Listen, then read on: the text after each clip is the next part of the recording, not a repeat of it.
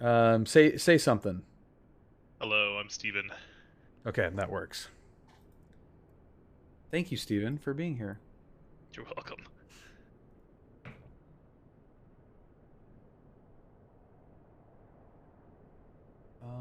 Okay. All right, so I have the sim brief thing open.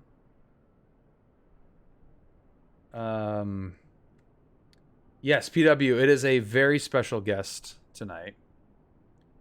I'm gonna get this flight plan filed first. Okay, just sending it on PilotEdge. You're like, whatever. Yeah, it really is kind of whatever. To me, that part of it's kind of the easy part and the never-changing easy part.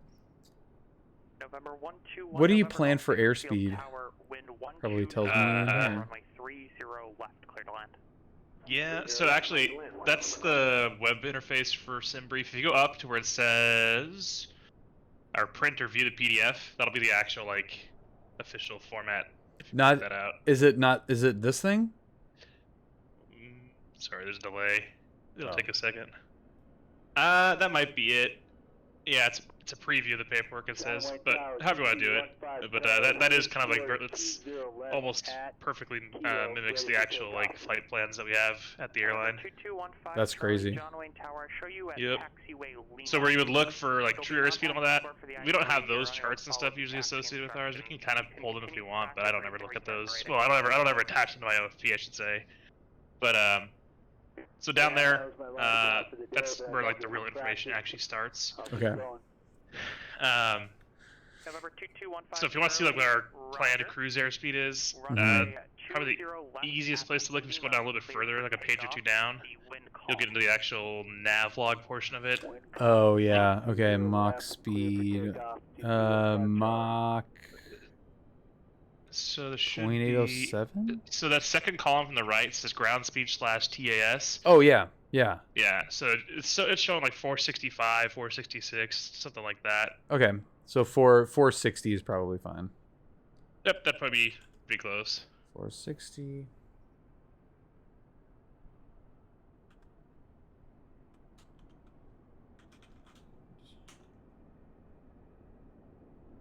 Scroll to the bottom of the main page, and you can pre-file on PilotEdge. Good. Oh, they have. I guess SimBrief has a built-in function for it. That is insane. Of this thing? Oh yeah, frickin' A. Are you kidding me?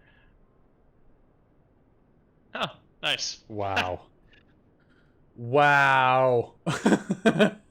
Oh my god. That's really cool. And then back on, I mean, it's not, I haven't really done the sim stuff in years, but I know SimBrief also has like all the FMS databases, or all the FMS, like the uplink stuff you can download. So you can like download like FMS wins, you can download the flight plan of the route. So all you do is type in the right command on the CDU, it'll all pop up. But that's really really easy. Oh my god. All right, let's get, and it's, I mean, that kind of mimics what you do in the plane, right? What does? Like, well, just the ease of like having everything pre-filed and ready oh to yeah, go yeah, and that's all all that done through ACARS, through the companies. We use like Sabre Flight Plan Manager and all that, so that dispatchers do all the legwork, and then we just push like a certain couple of like a few different spots on the ACARS menus. We go there, and we can pull all that data from the servers, and it just uplinks all that info straight to the box for us. It's pretty nice. Yeah, that is really nice. Request a flight following to and then what are, I guess, best wins are... altitude 3,500. Yeah. Hawk's got it right. You'd have to download everything beforehand and then restart the sim. So. Yeah, which we're not gonna do.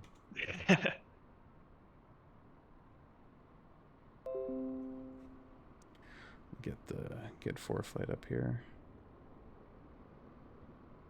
Probably need to charge this damn thing.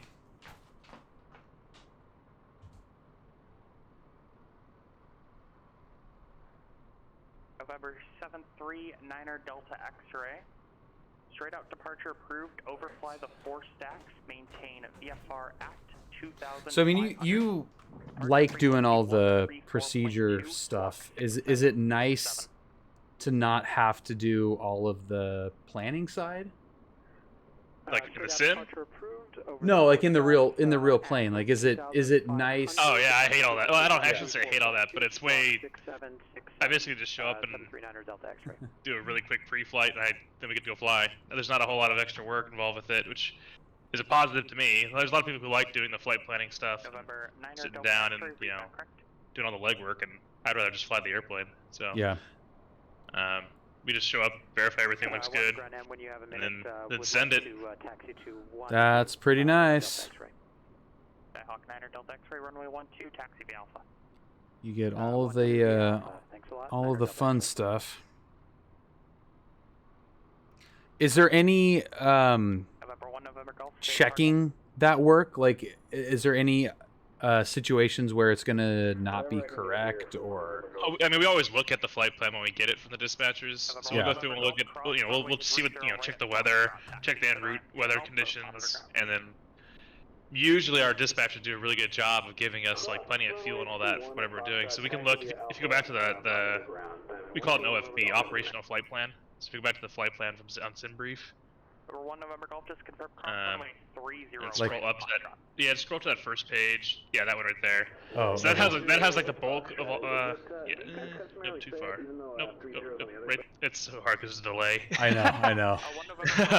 That's all. So that this page right crap, there. That page right there, which has like that right there. It has like a fuel ladder and all that. So that's kind of like the first big page that has a lot of our flight information on it that we'll pull data from and look at and verify. But the important part in terms of fuel planning is that little grid at the bottom. We call that a fuel ladder. Okay. So it has a whole bunch of different information on there. Like that top line. So the important thing we usually look at, we don't even look at the pounds. Well, we do look at the pounds. I shouldn't say we don't look at stuff, but for us, we care about time. We care about how much time do we have in terms of fuel. So for us, we're looking at that time column more than anything. You can see if you get into Seattle, it says it's going to take 2 hours and 35 minutes of flight time and spend 15,544 pounds of fuel. We have a 30-minute FAR reserve of 2,336 pounds. And then our alternate is Portland, which is a 34-minute flight time, which equates to 3,254 pounds. Wait, is that FAR like as in like the regulations FAR? Yeah, it's a little bit different than like the standard 45-minute reserve. Yeah. Oh, that's funny. Yeah. Anyway, so looking through here, like, there's a whole bunch of other stuff in there, right? We have like the min-TO line, we call it min-TO. It stands for min takeoff. It's 3 hours and 55 minutes of fuel, which is 22,634 pounds. So that's the amount of fuel we need on board legally to push the power up on the runway for takeoff. So as we take the runway and get ready to set takeoff thrust, we'll verify we have, in this case, we call it 22,700 pounds of fuel. We just round up usually. To be legal to depart. If we have less than that, then we're not going to have all the reserve fuel built in that we need after our flight time. So like looking at it, getting to Seattle's 2:35, so that leaves us with an hour and a half of min-TO. But then you take out, looks like they put 15 minutes of contingency fuel and 34 minutes of fuel for the alternate to Portland.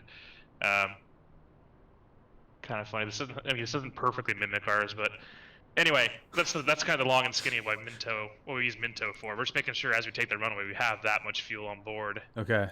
Otherwise, if we drip down to like 22.5 as we take the runway, then like we'd have to literally like go back to the gate and get more fuel because we're not legal to depart without min-TO. How often does that happen? It's never happened to me, but yeah. If you're like delayed, super long ground delay or something like that, yeah.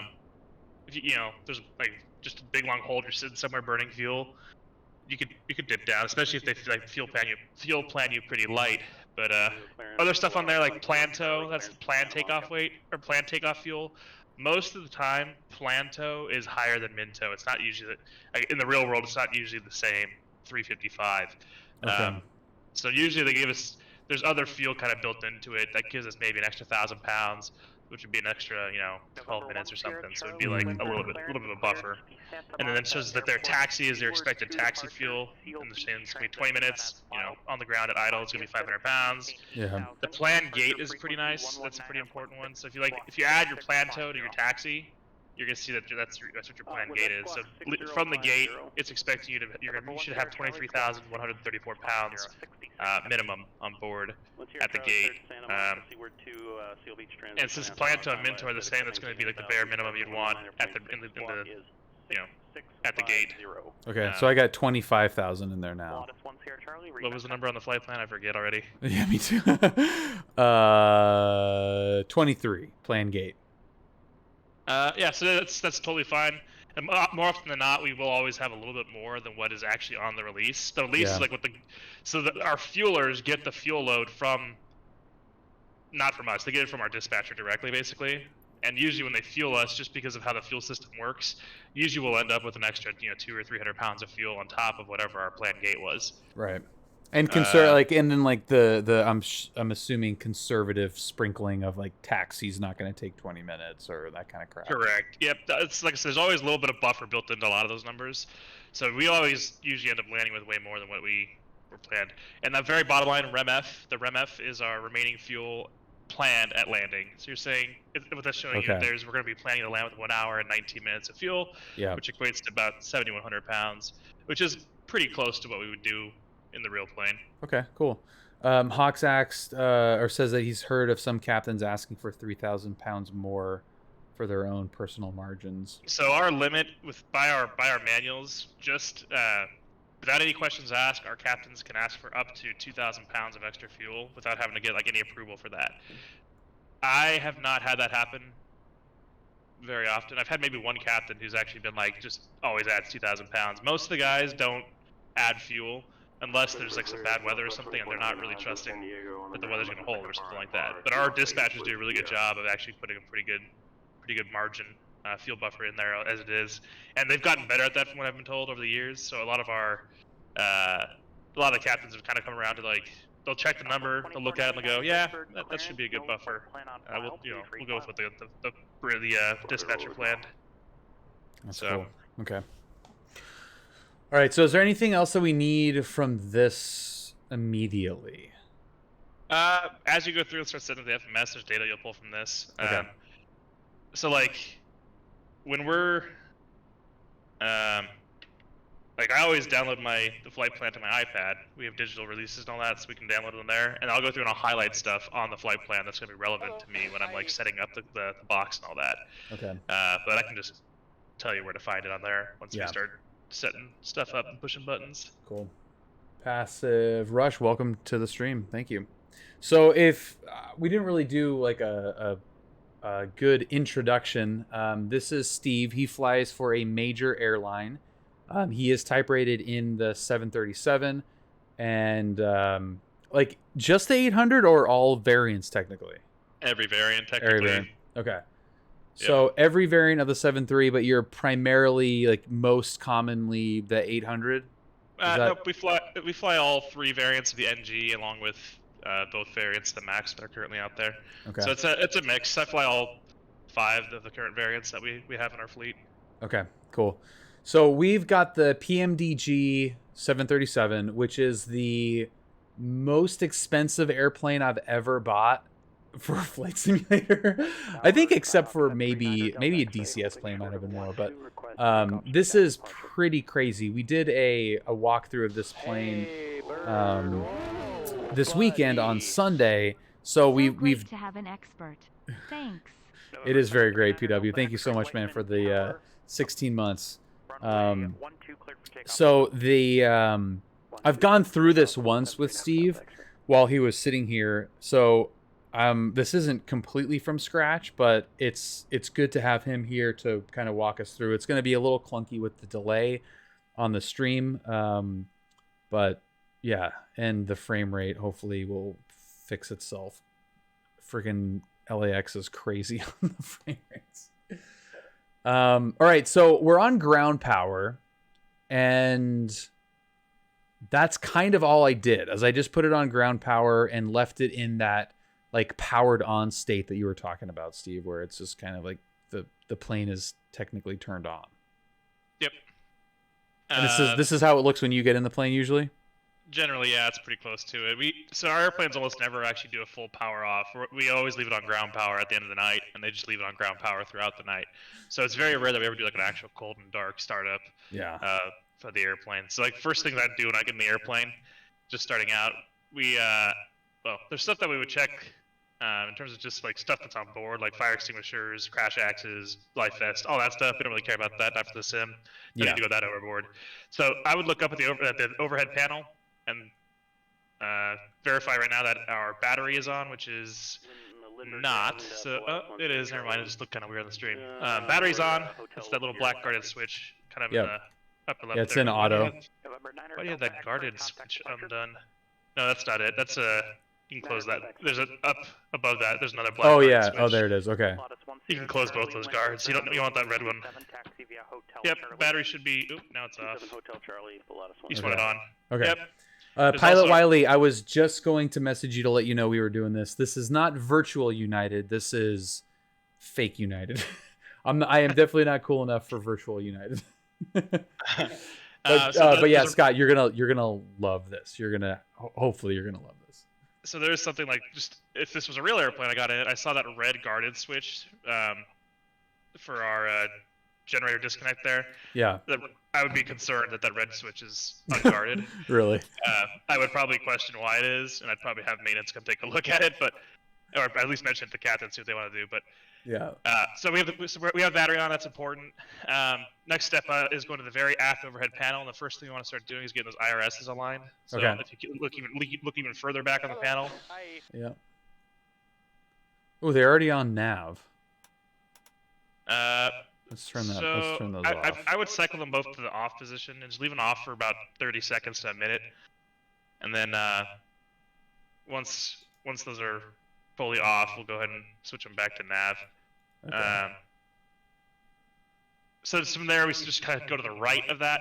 We're verifying certain switches we're verifying systems at this point. So on the far right-hand side, you're going to see a mock airspeed warning test. So we push the left number 1, you should hear a clacker go off, and then you push the number 2 button, you should hear a clacker go off again. There's a flight recorder test switch there.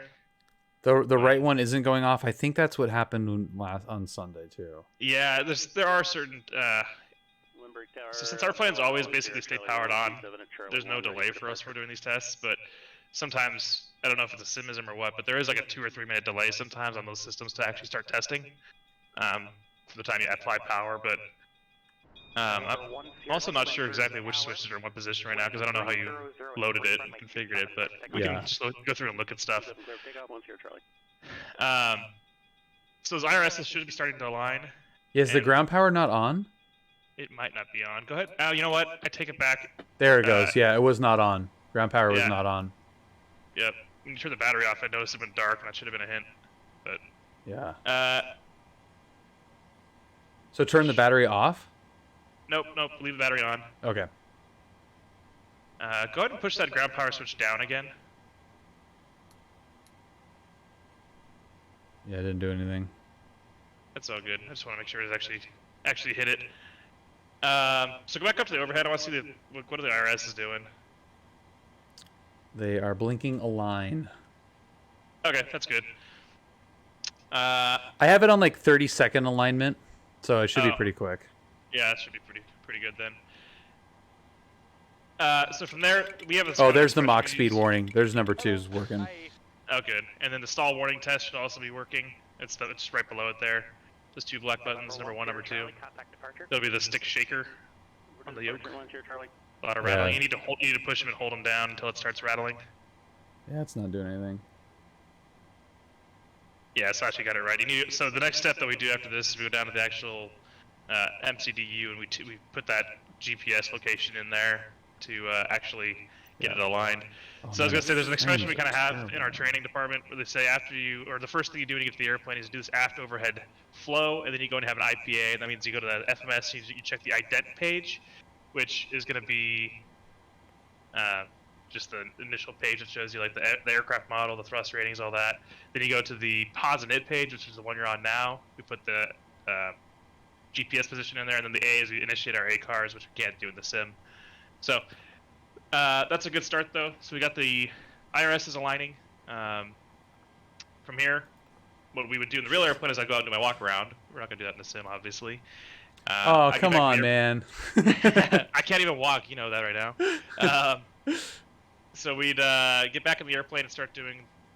Now, everyone does like. There's no set way you have to do this, but my strategy is I come in, I'll do all my flows and stuff for the pre-flight, and then I'll worry about programming the FMS. If you want to go through all that, we can.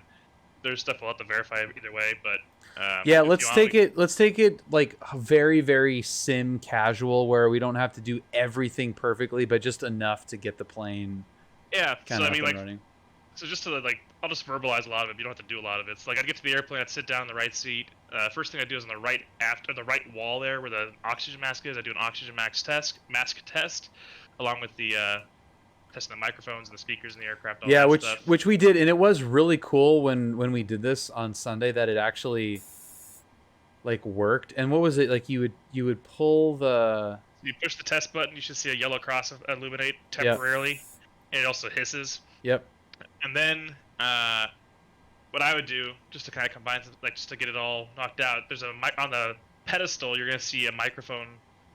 It's the comm selector for like the radios and all that. You would turn the microphone source to mask, then you go into you go back to the mask itself. You push down that emergency red button, and you press the test button at the same time.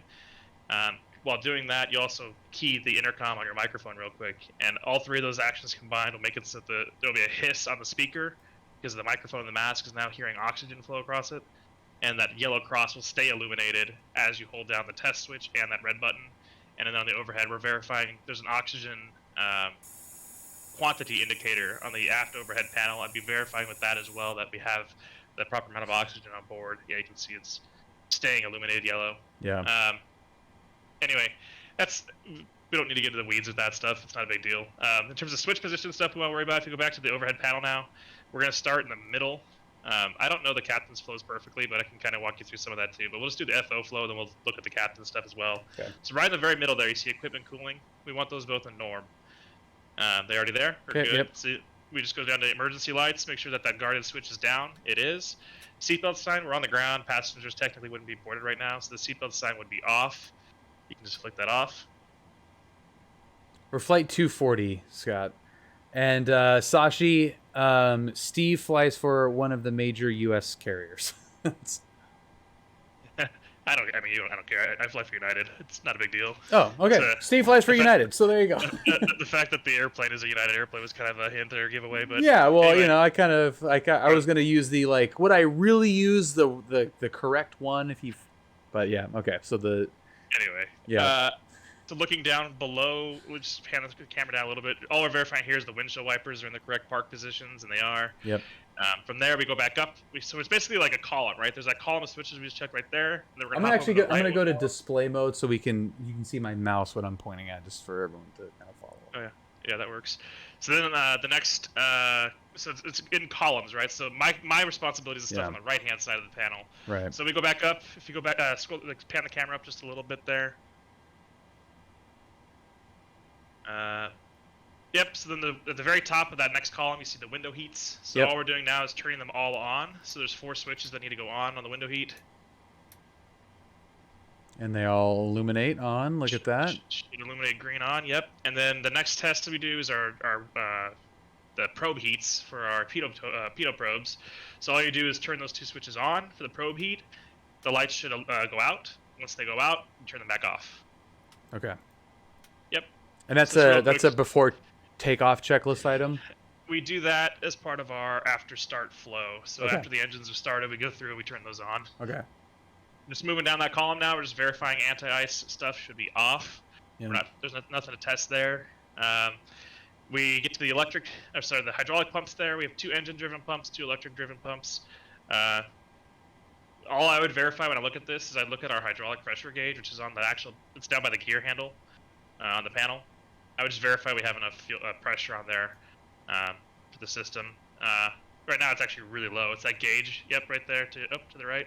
Yep. I would definitely, so in that case, since it's so low, I would go ahead and pressurize just temporarily the B system on the hydraulic panel for the electric pumps, just to put some pressure in the line to verify there's not like a big leak or something. So you just turn that on for a few seconds. Yep, there it goes. Yep. Goes all the way up to the green band and turn it back off. Okay. Just as a side note, if it's like really windy or something out there, we'll turn on one of the electric pumps if it's like super windy, because the flight controls are actually getting blown around by the wind. So like we can feel the yoke moving and shuddering in the wind. So if we turn on one of those pumps, one of those systems, it'll keep the flight controls rigid, so they won't move, so they won't get damaged by the wind or anything like that. But Giggity. moving down, there's a CVR, cockpit voice recorder. We hold that green button down for 5 seconds. The green light should come on.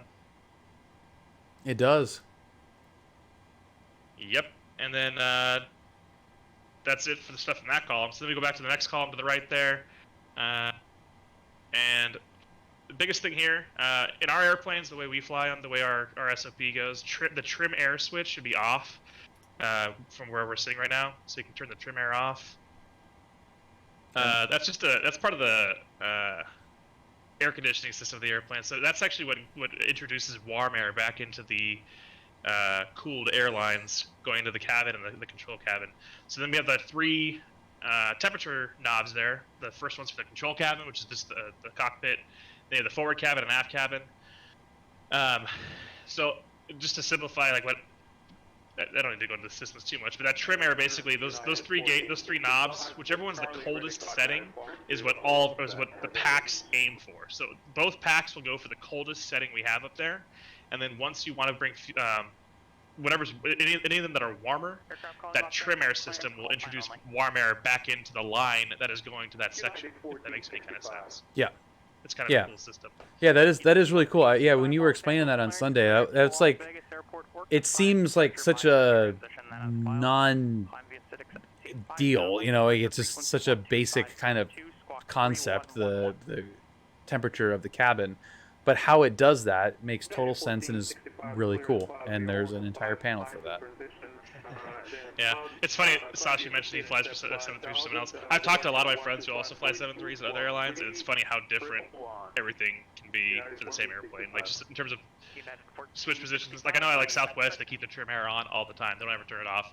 I guess there was some issue that we were running into with our trim air system, where if we leave it on all the time, we would get some kind of a fault light that would pop up, and Boeing's solution was just turn it off before any power changes. Yeah, see. Not to out Sashi on his carrier, but Docs. I don't know. Maybe Delta does the same thing. I don't know. From there, we'd go down to our the packs and stuff like that. So if we were like at this point, it depends how we're configured with our air system. If we have like an air hose hooked up, like for the ground air, yeah, the packs would be in the off position. We can't have the packs on with an air hose hooked up.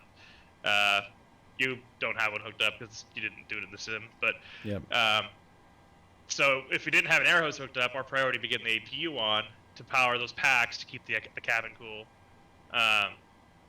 So since you have neither going right now, I guess we can just leave the packs off. I can't tell what position the isolation valve is in. It's either an auto or it's on. It looks like it's auto. I mean, I can test it, right? Yeah. That doesn't hurt anything. Open. No, that's fine. We can leave it in open. Okay. So system logic wise, auto and open, you could leave it in auto almost all the time. I like, just for my own sanity check kind of thing, for engine start and all that, I'll leave it in open or closed depending on what I'm doing. And then like once I'm done messing with that panel for the flight, then I'll leave it in auto. But we can leave that in open for now. That's fine. Okay. So like I said, the APU's not on, so we'll leave the APU bleed valve off for now. Next step is to go down to that panel below that. It's the pressurization panel. So you'd set your cruise altitude on that big dial there. It says, it says 10,000. So whatever you planned for your cruise. Yeah. And then the knob below that is for landing elevation. So we're going to Seattle. So you'd set to whatever Seattle is. I think it's probably 50. Well, it's probably talking about sea level, right? So round that up to probably 50 feet. Yeah. So 500 would be rounded up. What's the elevation of the field? 432. You can put 350 then. Yep. Oh, below. It's 50 below. I'm sorry. What did you say it was? I 432. Oh, I'm sorry. You can do 450. Okay. All right. 450 for the landing elevation. Okay. And that's that. From there, we go down, just check our lights, make sure they're where we want them. those should be good for now. Yeah. Maybe turn a logo light on if it's dusk or something like that, but it's not even dark Yeah. out. From there, our SOP for our companies, engine starts. That one, that switch in the middle says engine start for your ignitions. Yeah. We would go left or right. We don't usually use both unless it's like super cold out or something like that. Okay. There are checklists that would direct us to use both, but we would just choose left or right, whichever one we feel like using that day. And then every leg, if we keep the same airplane, we'll switch that to the other side just to make sure that both sides are working properly. And then from there, if you wanted to fire up the APU now, you could. Would you normally? Our SOP, so we've got ground power. If we had like ground power going with the air card hooked up, our SOP is to wait until 10 minutes before we're going to start, and then we turn it on. If the ground air is not working, if we have any reason to turn it on, we'll turn it on when we need it. So like if the ground air is not doing a very good job of cooling the cabin, we'll turn the APU on and then use the APU to power the packs to cool the airplane. Whatever you want to do with that, we can turn it on later. That's totally fine. Okay. Yeah, we can turn it later. Yeah, we'll keep like anything that's environmental or safety related. Just kind of put that, like, the two things you probably would worry about the most. We're gonna flip it because we don't care about who's sitting in the back. It's fine. We'll let the passengers cook in the back. It's totally fine. Yeah. Fuck you guys back there. Let's see what else. So going from there, we look down at our the MCP or the mode control panel where the autopilot, all that stuff is, and start configuring stuff on there. So before I forget, because I'll probably forget if we don't, let's go look at the left side, like the overhead panel again real quick, and we'll look at the left side. The only thing we really need to turn on is the yaw damper on the captain's side. It's gonna be up and to the left a little more. There we go. Okay. Yep. Turn on the damper. Yep, right there. ZHB, this is Steve. He is a... Oh no, Brad's here. Who invited this nerd? Does Brad want to join the call and start talking shit? So yeah, ZHB, this is Steve. You, he is a United FO and a very big nerd, as I am. So we are nerding out on the incredible detail of the what the hell is this? PMDG 730 Cool. with a very hostile Gulfstream pilot now in the stream.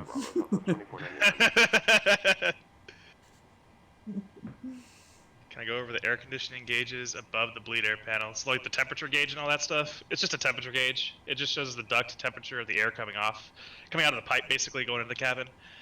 We'll use that a lot as we're trying to fine tune the temperature. So our gauges in our airplane are in Celsius, not Fahrenheit. But we'll aim for about 20 degrees Celsius, which is probably like 75 degrees or so. Yeah. 7 degrees, something like that, Fahrenheit. So we'll just slowly, and we can, that big knob up to the right, Yeah. the very top right knob, yeah, that big knob right there, let's just cycle through the different temperatures. So there's the supply duct temperatures, which is what's coming off the pipe, and then you have an actual temperature sensor in the cabin that'll tell you what the cabin feels like as well. Oh yeah. Yeah, it's cool. It's actually like changing. That's cool. Cool. So we can kind of continue where we left off. Go back down to the mode control panel, get the autopilot stuff all configured. Yeah. So there's not a huge SOP on it, but either pilot will turn the flight directors on, whoever gets there first. So whoever's flying that leg, you turn their flight director on first, because it creates the master. We can set MA light pops on. Yeah. That's the master side. The other side is not the master. If you wanted to switch that, all you have to do is turn off the left flight director real quick, and then that would shut off the left side's master. You can see now the green light on the right side turned on. Yeah. And if you turn the right side off, turn it back on, it'll switch back to the left side. There you go. You can probably click the auto throttle arm switch, top left corner of the panel there. Cool. That arms the auto throttle.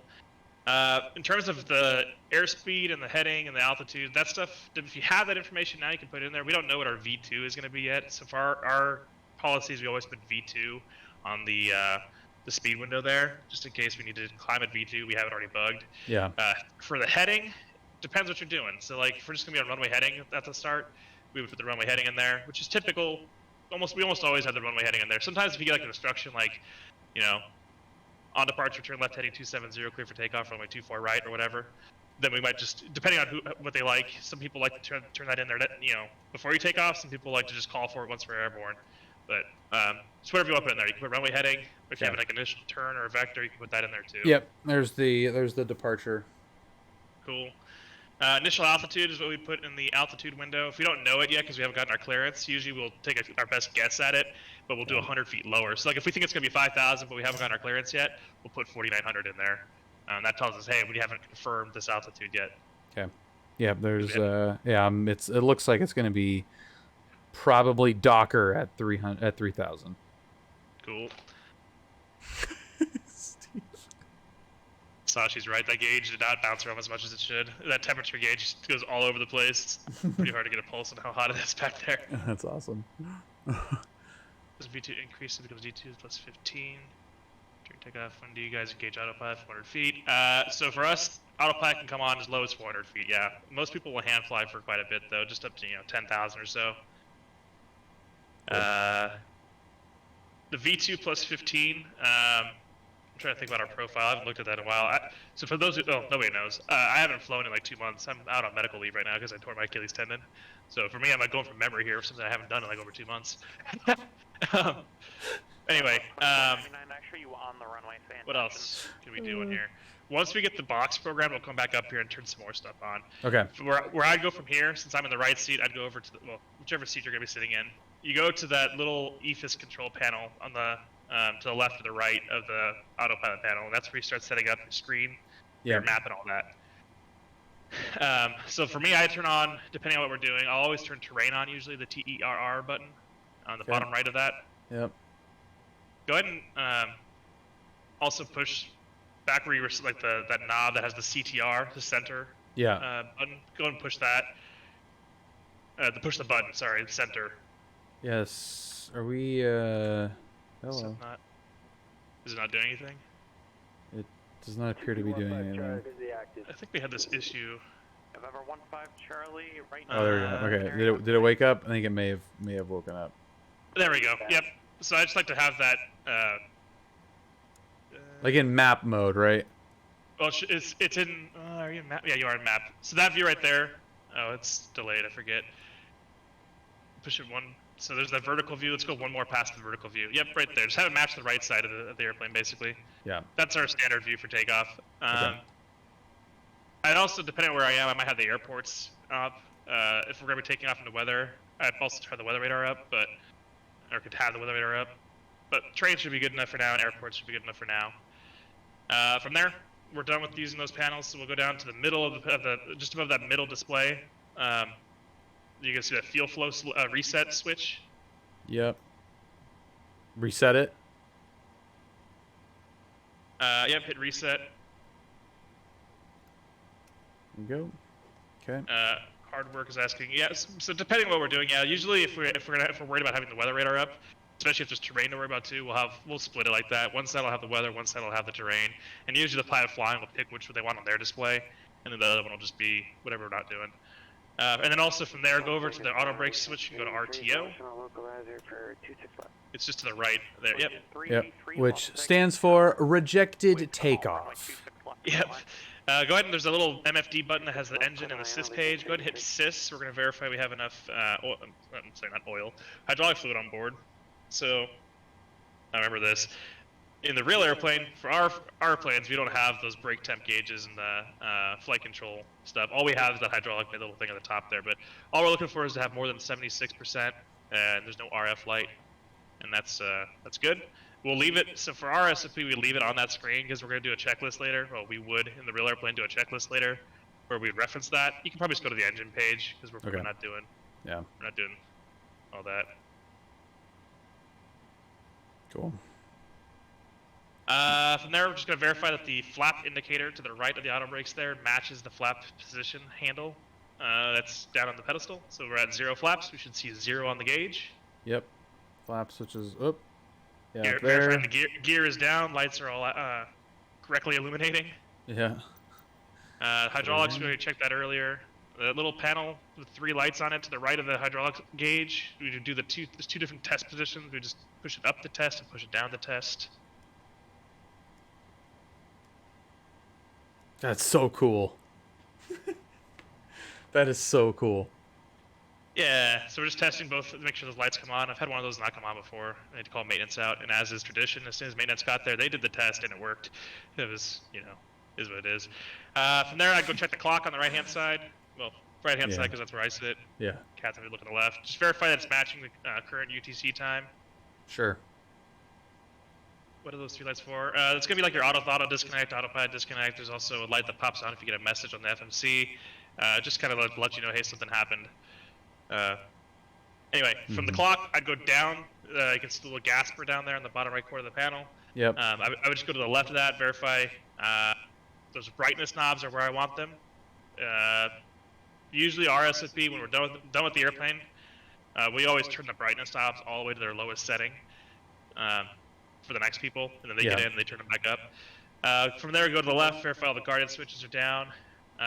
We have our IRSs aligned now, so we can do our ground proximity warning system test, which is the little tiny button to the left there. Don't hold it for too long. There's 3 guarded switches. It's just the left and 3 guarded. Yep. Don't hold it for too long. You just want to push it just to start the test. If you hold it down, it'll go into the full test, where it'll start squawking every little squawk at you. Glide slow. So you should start. I have the sound muted, by the way. Wind shear. Wind shear. Oh, yeah, it's doing the wind shear. Terrain. Airspeed low. Airspeed Yep. low. That's all good. From there, I move down to the actual where the throttle quadrant is. I'm just going to verify that, again, the flat panel is where I want it. I verify our trim is within that green band on the takeoff. That green band is our takeoff range. Just verify for now it's in that range. We're going to fine tune that later. Okay. Once we get our trim setting. Yeah. Let's see what else. From there, we do maybe a elevator trim test. So there's the stab trim cutout switches on the lower right hand side of the quadrant there. Yep. There's guards on them, so if you just lift that guard up on the left one. In the NG, we only test the left side because the right side is for the autopilot specifically, and we're not required to test that in the NG. In the Max, we would test both sides because it works a little bit differently in the Max. Anyway. So you have the guard open, just start rolling the trim up or down with the guard open. So just hold the trim switch up or down, and then as you're rolling the trim, hit the cutoff switch to turn off. So just keep rolling the trim manually. Keep the trim rolling with your yoke or whatever you're doing to move it. Yep. And then click the cutoff switch. Yep, there you go. So that's all we're looking for. Okay. That's how we hard disconnect the trim from the switch. And then the autopilot one, like I said, in the NG, we don't test that because it's just for the autopilot. It wouldn't shut off with that test. In the Max, it would, and that's how we stop the MCAS thing from going on. So from there, we would go down and do like a fire test for the APU and the. Yeah, we don't want to go. We don't want to go the runaway trim Max situation. Anyway. Hold the controls. They fixed it. Yeah. It's fixed. Power idle. So the fire test that we do next. Parking brake stays off until we are ready for pushback. Actually, so we're chalked right now. Well, in the real plane we'd be chalked. I think we are. I think it's chalked. Yeah. Yeah, I put those back on. I'm sorry, I misspoke. Let me take that back. We actually would have the parking brake set in the real airplane normally. And we would drop the parking brake for pushback. That's what I meant to say. I totally flipped that around. That works. But we also have chocks. We can release the brakes when we are chalked, but anyway. Down to the fire test down there. Bottom left-hand corner of the fire test panel, you're going to see the test switch. So the first thing you do is you go to the left with the switch, and you're looking for 5 lights. And that's verifying that the fault lights are working. Very bottom left corner there. Yep. So you go left with that switch. Okay. You should see 5 lights. There's gonna be 2 lights down here, and then if you look, as you're holding that switch, if you look back up at the kind of where the glare shield is, you should see. Yeah, there's 2 amber lights on the left and the right side, and then the recall light, the light on the recall up there, came on. So that's 5 lights we're looking for, and then from there we're gonna do the test switch to the right. You're gonna start. So when you do that, you're gonna hear the fire bell go off. You're gonna see 11 lights that come on. There's gonna be 6 down here. On this panel, and then there's going to be 5 on the glare shield. Nope, not that switch. Yep, that same switch goes to the right. You just hold it. Okay. So Yeah. you see 2 fire lights now. You see, so there's a total of 5 lights up there. That's all I'm looking for. And Yep. then if you do it again, looking down, you should see 6 lights, and that when you're looking down. That's a good test. That means we can fire up the APU when we want to. Sweet. Yep. Some variants of the airplane have different types of fuel cutoffs, and those fuel cutoffs will also light up, meaning you have 13 lights on those airplanes that you're looking at. Okay. So that's a good test there. Next test we do is a cargo fire test. It's just the next panel in the middle there, below the fire panel. It's those 2 little green lights. Yep, right there. So you would hit that test switch. Yep. That's cool. And you can see there's 5 lights down here, and then there should be 2 lights up on the panel as well. Yeah. Fire lights should be going off. Yeah, probably. Yep. So it's 5, 11, 7 is what I always look for. I look for 5 lights on the first one, 11 lights on the second one, and 7 lights on the third one. Okay. If the weather radar wasn't in op, we would test that, but PMDG doesn't model it, so we can't test it. Wah. Yep. So then if you look down even lower on the panel now, even further back and lower. How's that? Sorry. From there, we would do the transponder test, or the TCAS test. So the way we test that, first off, that the selector on the top right corner of the transponder there should be in standby. We don't leave it sitting in XPNDR. It's in the very middle, in the middle of the screen. Yep. And then in the middle of that same switch, there's a test switch you can push, or test button you can push. Yeah. And Triple eights. Just press it and release. It'll do a over the speaker. It should say TCAS system test okay or whatever. Oh it yeah. says on the Okay. Yeah, I screen. didn't hold it long enough. It should be testing. Just give it a second. Yeah. Yeah, it did. It said like TCAS test. Yeah, ours says TCAS system test okay. It's just a weird variant where like some planes say certain things versus others. I don't know. And the last thing I check, well, the second last thing I check, is the rudder trim, which is right below you there. So Yeah. it's that big knob. You would just run the rudder trim to the left. You've seen that little triangle should start moving left. Yeah. You click it and hold it down. Yep. Yep. And then you run it back to the right. Make sure it goes to the right. Yep. Rudder trim appears to be working. There's also aileron trim. The aileron trim, where you would view that, the yoke itself will start to rotate left or right, and there's going to be an indicator on the back side of the yoke you can look at. This is gonna be a little goofy. Okay, we'll try. Just be able to see the yoke going there. Yep, yoke is going. Yep. Yoke is Make sure it's- going. Make sure it's back to center. Yep. Hardwork's asking about the lights that were up next to the brake accumulator gauge. They're just lights that show you. There's like an auto throttle disconnect light there. I think there's an autopilot disconnect light, and then there's an amber light that tells you if you have like a message sitting on the FMS you need to look at. So just little little alerts to let you know. Like when you disconnect the auto throttle, you'll see it starts to flash red. Same with the autopilot. You'll see a red light flashing there. Yep. So that's for in terms of pre-flight checks. That's the kind of the simplified, dumbed-down version. There's a couple other things we would check, like the cockpit door, like make sure it's locking, and some other stuff we would, that's not really flight related. No. That's that in terms of like the pre-flight flow as a FO, first officer. The captain doesn't have a whole lot, actually, believe it or not. There's really not a whole lot for them to verify, other than like the yaw damper goes on, and they just verify that the switches on the left-hand side of the airplane are where they need to be, but most of them don't need to be moved at all. So from that, we would move down and start programming the actual flight plan and stuff into the box, Okay. and get going. And From there, that is gonna be.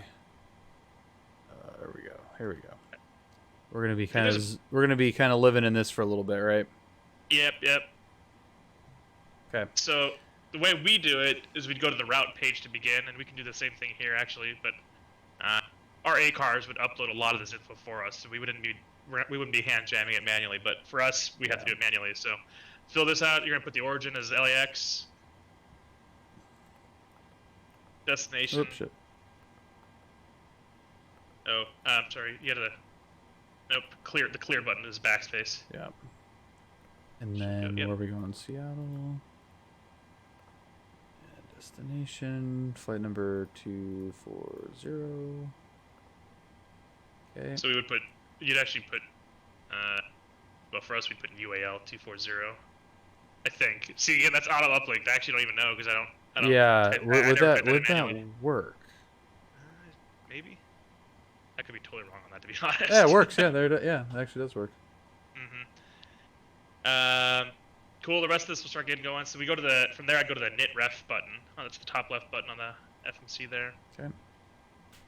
And this is where we're gonna start pulling stuff from the actual flight plan. So are you able to pull up the OFP, the flight plan that we have from SimBrief? Yeah. So we start in the top right hand corner of the FMC. So the first thing we're gonna use our cruise altitude. Now I'm sure you know what you filed. It looks like you might put 340. I would scroll down go down to like the next page of the OFP. Okay. And right about there. Stop there. Oh, a little too far. Just a couple more. Go up just a tiny bit. Yep, right there. So that box at the very top that says OFP with asterisk around it, that's our file flight plan, what we filed with ATC. So where I find my initial cruise altitude that was filed by the dispatcher is that so that line starts with an N046, and then there's this F340. Oh yeah, yeah. F340 is flight level 340. That's our initial filed altitude. Right.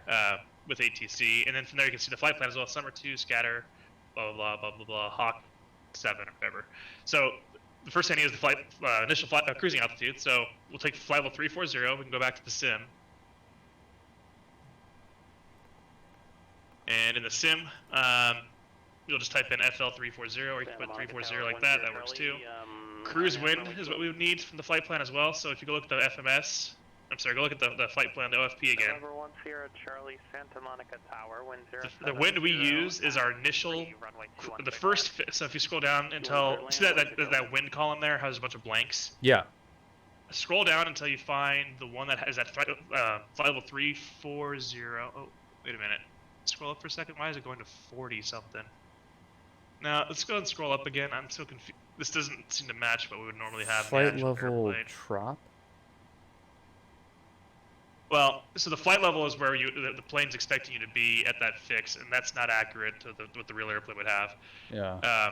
Normally, you would see a climb going on in those first few fixes because you're climbing, right? Right. And then once you get down far enough, you would see F340, which is the initial cruise altitude. Yeah. This doesn't match with the real OFP. I have a real OFP in front of me. I could. Yeah, that's just weird. Hang on. Is it worth like getting ATIS and the clearance right now? Yeah, if you can get it, that'd be helpful to have probably. Yeah.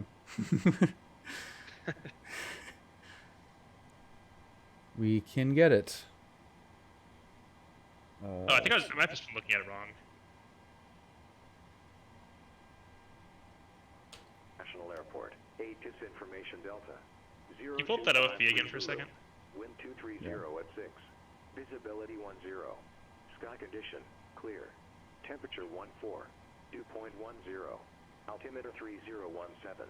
Arriving runways 24 right, 25 left.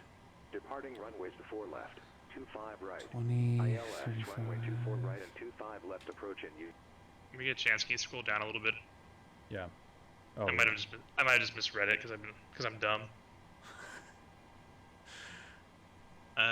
Yep, never mind. Stop right there. It is totally right. I was just reading it wrong because I haven't looked at this in over a month. So, if you look at that, let's see. Basically, that first box that has a wind in it, the 320 at 074. Nope, go up a little bit. 320. Yeah. So it does say F340 there. The F419 is the level of the top of the tropopause, whatever it is. That's what the tropo means.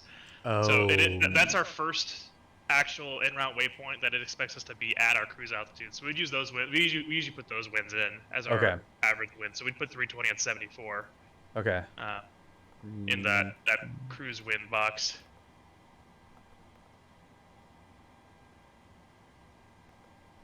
That's what I did before. I looked at. Nope. Yeah, that's what I did. That's what I did the last time. Okay. Sorry, one more thing. Normally, it wouldn't have a top of climb OAT. That third line down on the right. Yeah. If you go back to the OFP, we can look at that again. And we'd pull that data from the same thing. So it says minus 53 there, N53. Yeah. that means minus 53 Celsius. So go back to there. What does it say in the actual FMS? 52. So just put 53, 53. Oh, just 5.3, not negative? Try negative 53. Okay, yeah. Yeah, it worked. Yep. Transition up to standard 18. And from there, we always work from the bottom up on the left side. So we start with cost index. So that's pulled from the OFP as well. Go back to the OFP. It's going to be back on that first cover, where the fuel ladder is on the OFP. So right above the fuel ladder, you see that there's a couple sections up from there. It says routing. It says distance 0900 CI 80. Up one more section there. Yeah. Yep, that Cost section. index 80. Yep. Cost index of 80. Yep. So you can throw 80 into the cost index line. Cool. And all cost index tells us the cost index. I don't know exactly how the computer uses that to calculate. I just know a low cost index number means we're going to burn less fuel, but we're going to go slower. And a higher cost index means we're going to burn more fuel and go faster. Great. So the range we can put in there for us is between 10 and 120. So 80 is on the higher side of that, so this is probably telling it to go faster. Cool. Burn lower gas. Reserves, I'd pull that from the OFP. If you look at the OFP again, different people do different methods for what they put in the reserve line. For me, usually I will look at the REMF fuel. So it's the 7090. I'm sorry, no. I'll usually look at the FAR line and the PDX line, the line to get to your alternate. Yeah. And I would add those two together. So it's right near the top up there. Yep. So I'd add those two together, and I usually add 1,000 pounds to that. Okay. And if that's less than the REMF, that's good. So what that does So is basically gives me- 6,500. Yeah, it works. So all that's going to do is give me a little light that says using reserve fuel if we dip below that number. Okay. Okay. You want to put 6.5. Oh, not 6.5. Yeah, Okay. 65 to 65,000 pounds, which is more than the plane can hold. Got it. Okay. And ZFW? So there should be a shortcut on the PMDG where you can just double-click the ZFW line. Oh, that's right. I would pull it from the OFP. There isn't a ZFW line there, but the sim is probably different than what you have from SimBrief because they're not perfect. Oh, yeah, ZFW, yes. 13.4. That's 13.7. Yeah. The one on PMDG is probably the accurate one you want to use for this, so you can execute on that. Execute that. Okay. For trip or cruise altitude, should we put 370 and 340? There's two categories of altitude. We always just put we don't really mess with the trip line. We just put a cruise altitude in the top right corner there, 340. I think I'm not sure. Yeah, we don't ever mess with the. It automatically trip line. put the 357 in there. It does. That's your. I believe that's going to be your actual like ceiling, the highest the plane will calculate it can get to. Okay. Yep. All right. So do we need clearance now? Yeah, you can grab clearance whenever you want. Okay. There's still more to set up, but yeah, whenever you want. Okay. Cool. LX clearance. Good evening, United 240 information Delta IFR Seattle. United 240 Los Angeles clearance cleared to the Seattle Airport. Summer 2 departure scatter transition then as filed. Climb via FIDX at maintain 5,000. Departure frequency 125.2 squawk 3470. 3470. Clear to Seattle. Summer 2 scatter transition then as filed. Climb via FIDX 17,500. Departures on 25.2 squawking 3470 United 240. United 240 read back correct. Okay. Usual stuff on that.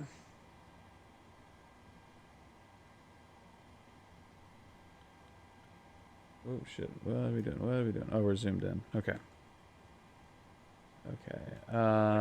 Good evening, Skyhawk 1419 information. What are you looking for? Oh, transponder. Transponder. Yeah. Yep, it's just in the middle over there to the right, where the TCAS was. Yep. November 1419 John Wayne clearance cleared to the Burbank Airport It's on departure. yeah, 4 knobs. Yeah. Seal Beach, then as filed. That's kind of a pain in the dick, isn't it? 4,010 minutes after departure. Departure frequency Okay. 128.1. And do we leave it in standby until we're taxiing, right? Then we put it in transponder. So as part of our before push flow, actually, we will put it into XPNDR transponder. That's so when we get push clearance. Actually, sorry, before I call for push clearance, I'll set that to XPNDR, and Okay. then yeah. Okay. So- Yeah, we'll just leave that there then. Yeah, no problem. We can go back to the MCDU, or the FMS, the box, whatever you want to call it. The MCDU. God, we're such nerds. I love it.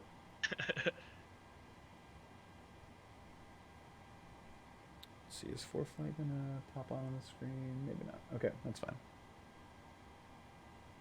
So climb via SID, climb via SID to maintain. What that have to do? What is that? Why does that happen to maintain? What usually happens after maintain?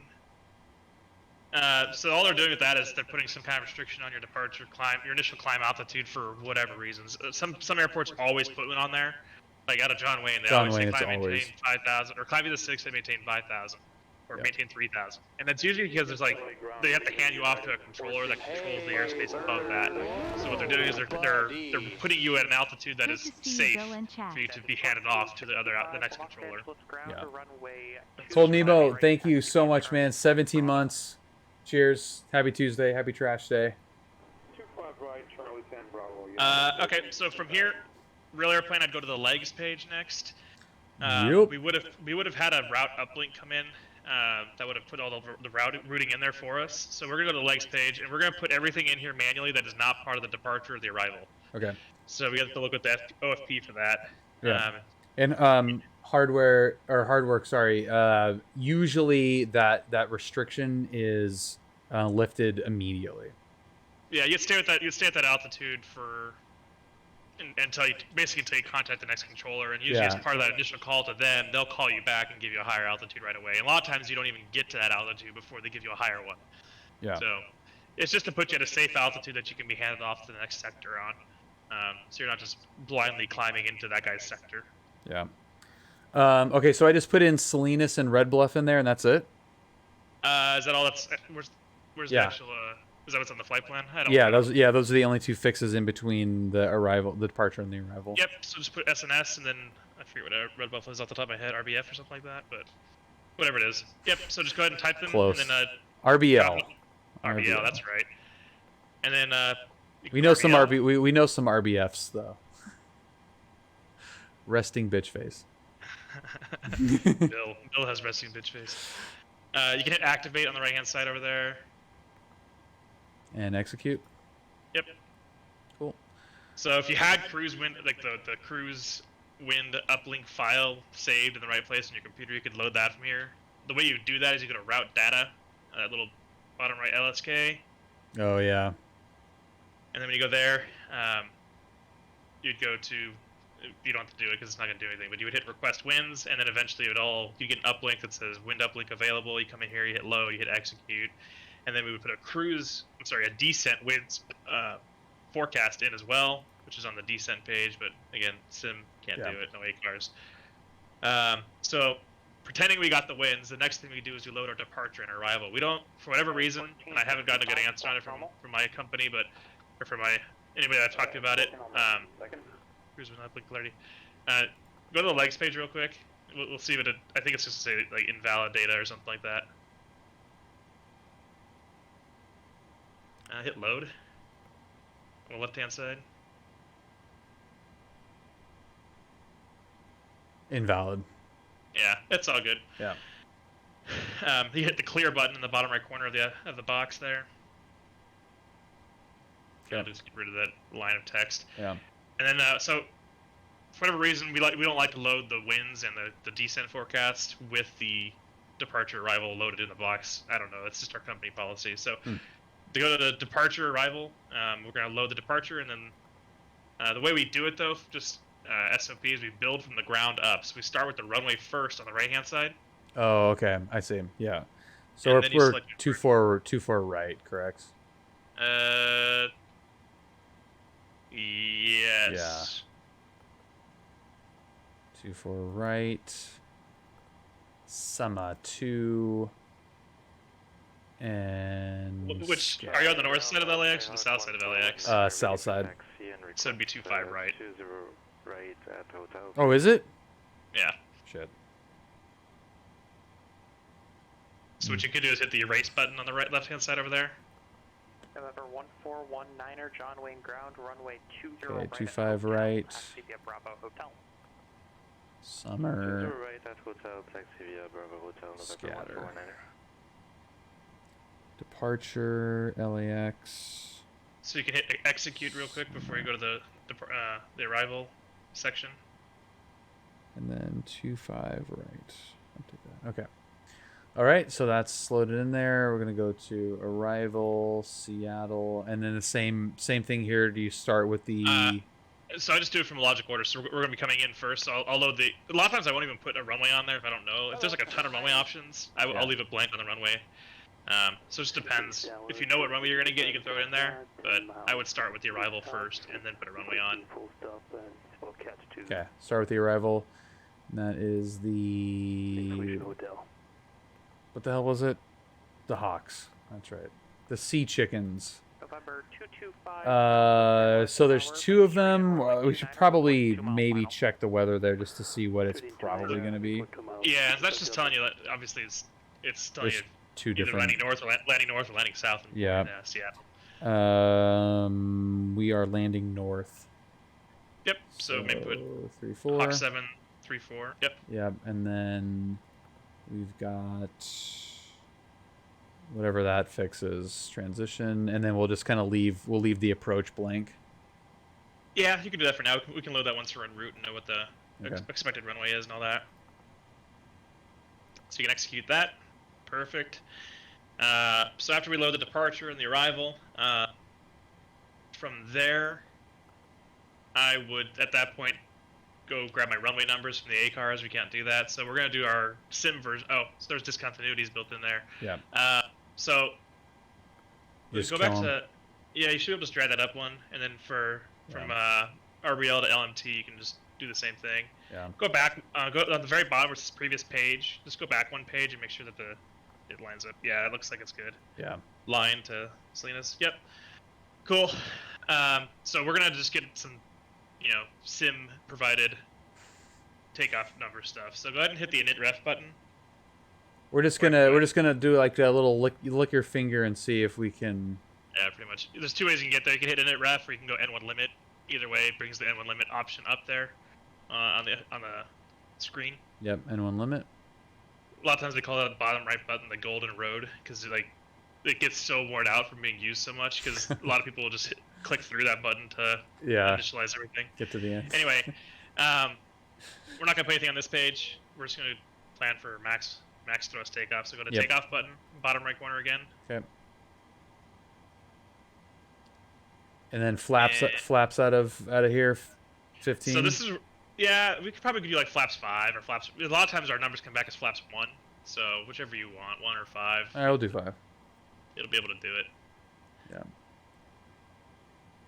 Yep, and then you can click those in on the V1, VR, V2 lines. You can see a little caret.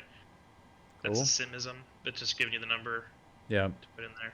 Oh, okay, cool. Then over. Oh yeah, Brad, we can do flaps 1 all the time.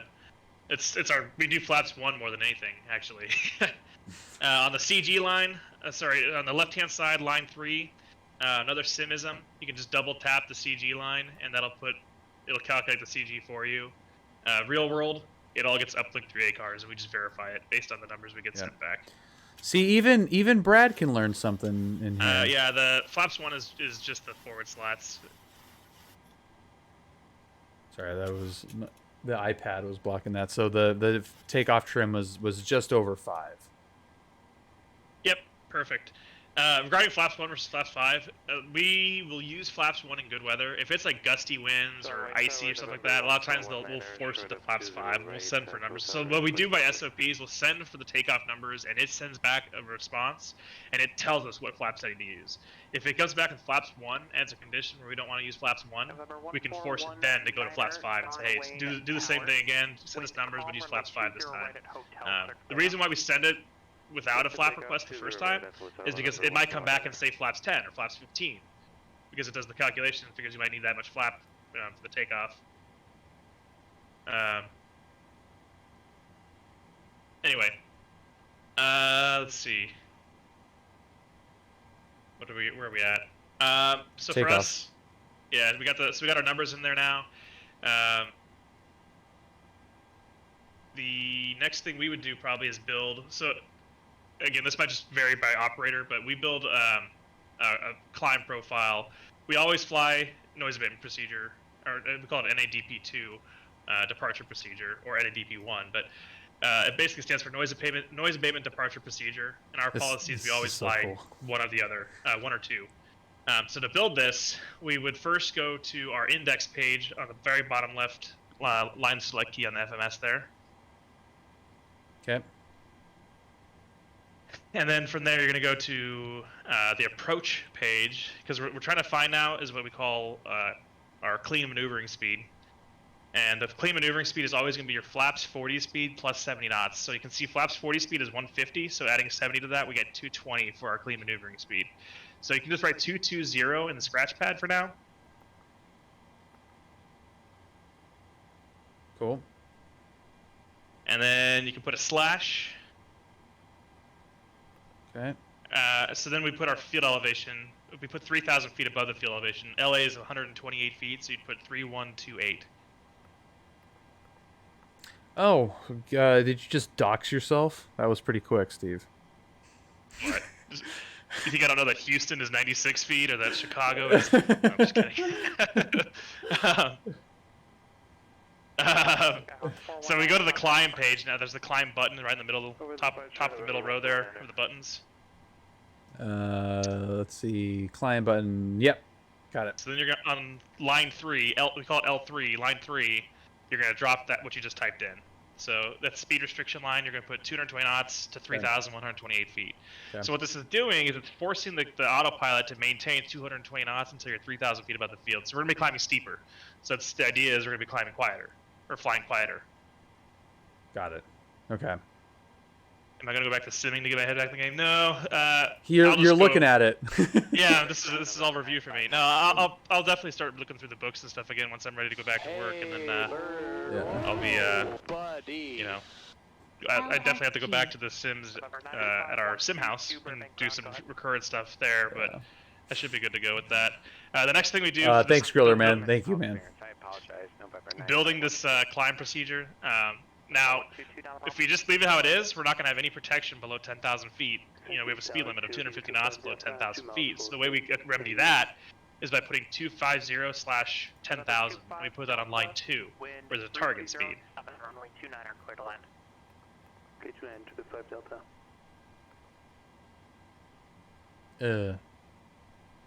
Yep. Did I do that right? Invalid entry. Did I add too many zeros? Hit clear. United 1465 Los Angeles Tower, RNAV. Just try 250, see what it does. Clear for takeoff. I'm sorry, you don't put slash 10,000. I totally brain farted on that. Just put 250 on line 2. Okay.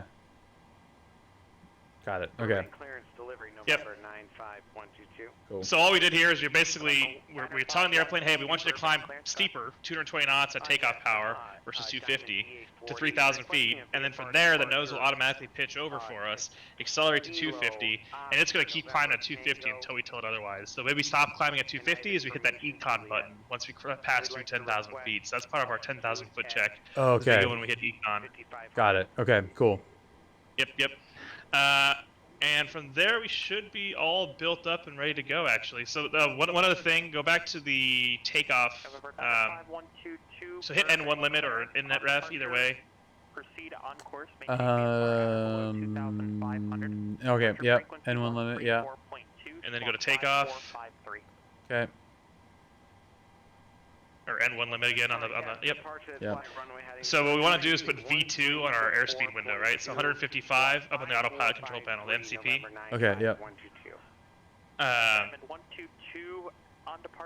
go in there and put in 155 where the speed window is. And did you get initial altitude from ATC? Yeah, 5,000. So we can go ahead and put in 5,000 in the altitude selector as well. Okay. Whoops. Shit. Oh, come on. Oh, come on. All right. And you're one knot too fast. Yeah, that's gonna bother me on there. Okay. Beautiful. That's awesome flight. Okay.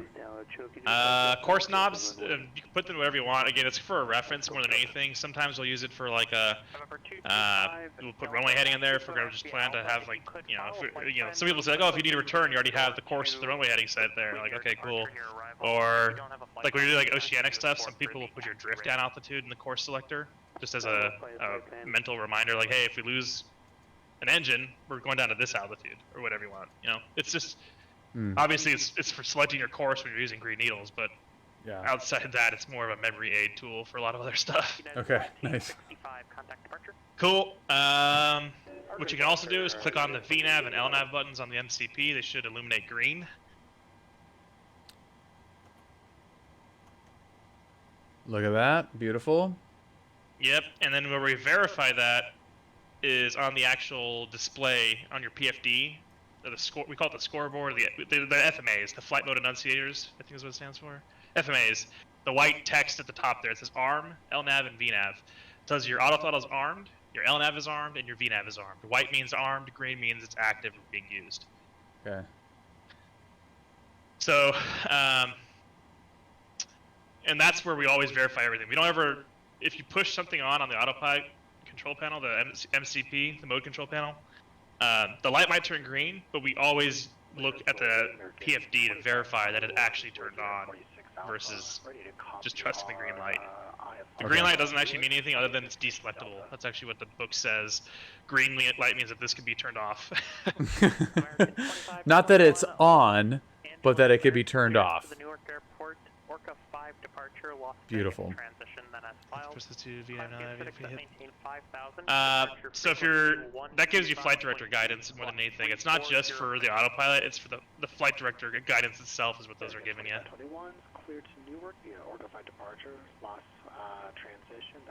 Cool. And then from here, we'd be more or less, I mean, the real world, we'd sit down and we'd brief. We'd go through a whole briefing card and talk about what to expect on the flight, blah, blah, blah, blah, blah. We'd do a before push checklist, which would just cover some basic, you know, checks. Actually, I'll pull mine up and just sanity check myself and make sure I didn't forget anything in this whole process here. I'm just like disconnecting all the jerks here. So we could probably get the APU started up. Yeah, it's a good time to start the APU. Okay. And I'm a little nervous about the frame rates. Are we ready to just hit the APU now, or do you got to turn on the... Nope, all you got to do is just go to the APU switch there and go to the start position, and then let it spring load back to on. You hold it in start for like a second, just to make sure it actually registers. Okay. Did you set your altimeters? This is me going through the checklist now, making sure we hit everything. Did you get the altimeters set at all? No. Let's see, 3017, so if you look back down, where the glare shield is. Yep. Is it this guy? So the fuel pumps don't actually need to be on for the APU to run. There is a lot of times we'll turn on the left aft fuel pump because it helps put a positive head pressure on the pump itself, or on the APU itself, but we don't usually turn that on or leave that on except for like at the end of the flight. Other than that, a lot of times we'll leave the fuel pumps off entirely until we get to our before push. The part of the captain's flow during the before push is to turn all the fuel pumps on as appropriate. Anyway, back down to the altimeter setting. Yeah, I got it. APU construction. Oh, you got the altimeter? Did you do it on both sides? No, just the one side. Oh no, that's just your standby. So up where the go to your left. Los Angeles ground, America 25. More left. 21 with you. Your face is in the way. Where your face is. You see that barrow selector at the very top up there? Yep. So you would just twist the small knob of that two knobs thing. Charlie for taxi for America 25, 21. Is that the left one? Because I got the right. I got the right one already. Nope. Oh, you did get it. I'm sorry. Yeah. Oh, you're totally good. Yep. I would also. Yeah, you got both sides then, right? What's this left one do?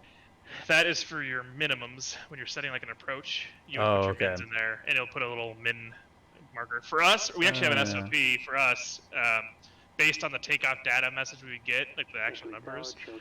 We would put our acceleration altitude as the minimum. So in this case, it'd probably be 930 feet or so, 928 feet or something like that. So you could twist that all the way to 920, and that would be your single engine acceleration altitude. So if you lose an engine, that's where the autopilot will automatically pitch the nose over for you to accelerate. Okay. When does LNAV and VNAV become active? LNAV arms at sorry, this is going back into my. I have to think about this. I believe VNAV turns on at 50 feet. LNAV comes on at 400 feet. Automatically, that's when they activate. So as you climb through 50 feet, VNAV will turn on. We're gonna go from white to green, and then as you climb through 400 feet, LNAV will become active. Cool. Looks good. Beautiful. Sweet. Uh, We need a push. that's Is that kind of it? that's pretty much everything. We're all set to go. Why is that? And middle display- we're good with the APU. APU is on, right? I'm reading that Oh. correctly. So, yep. So we can turn on APU power if you look up a little bit. So just some house cleaning stuff with the APU. Go to the. Just need to like pan up a little bit more. There you go. Those two middle switches right there, where it says that big bus transfer panel. I strayed you, led you astray here. The delay on the stream is really screwing me up. No, it's okay. Oh yeah. I see. Yeah, down here. You can, yep, the two middle switches that say APU Gen. Just click Yep. both of those on. Okay. Okay. Now we can turn off ground power, right?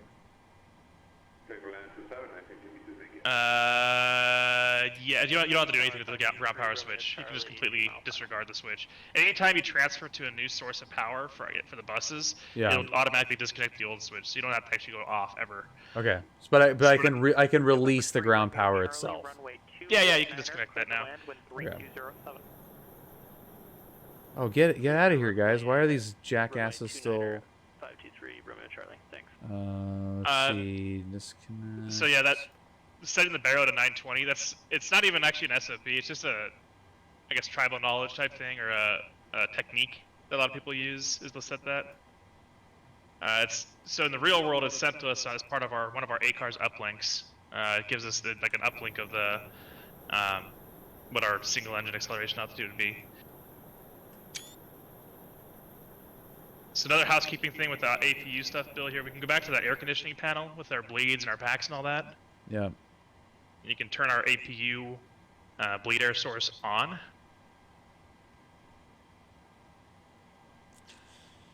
Am It's I looking for the the right bottom thing? switch. That's yep. It's just Oh yeah, there we go. Okay, yep. At Bravo, runway 15. Your mouse isn't showing up again. Oh right, yeah. I got it.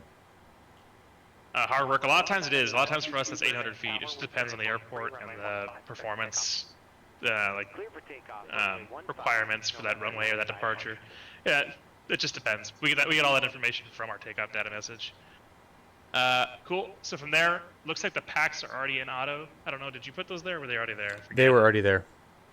That's fine. In the real world, we leave the packs on for now. We would turn them off as we start the engines. Reason being, if you just turn them off, then the passengers in the back are going to start, they lose all their airflow. We don't have ground hose hooked up anymore. We're about to push back. So we'll keep the packs on with the air, with the APU bleed air coming in.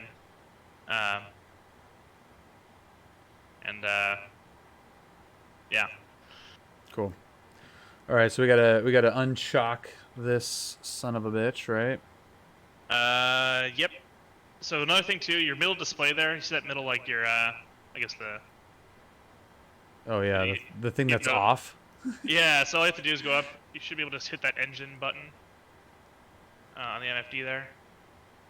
Yeah, it's not turned on. That was on before. Did we flip a switch somewhere? Let me see. Oh, lower DU on the left-hand side. Just go straight across the left there, above your PFD. Yeah. You see Put where it it. says lower Yeah, D? put it in norm. Yeah. Or ND. Yep. ND. Yeah. Norm. Put it in norm. Norm. There we go. That's it. That's all we want. So you want just that lower middle one off. Yep, we keep it dark for the most. Well, actually, so we would, for us, we would. you could put on hit the engine button one more time on the MFD selector there. This checklist we would run, and we would have the sys page up, and then Oh, there it is. Okay, there it is. Did it? Oh, yep. Yeah. Perfect. That's our standard for us for engine start. Okay. Different airlines do different stuff. I've seen Southwest does something totally different. I've seen, whatever. But that's how we do it. Okay. Cool. Like I said, there's like 12 ways to skin this cat that every airline does a little bit differently. Nice. Okay. So, yeah. Where are we? I guess we're getting ready for pushback. Yeah, so, parking brake is set, so we'll get the wheel chocks removed. So if you're getting ready for pushback, something you can do right now, real quick, is turn on the fuel pumps on the left hand, or turn on the overhead panel. Yeah. There's going to be. I didn't see how much fuel we had on it. If we had fuel in the center pumps or not, in center tanks or not. We do. So turn on all the fuel pumps, all 6 of them.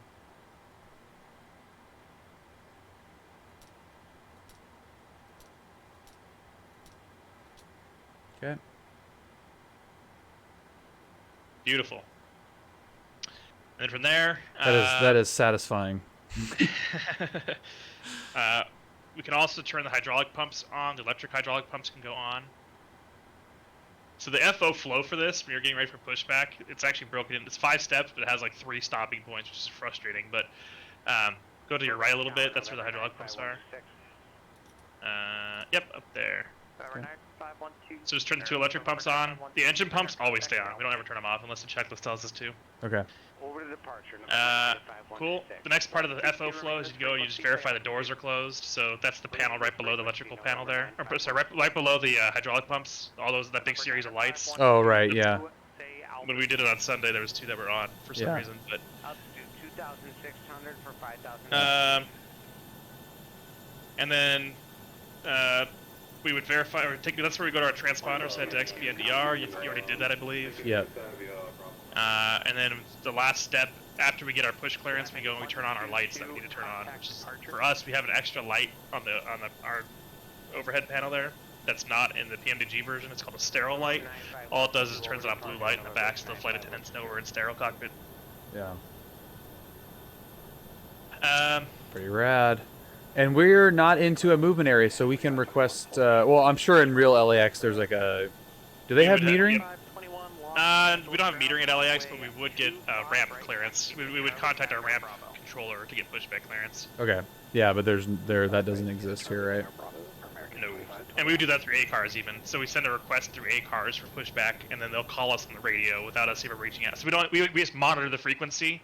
We send a push request, and they call us over the radio and say, United, whoever, clear for pushback, tail south, spot 2, push deep, blah, blah, blah, blah, blah. Okay. So we saw that before. Yeah, pushback, distance. So this is going to be an interesting pushback. I don't know how you want to tell it to do it, because so in the real world, we'd push into the alley. Yeah. I don't know. So pushback distance. How did we? Because we just it was like too big before. So let's go. Pushback style is standard L, dot the I, cross the T. I have no idea what the hell that means. Self-drive, no thanks. I don't want to do that. Let's just do standard L, and we're gonna do. Can we go beyond 90? No. Okay, turn nose left.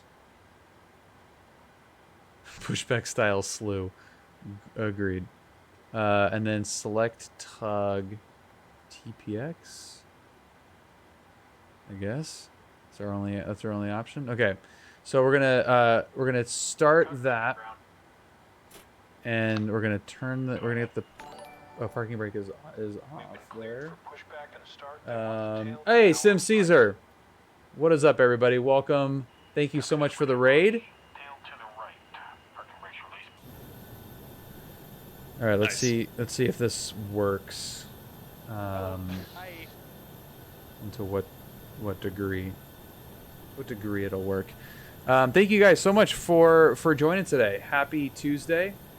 So we've got Steve, my good friend Steve, who is a United first officer in the 7-3, and we just got done doing all of the nerdy, tedious stuff, and now it's for the cowboy fun stuff.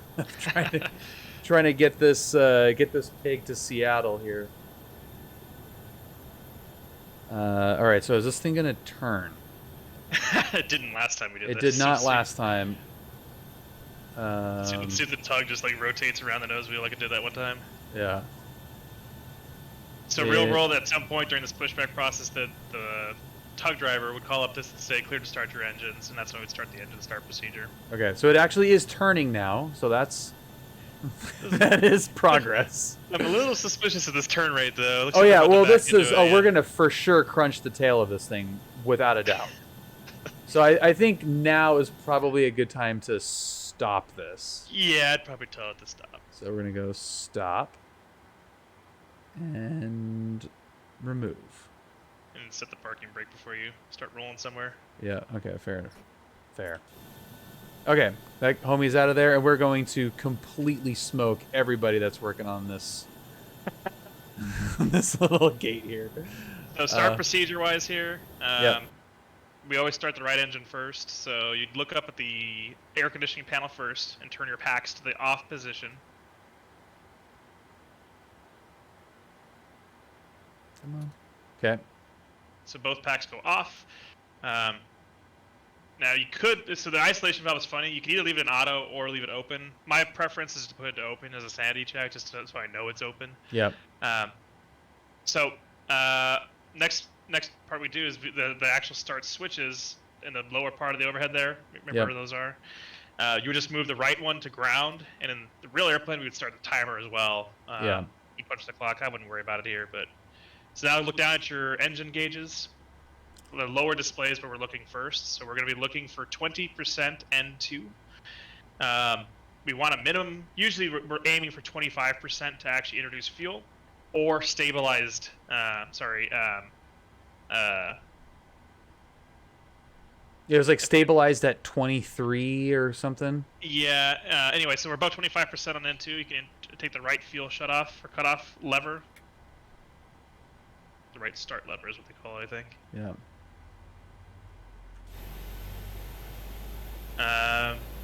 Why the second engine first? There's no reason you don't have to do the second engine first, but we do that because once we get the second engine started, we can close the isolation valve. We can unlock, then turn on the right pack, which will provide airflow to the passengers in the back. It's just a way of getting airflow to them so that we can minimize the discomfort. Yeah, which is not a concern of ours tonight. It's just the logic of what happens when it goes into auto. The isolation valve in auto, it's not a smart switch. It's a dumb switch. All it's looking at is switch positions on the engine bleed switches and the pack switches. If the packs and the engine bleeds are not in a normal operation switch position, it'll force the isolation valve open. Is basically the gist of it. Otherwise, it'll keep that valve, the isolation valve, closed if those switches are in the right position. It's not reading if there's actually airflow. It's just reading switch positions. We copied it, Red. So it looks like it's stabilized. There's a little tiny. So if you looked at, zoom in on that middle display, the MFD there, the upper middle display. Yeah. You can see on the left engine, there's a red tick mark there. Yeah. That red tick mark on the EGT is your start limit, and it looks like you. Yeah, I already started. Yeah, I started this Yep, one. Yeah. no worries.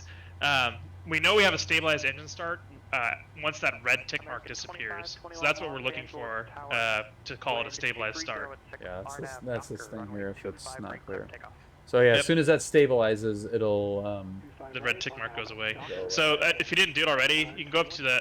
We wouldn't normally do this. So normally before we start the second engine, we would have closed the isolation valve manually and turned on the right pack. I don't know if you did that or not. I didn't No, see what you dude, did. are you kidding me? No, of course I didn't do that. Okay, close the isolation valve. Left pack is on. Nope. Left pack off.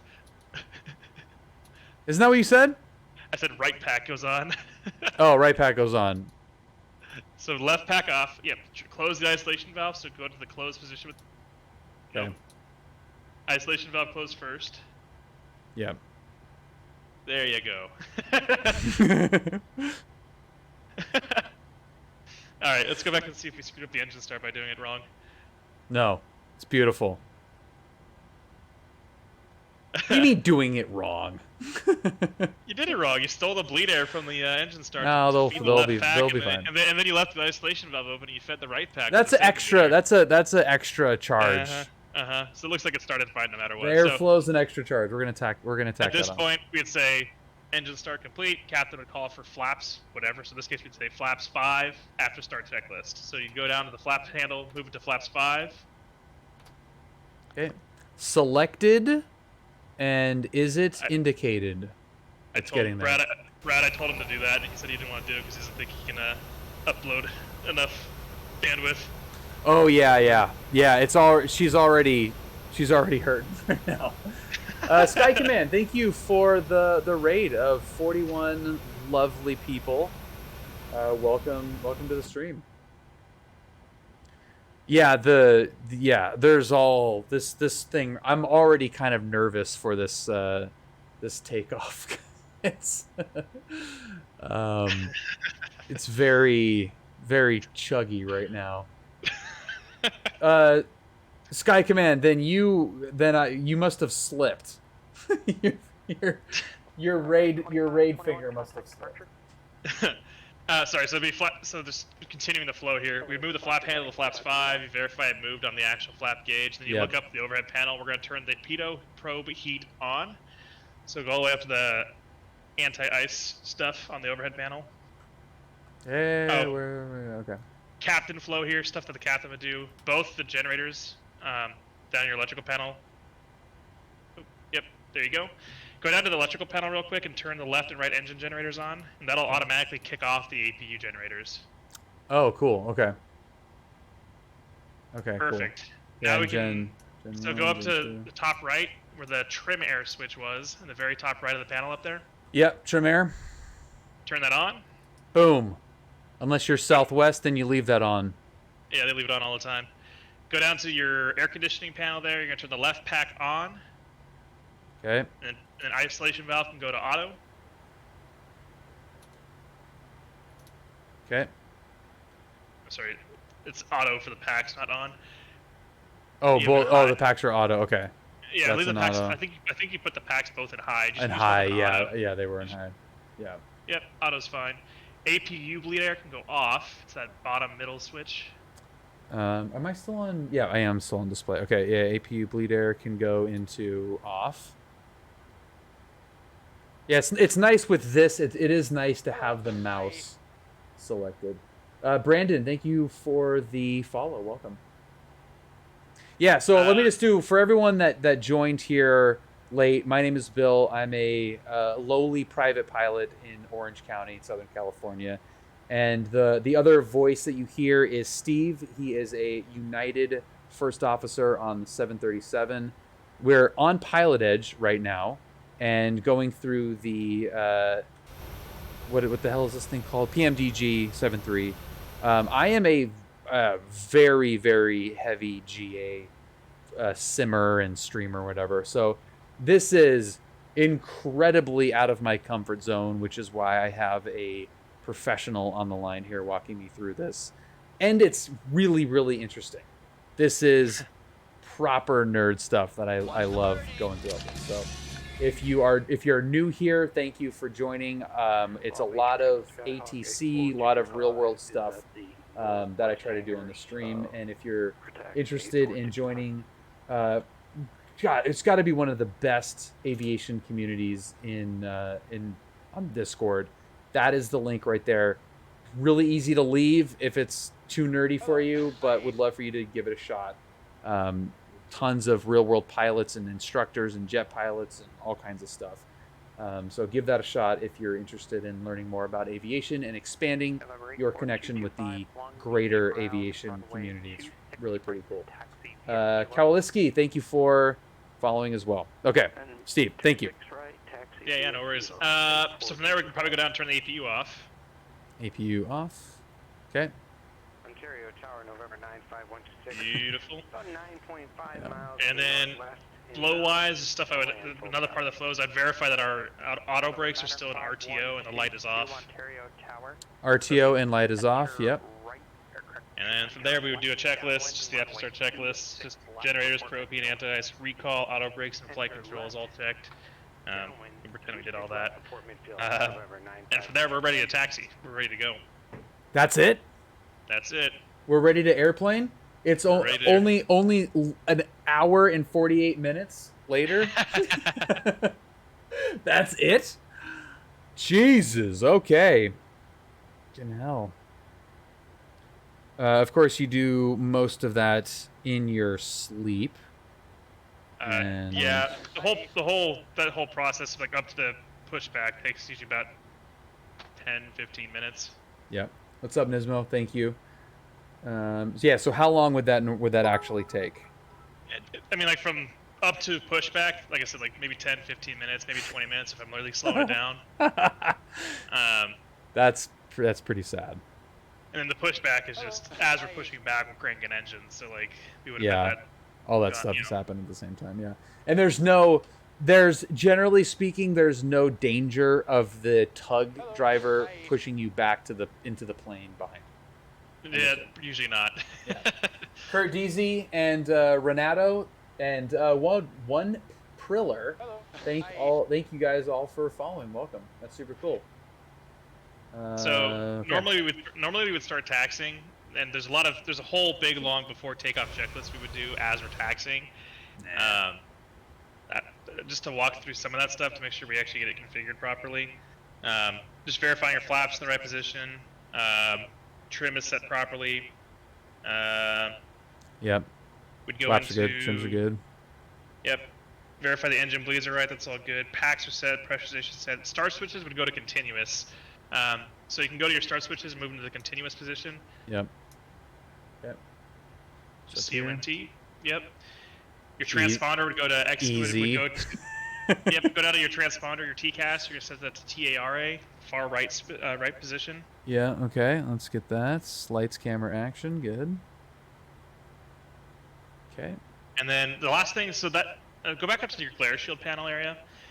I haven't talked about this at all, but this is something we would check is we call it the recall, which is to the left and the right, or just basically where your fire warning and the amber master caution is on the left-hand side. Mm-hmm. There's that big black display next to it. Just click and hold the display next to it. Yep, that. So you can see the lights come on. You can also look to your right while holding that, and the one on the right side also illuminates. Yeah. They have different things on them. So you push it, then you push it and you release it, and if any lights stay on, you have a problem. Okay. If the lights all go out, you're good to go. Yeah, you got air conditioning, overhead, engine, anti-ice, all that stuff. Yeah, doors. Okay, cool. Yep. So you can release it, and then when you release it, all the lights should stay off. And yep, that's what we like to see, and we're good to go. Yep. Lights, heats, and ignitions flight. For those of you jet nerds. Yeah. So that's there's a whole bunch of stuff I cut out from the before takeoff checklist that we would normally do, but we don't care about any of that because we just want to fly. Yep, I appreciate that very much. All right, so let's get. So we're ready to get the taxi clearance. I'm assuming, right? Let me get the ramp control. Give me a friggin' break. 19.9. No, South Complex. We are 2095. Great. 2095. Does that check? Yep. Sounds accurate. Sounds good.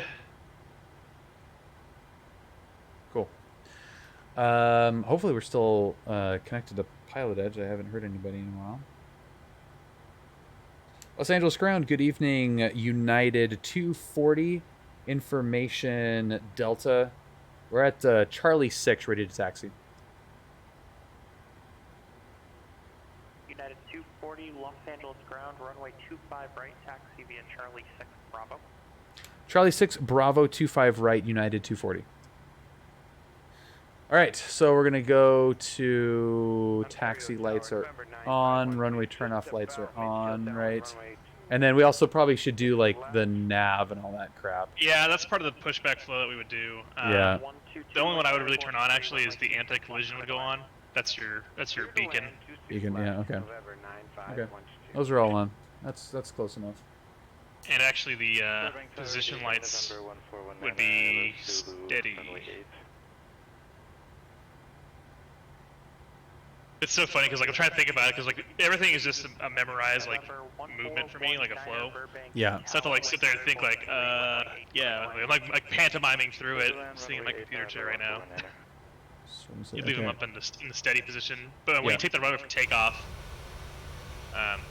you'd flip that down. Oh, son of a bitch. Please, this has the chance of absolutely grenading the sim. Oh, please, please, please, please, please. Oh, you're good. Okay. Okay. Spoilers just Yeah, I didn't have the throttle quadrant plugged in. Now we're good. Okay. Oh, thank God. Oh, thank God. November 8425 Long Beach Tower, on course departure approved, runway 26 right, clear for takeoff. Hello. There we go. Okay. Right, clear for takeoff. 8425. Hello.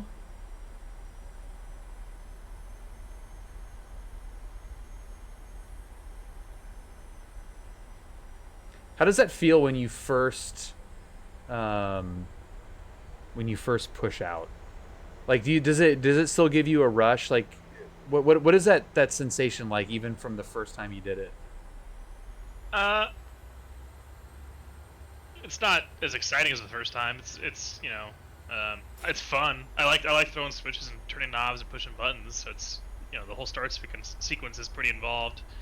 So I have fun with it, but I know what I'm doing. I'm not like, I don't feel like nervous about it. I'm just excited. Yeah. It's Alpha. It's wrong taxiway. What? You need to go to the one. It was Charlie. It was Charlie Bravo. You're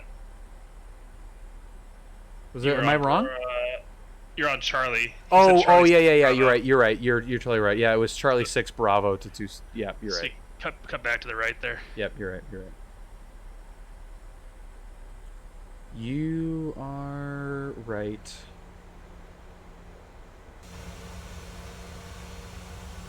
God, this thing looks and sounds insane. Burbank Tower, wind check. Yeah. Burbank wind. I'll take your word for that flight, but that definitely does seem like a All Burbank.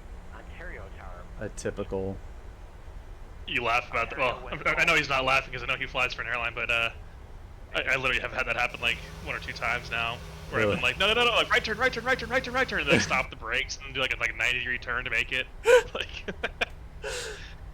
So does the size feel different though? Like, do you feel like you are controlling a plane that's, you know, however heavy this stupid thing is? I don't even know. Does it feel different than, you know, like the longitude or whatever?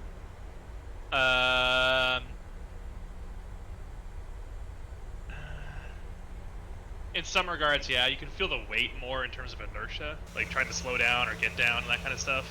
Yeah. You definitely feel that. Funnily enough, the 7.3 actually hand flies a lot nicer than the Sovereign and the Latitude I used to fly. Wow. The 7.3 is super light on the controls compared to those two airplanes. The Latitude and the Sovereign are extremely heavy on the controls. There's times where I'm flying like the Sovereign and Latitude where I felt like I had to two-hand the yoke just to be like smooth and controlled with the movements. In the 7.3, you can fly with one hand all day, every day. Wow, sweet. Brad's probably about to me over that. Jay Hardwork, the trim air switch introduces warm air as necessary because the cabin temperature is controlled by the lowest temperature selected. Yeah, the trim air switch, so the trim air system, what happens is you have the 2 packs. Packs are producing cold air based off of the coldest temperature selector you have on the overhead panel.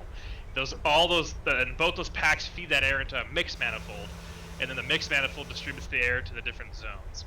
As the air leaves the mixed manifold, they go through their own piping. The trim air is a system that attaches a valve and a pipe system of warm air to those pipes that are downstream of the mixed manifold. And it'll modulate a valve that'll open and close more or less to let more or less warm air mix in with that cold air as it goes down the pipes into those control zones. So by turning the trim air off, we're not letting those control valves modulate open or close to mix warm air in with the cold air being produced in the mixed manifold by the packs. I hope everyone took notes during that because there will be a quiz at the end of this. I think that's really, really cool. I mean, that's almost it's as close to like aviation systems as it is like civic planning almost, you know. That's really funny. And why would we turn it on? Why would we turn it on? Because it's introducing warmer air. So if the cockpit is warmer, so like the temperature selected is warmer than the cabin, that trim air switch will be the one introducing the warmer air into the cabin or into the cockpit, and vice versa. So it's introducing warmer air to whichever zone is warmer. That Cold Nebo, yeah, that is a wrong. That yeah, whichever zone you have selected warmer will introduce more warm air into that pipe coming off the mixed manifold for that zone specifically. That's all it's doing. So the system is always running at the lowest temperature, and that trim air is introducing any warmer than the lowest. So it's never, you're never trying to cool anything, you're only trying to warm things. Essentially, right? I guess that's one way to look at it. Kinda, yeah. I'm assuming it pulls the warm air from the engines, right? Yep. Hot air off the engines. It comes straight from the bleeds. Hang on. God, I love the elevator that's going up and down. How it vibrates. So cool. Okay, and then 25-2 is our departure. All right, so we have 25-2 in there. Okay, so just to confirm, we've got. We're gonna go to return. So another SOP thing here in terms of where we would put the, like, how we'd have the FMSs configured, the MCDUs. Whoever's pilot flying would have our takeoff page up. What are you looking for right now? I would just go into legs just to make sure that like the departure is in there. It's all there. So the pilot monitoring would have the legs page up. So you go down to like the right hand FMS over there and just punch the legs button. There's so the legs button, yeah, there you go. And on the left hand FMS, hit the N1 limit button. It's the third row down. Oh yeah, okay, got it. And then hit takeoff. Yep. So this is how I would normally we would have it configured based on who's flying and who's monitoring. Okay. Reason being, our first call out when we said takeoff thrust is check thrust set 90 whatever that thrust setting was on the 97.7%. So that's the pilot monitoring is looking over at the FMS to verify that it matches with the actual engines are producing. All right, now if anyone was questioning the level of nerdiness that exists on this stream, for those of you that are joining for the first time, this is the level of nerdiness accessible on the stream. This is a schematic of the trim air and mix manifold for the cabin temperature control. Yep. Are you freaking kidding me? At the very bottom down there, you see the left pack and the right pack. They're producing cold air, which goes in the mixed manifold. The left pack also just feeds the cockpit directly. From the mixed manifold, you can see there's two pipes coming off of it. The blue line's going north or going up off that. That's just cold air based on the coldest temperature you selected on the 3 different zones.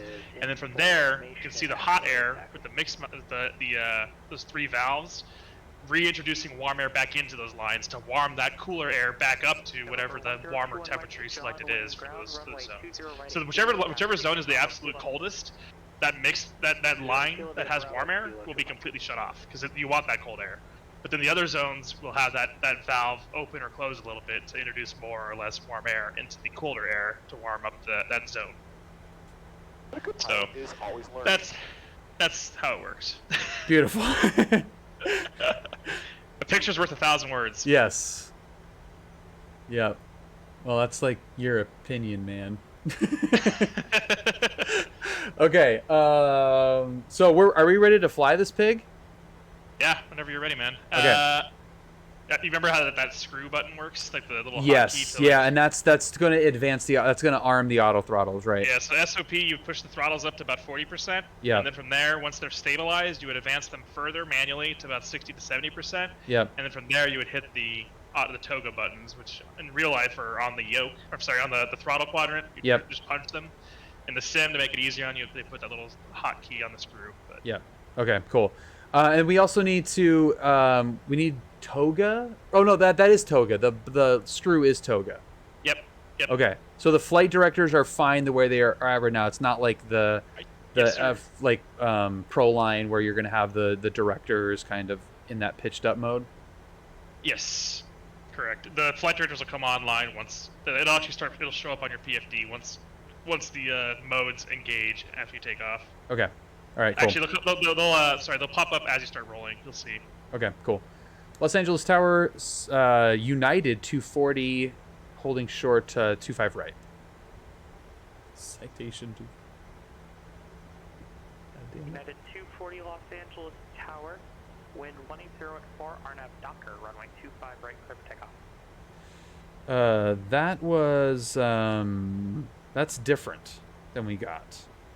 What? He says RNAV Docker. We're on the summer too. Let me make sure. I'll look at a chart real quick. Okay. Los Angeles Tower, United 240, just stand by. Should be a Docker on there. Yeah, it is on there. Do you have go back to the departure arrival page on the FMS? Yeah. Yeah, it's Docker's on. Yeah, I have Docker on here. Oh no, Docker's there. You're fine. Don't worry. It's the second line down on the Yeah, leg okay, space. okay. That first command is just the initial runway heading to 400 feet. Okay, got it. Okay, copy that. All right, United 240, clear for takeoff 25 right. United 240 RNAV Docker, runway 25 right, clear for takeoff. Clear for takeoff 25 right, United 240. Okay. Imagine if Bill just cleared himself for takeoff. That would be crazy. Yeah, got it. Skyhawk 102, Mike Church, Okay. 0 to kilo, ready for departure. That is a that RNAV Docker part of the clearance is designed to be a last verification that you're navigating to the correct fix on the correct departure up the correct run. Right. Okay. Yeah. Because the same departure has feet remaining. 4 different fixes on the departure. Yeah. Okay. Got it. I see.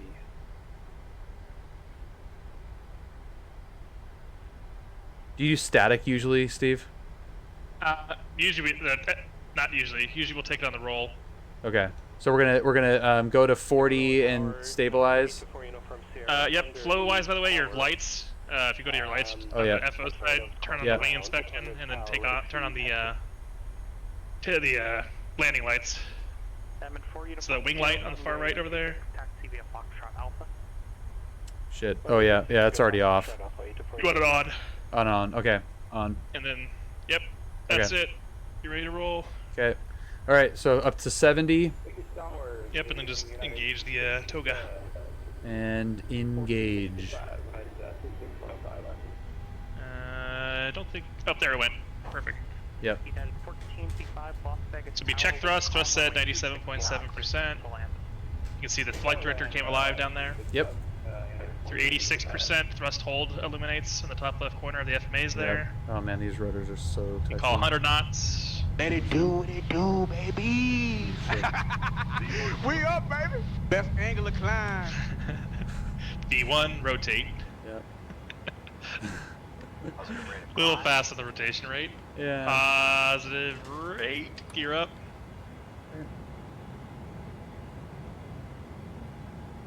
So through 50 feet, you saw that. I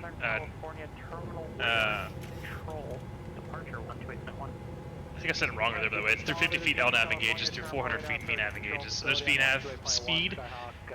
Another SOP we always have to do. Any changes to the FMAs on the top of your PFD there, we enunciate them as pilot flying.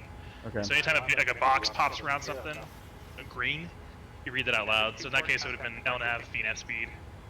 SoCal departure, United 240. We would say N1. Facility, this is number 1021 Mike. You can bring your flaps up to 1. 102 Mike, SoCal departure. Radar contact, climb and maintain 4,000. You did something there. Control wheel steering. Doesn't like something you did there. Go ahead and punch the VNAV button again on the autopilot. Yep, there it goes. SoCal departure, United 240, 2,800, climbing 5,000.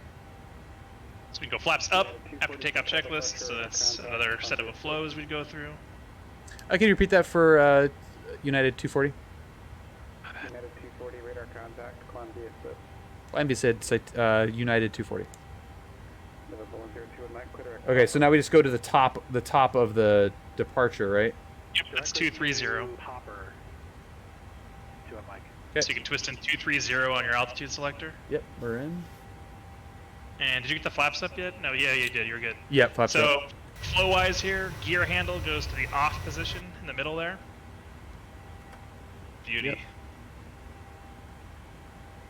And then lights. Auto brakes go off. Auto brakes are off. Okay. Ignition off. Ignition off. Off. And then we're going to go look at the bleed panel and just verify that everything's still where we wanted it. It should be, because we didn't touch any of it, right? So it should be auto across the 3 top ones, and then on, off, on across the 3 bottom ones. Cool. Yep. And then just as another check, just as a technique, good thing to check, where your pressurization panel is there on the left, those big gauges Yeah. bottom there. Yep, down here, yep. Yep. So we're verifying that the cabin is climbing. Yes. And looks like we are pressurizing because it's still showing just above a 0 cabin altitude. Yeah. So that's a good check. And Cool. then from there we do our after takeoff checklist.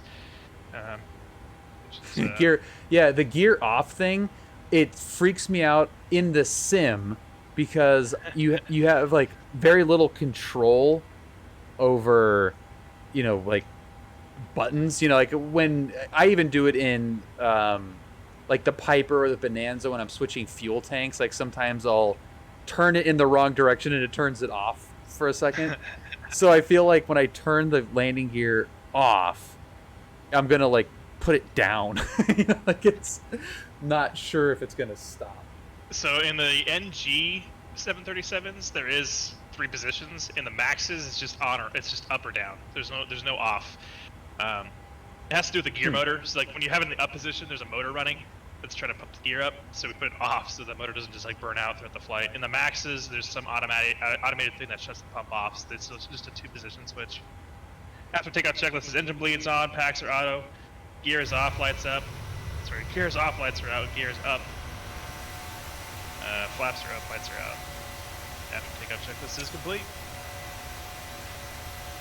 Yikes! Look at how pretty that is. I'm gonna get all the screenshots for this. Look at that. Oh yeah.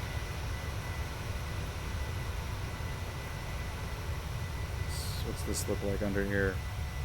Looks amazing. That heat haze. My God.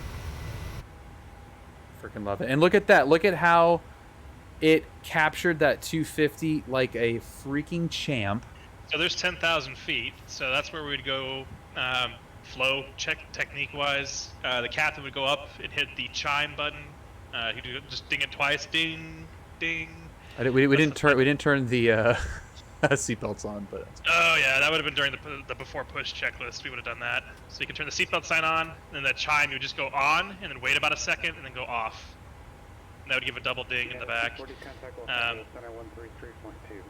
33-2 United 240. I like almost forgot that we had ATC for a second. Who was this guy? And then the last part of the flow, or this check here, we would reset our speed back to econ on the FMS. Okay. Yeah. I'll do that right after I check in here. Yep, no worries. Listener, good evening. United 240, 2000 climbing the SID. Via the SID. Whatever. United 240, Los Angeles Center, climb and maintain level 340. I maintain 340, United 240. 340. Dude, I keep almost saying citation. Okay. All right, so then we're gonna go to econ. It's already in there. So you had that mode in there, and immediately you want to punch econ. I click that line there. Yeah. So it says 340 as a target. We don't want to go that fast. That's right at the barber pole. So usually, if it says 340, we'll manually dial it back to about 325 or something like that. How about 335? Can we just do 335? Let's like not. Yeah, that's fine. Let's not pussyfoot around. We're not going to hurt anything if we overspeed, but yeah. Just technically or real world wise, we would hit the econ button, see what it puts in there. If it's something low, we would just leave it because that's what the cost index calls for. Yeah. If it's right at the barber pole, we're gonna dial it back a little bit just so we're not riding the pole. Yeah. No, dude, we're not riding. Or I was gonna say no. We are gonna be riding some pole tonight. Nah, we copied it risk. We're not trying to bank flight hours here, Steve. I don't need to bank flight hours. If you aren't clacking, you're slacking. How about that? Motonauts, welcome to the stream. Thank you for following. All right, so for those of you that might be just joining, we're on our way to Seattle from LAX in the PMDG 73. We have on. This isn't working. Hang on. 2462 United 240. Negative for American 2521. Contact Los Angeles Center 124.62. I give up. I might as well quit. Like every time I hear a frequency change and then no one responds, I just automatically assume it's me not paying attention. American 2521 Los Angeles Center. What's up, Steve? Yep, moving up. What was I saying? Oh yeah, so Steve on the line here is a Real World United first officer, and we are collectively helping Steve stay sharp as he is on medical leave. So this is all part of, you know, like helping Steve stay current in his brain. Completely unofficially current in his brain. Uh-huh. That climb rate sure sucks at this speed. What do you think about that, Steve? It does suck. You're sacrificing climb rate for forward speed, so yeah. It do be like that sometimes. If we're doing so, like a lot of times we're flight planned at like a cost index of 20. That seems to be the default, and usually our climb speed is like 280, 290, around that speed or around that cost index. Nothing says we have to fly that cost index once we're airborne and all that. We can adjust it. We're supposed to contact dispatch and advise them anytime we change it, but they aren't gonna. Brett wants you to dial it back to 300. Yeah. I'm gonna get PilotEdge turned up a little bit here. Let's go. We're gonna turn you up to 50. Let's try that. A little bit quiet.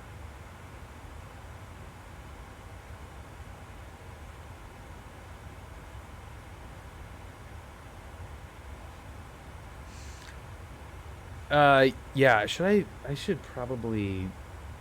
Did Moda, did you try exclamation point? No, you did not. Okay. I can always jump into Nightbot. Do I know a Dave who is a captain for United? Not off the top of my head, no. It's also 15,000 pilots, so. Yeah.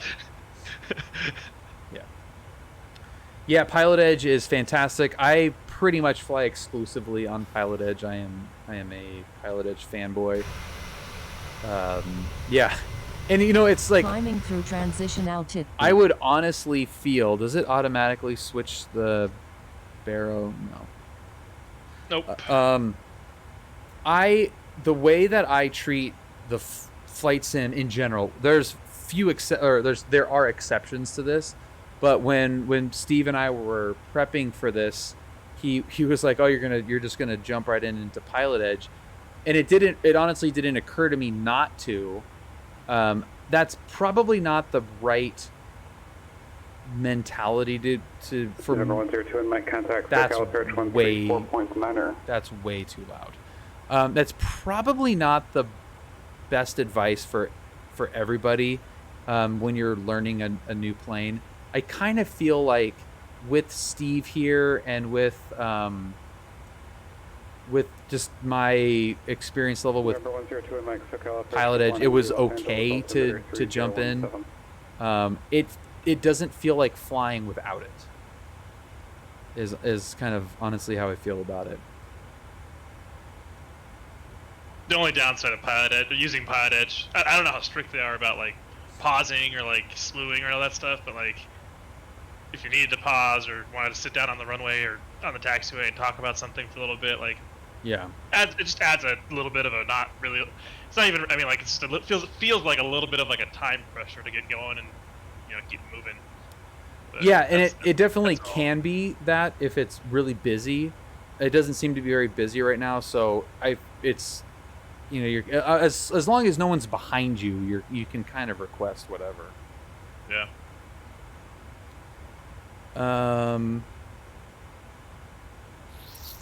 So here's a question that I've been kind of thinking about as a general aviation pilot and flight simmer. How much of your day-to-day or like mentality is associated with comfort of the passengers? You mean like as we're flying around? It's pretty high up on my list of things I'm concerned about. Every pilot's gonna be different, obviously, but for me, I'm usually always thinking about them. I'm trying to get the temperature right in the back. We'll call the flight attendants and ask them how it feels back there. We're always asking for ride reports and stuff like that to try and get a smooth ride. We're trying to be proactive with like turning the seatbelt sign on and stuff like that so people don't get hurt. There was like a Hawaiian flight recently that had like a big severe turbulence issue. Yeah, hey, Steve, hang on 1 second. Was that for United 240? Negative. Like I'm very conscious of missing frequency or like missing transmission, so I try to like listen to both. Yeah, it's all good. But yeah, I mean, like it just depends on the person. They do like they being the company and like training LCAs and stuff. They do try and emphasize like, hey, people in the back are the ones that are paying our paychecks, so let's take care of them. And I fully agree with that. So for me, I'm thinking about that stuff a lot. Even like how you fly the airplane, not jerking it around and putting G loads on there where people can feel uncomfortable or a little bit of that push down feeling in their seat because you pulled back too hard on on a climb or whatever. But Mobo, it's or Moto, sorry, it is really, really difficult to talk to somebody essentially being instructed, talking to ATC, and monitoring chat and running a stream. Like, it is such a pain in the ass, but really, really fun. I think it's really contributed to my ability to manage the flight. Like, every time I get into the real plane, I can talk to whoever, just indefinitely have conversations with people, and then immediately jump into ATC, and it feels so much slower because I'm used to flying with ATC and having the stream open. So not having chat in the real plane makes it feel super easy, which I know sounds like a ridiculous thing. Simhayer, hopefully I pronounced that correctly. Welcome aboard. Thanks, and thank you to our newest Discord members as well. We've got Fen and Kilks22. Thank you guys for joining the Discord. Welcome to the family. Again, if anyone would like to join what I regard as the best aviation Discord server on the planet, and that's 3 years running as well. There's the link. Number 102 in Mike after 1,700 members to that 300 Discord. back to It's Burbank Airport.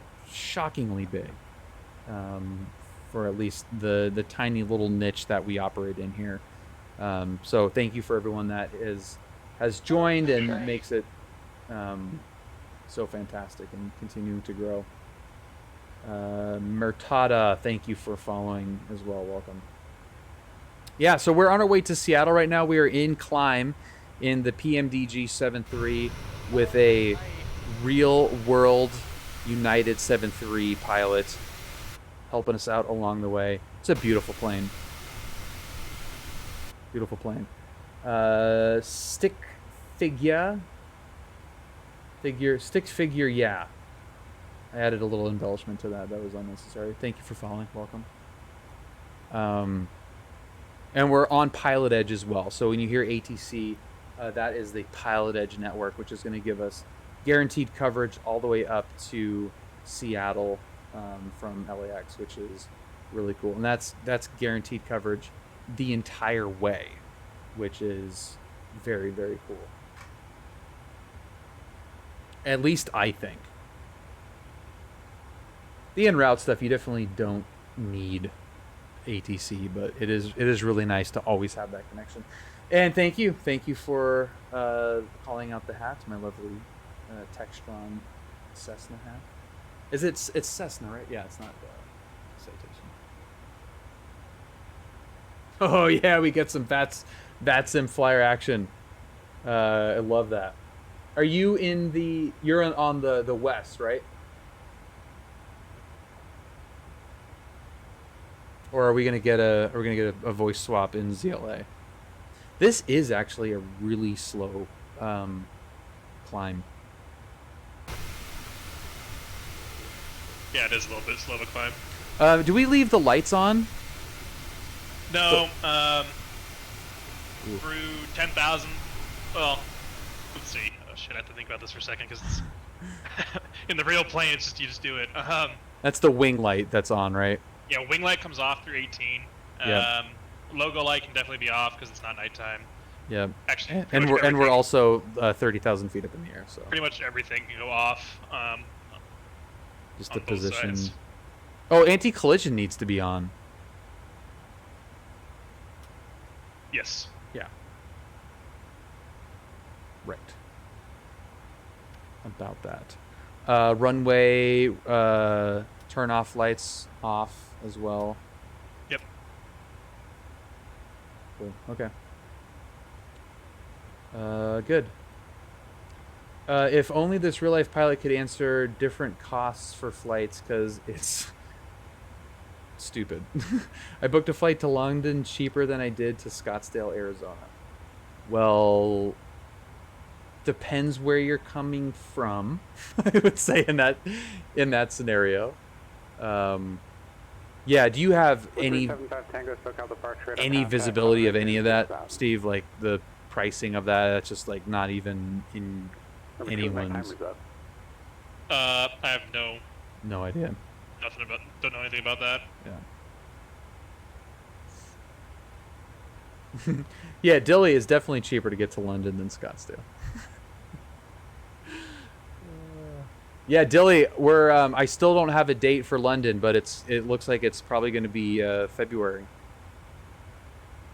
Yeah, I want to catch the Arsenal. Number 375 Tango, quit direct popper. Villa Park or Crystal Palace. I can't remember one of the two matches. I'm a gunner now, in case anyone's a football fan. See, with all this like screwing around, Steve, on the ground, that's 2.5 hours, and we're not even to San Luis Obispo. I would already have I'd be on the ground eating buffalo ice cream already. Probably.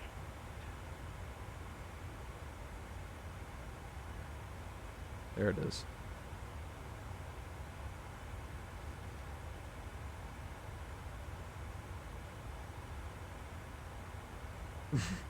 Who do you support, Dilly?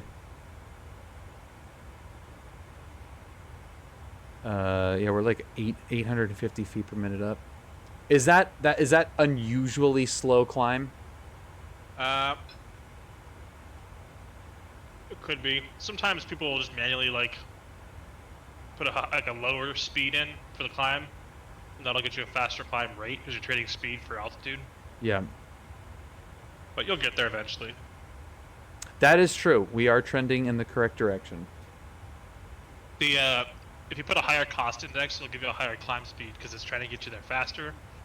So the computer has determined that the faster forward speed will get you to your destination faster overall versus the higher climb speed. So, yeah. Oh. United 240, contact Oakland Center, 127.4. That climb speed that was defaulted by that 27:45 United 240. Thanks for the help. See ya.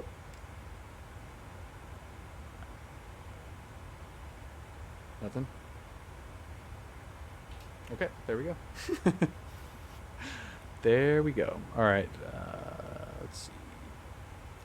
Oakland Center, good evening. United 240, flight level 290, climbing flight level 340. United 240, Oakland Center, hello. Hello. Aston Villa. Yep. That's the one. Yeah, the 18th at Aston Villa. Oh, it's at Villa Park? I thought it was at Emirates. Maybe not. Yeah, one of those. I don't know. We'll see.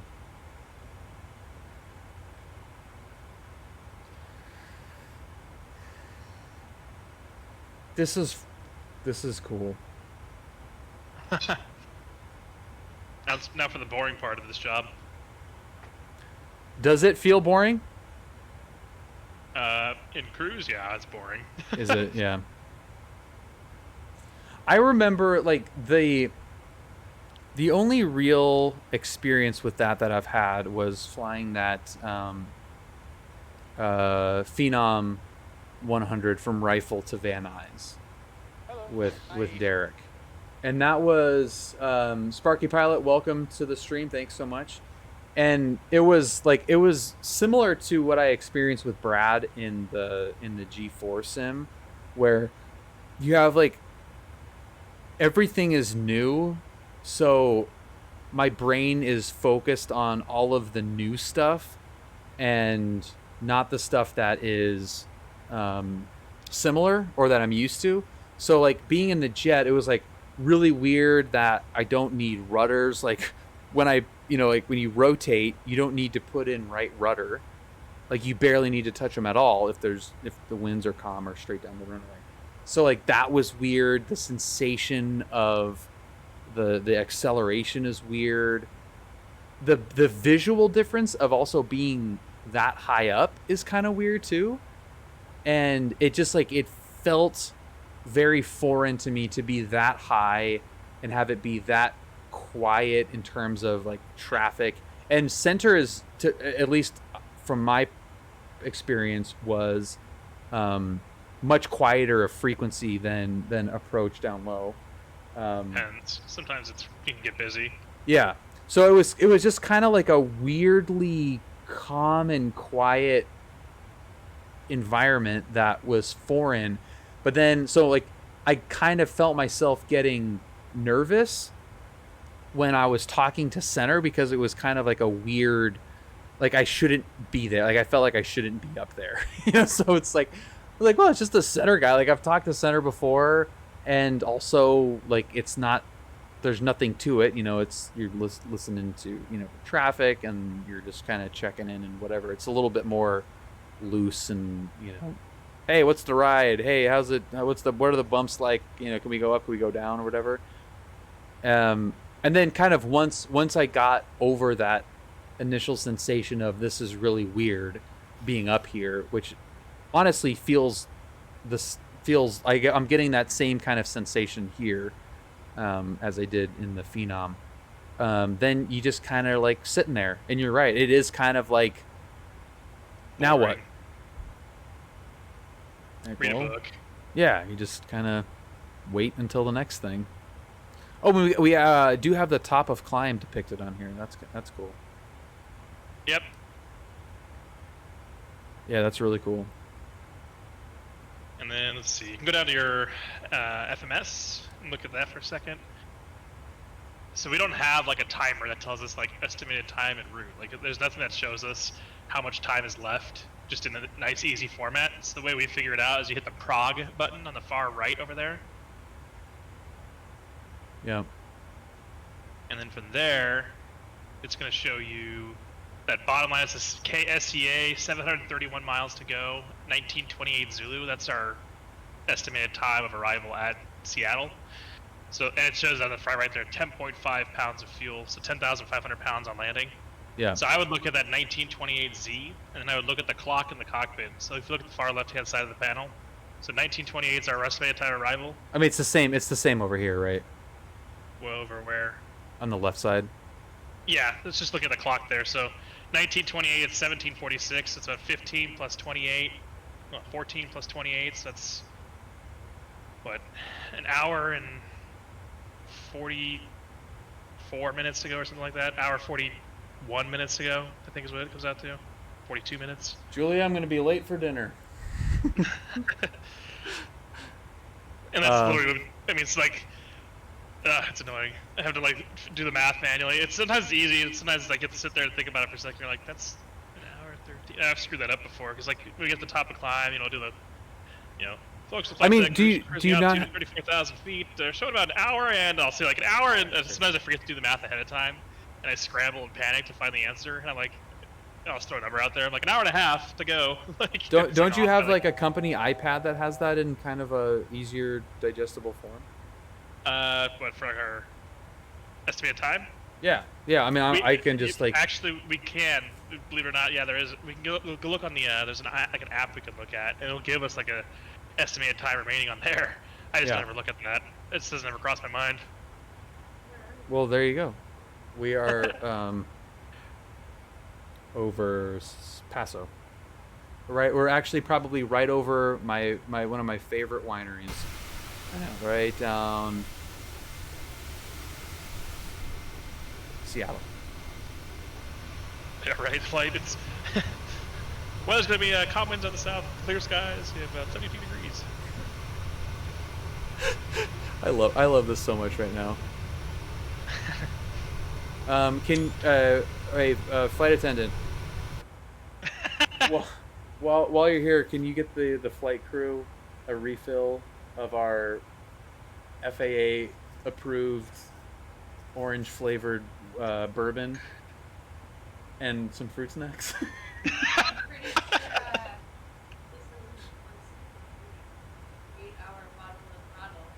This is not 8-hour bottle to throttle compliant, but I feel like I have the auto throttles armed, so I technically don't have to touch those.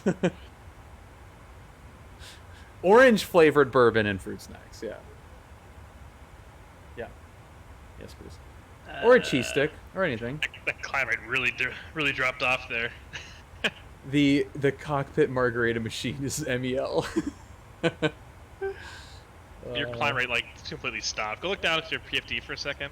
Oh, the climb rate stopped because we leveled out. Oh, I totally misread that. I couldn't read that. I thought that said 34,000, not 34,200. You can disregard. Me, I was wrong. Copy that. At least we have airstrip tape that goes in the correct direction, Brad. Freaking stupid. Yeah, maybe get me a cheese stick and a fruit snack. Oh, man. Yeah, Steve, do you have a refill on your drink, too? I'll scoot over to my kitchen real quick. Okay. we'll get the gals in the back to open up the cabin door for you. Who eats just one cheese stick? Who says that's my first cheese stick?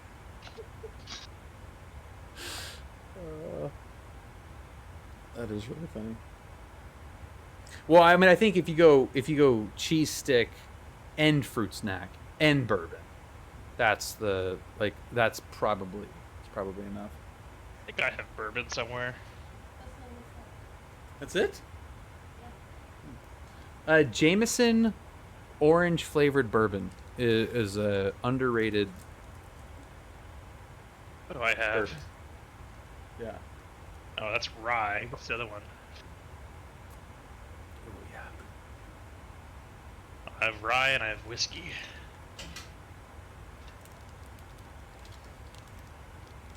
This will be the day that I die.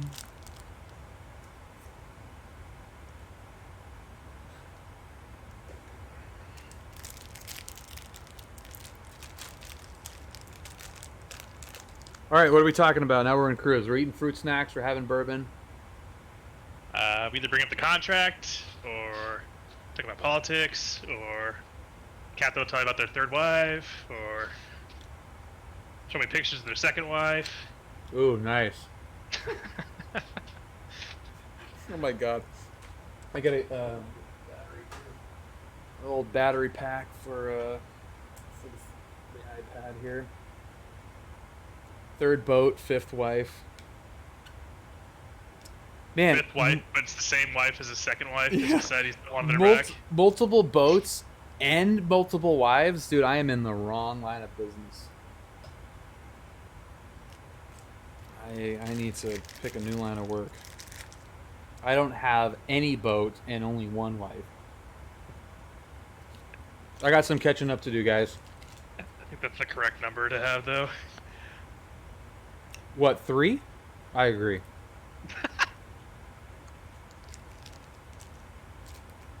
I agree. Apparently Shane is in here shit posting, but I don't know which one Shane is. Contact Seattle Center, correction, Seattle approach, 120.4. 20.4 for approach, 90 Victor. Let's see. Any new Discord members? No, not yet. We gotta keep that going. Yeah, are they yeah. 200 Victor, Seattle Center, Seattle altimeter, Seattle approach, Seattle altimeter 301. Yeah, which Yeah, I don't see him. Shane wants my best in-flight announcement. How about Bill gives an in-flight announcement? We've reached our cruise altitude, Bill. I think it's time for you to make an announcement here. Oh, there's Shane. Say that you can't claim to be shitposting when you've only said one thing. All right, what's the format of the in-flight? There is no format. You're just saying. Well, usually it's. Making the announcement with a mouthful of cheese stick.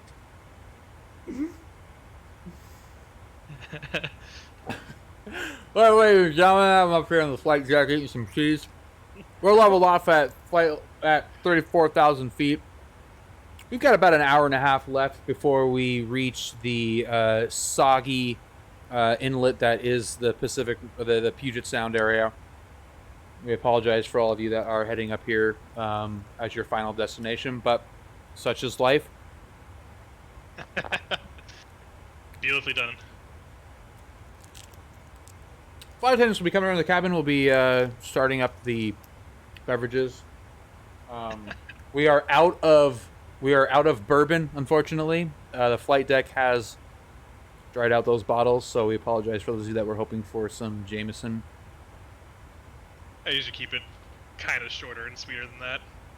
Hey everybody, I'm Steve. We're cruising along at 34,000 feet, and have a good day. Usually it's like, folks on the flight deck, good afternoon. All right, Dilly. From the flight deck. It's we're at 34,000 feet, our initial cruising altitude here. We do see smooth rides ahead. Seatbelt signs coming off at this time. We'll turn the seatbelt sign off. Feel free to move out the cabin, stretch your legs, but we do ask and recommend if you're at your seat, you're made to seat with that seatbelt comfortably fastened, just in case there is any unexpected bumps on our way up to Seattle this afternoon. Showing right now about an hour and a half from touchdown. As we get closer, we'll give you an update on our weather conditions and the ride we can expect in our descent into Seattle this afternoon. Thanks for joining us. Sit back, relax, and enjoy the flight. Okay, Steve, I hate to do this to you. No. Please. Okay, we're going to start it now. Start what? Do that again. What are you doing, Bill? I don't like this. Just trust me, everything will be fine. What's the plane doing?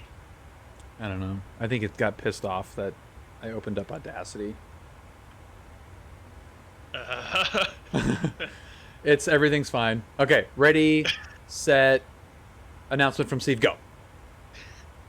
Folks of the flight deck, good afternoon. This is First Officer speaking. We've reached our cruising altitude of 34,000 feet, our way up to Seattle this afternoon.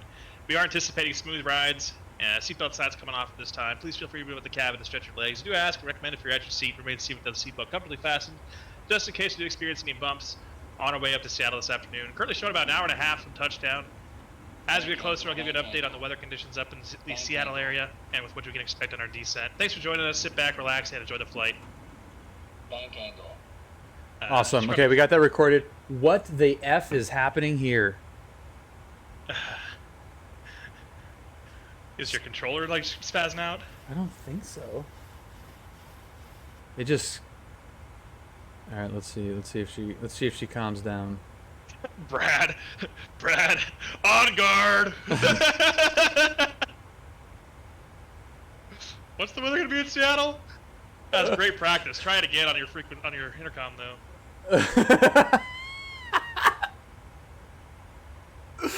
That's hilarious. What are you gonna do now? Are you gonna clip that apart? Yeah. Oh, I just recorded it, so I have that whole thing ready to go. So that our friend who's the flight attendant that we told you about is Scott. Are you? Yep, Scott's still here.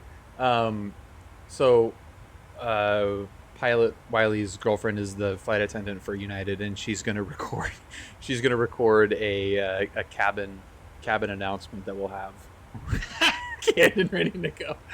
But for now, we have my mother who did one, which is a great time for my mom to jump on here, and here we go. Ladies and gentlemen, the captain has turned on the shut the f up sign, so please be seated. There you go. The captain has turned on the shut the fuck up sign. Dude, I wonder if the sim just freaked out because I jumped to a different application. I don't know. I don't sim ever anymore. I used to sim a lot, but I was always I always did airliners. I never did like GA simming. Yeah. I would spend hours like getting the flight plan all made up on SimBrief, and then getting the files all downloaded, and like putting them in the right folders, and like pre-flighting the airplane, and all that. I would do a lot. I spent hours and hours and hours doing that when I was younger. Like a couple months ago? Not like a decade ago. Oh, that looks cool. Nice. Do they make a shut the fuck up sign that's GA size? That would be really cool. Yeah, that plane looks really, really good. Yeah, I like it a lot. I just find a lot. It's for me. It's a lot of fun with the procedural and the. It is Shane, yeah. All of like the advanced technical stuff. Like, there's so much more going on in an airliner than in like in a 172. 172, it's like master on, like turn the key, put the shit in, and you turn the avionics on, and then you're good to go. Like here, it's like it takes the methodical approach to actually get everything set up and ready to go, and it's. Especially when I was younger and wasn't doing this professionally, like this was it was a big challenge to learn how to do all this. Like, you know, I taught myself how to fly the 737 a decade ago through Microsoft Flight Sim. And why do I have why would I have a fuel caution? Yep, if you look down at your the center tank is gone. It is, yep. So if you look up at your fuel pumps, you just need to turn off the two center pumps, which are gonna be the top ones, the top two switches. Okay, I got it. Yep. That was very observant of you, Bill, to figure out those are your center pumps. Well, you know what, Steve? I pay attention sometimes. And that's exactly what happens in the real plane. Like those, except in the real plane, it doesn't just turn on and stay on like that. It'll start flickering very rapidly. Oh, you told me that, right? Like as the float hits whatever cutoff or whatever. Exactly. It'll start to like flicker a lot. Yeah. Was there a little PTSD from your last stream? Yes, there was. Yeah, I had a full flame out over the numbers in the CJ4. going into Oakland. That sim flyer says I need to get back into the sim. So it's like I used to love flight sim. I did hundreds or if not thousands of hours of Microsoft flight sim, like flying like the 777 and the 737, like from PMDG like a decade ago. And I loved it. I loved Microsoft flight sim, like FSX and P3D. Now what is it doing? Now what is it doing? I have no idea what it did there. Did it just? Oh, you know what? I bet it did. I think it hit. It loaded weather. I think. It loaded weather, yeah. So it like freaked out, and now we're. Now you're overspeeding the aircraft. Build. Yeah, decelerating. Folk was gonna give you a call tonight, and ask you what the fuck you were doing. The weather loaded in. The what? The weather loaded in. Are you? Let's see. What's the outside air temperature? -20 on the TAT. Go down to your FMS. Oh God, I haven't done this in over 2 months. I forget. But go to the FMS real quick and go to. Yeah, I always overspeed. Go to the cruise button. CRZ. That might not be the right one. I need to think for a second.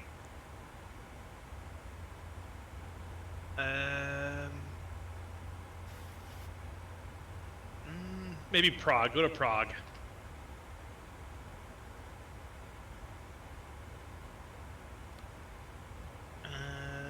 Go to the next page.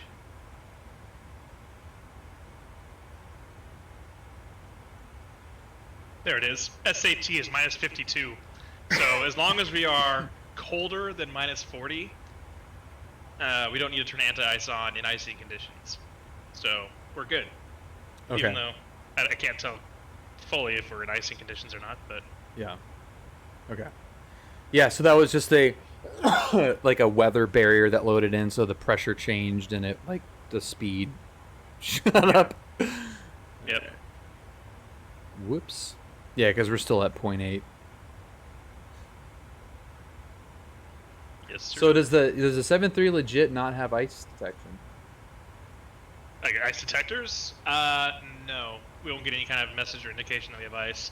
So anytime we enter icing conditions in the climb, it always goes on. We turn the engine anti-ice on. Anytime we enter icing conditions in the climb or descent, and if you're leveled off and it's less than -40, then we have to -40 SAT. Then we have to turn it on. Shane, thank you for the prime sub. Cheers, Shane. Shane is another great example of how cool this community is. Real life air traffic controller. And wow, way to dox him like that. I'm just kidding. It's so cool to have the mixture of air traffic, like real world air traffic controllers, real world pilots, flight sim, private pilots, commercial guy, like all in one community is really freaking cool. Hello. It's really cool. Jarup, thank you for joining, and Nico48, welcome to the stream as well. What is up, guys? Once upon a time, I almost met up with Flight X52. When I was flying the King Airs, I had an overnight in Phoenix or something. And I think he was based out there at the time, and like we were gonna go to like a casino or something. What the hell just happened to your airspeed again? It just jumped again. But it didn't work out. So anyway. Yeah, I feel like I was supposed to meet up with Flight X2 at one point. Sim weather is really messing with your performance. Yeah, it's here. not yeah, like what the hell? Trying to learn the 7.3 currently. Well, you've asked almost literally any question about it, and the guy that's joining on voice here will be able to answer it. Well, let's not go too far here. Yeah, Come on, you know, that's fine. 240 contact, Oakland Center 132.905. Shane is 32.905 United 240.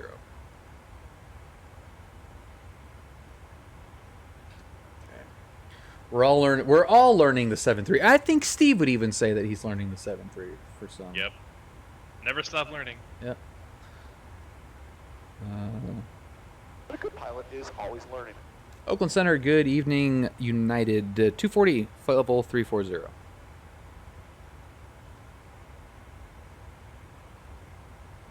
United 240, Oakland Center, roger. At Oakland Center, United 240, we experienced some pretty severe turbulence, probably about 10 miles south of our current location, just for planning.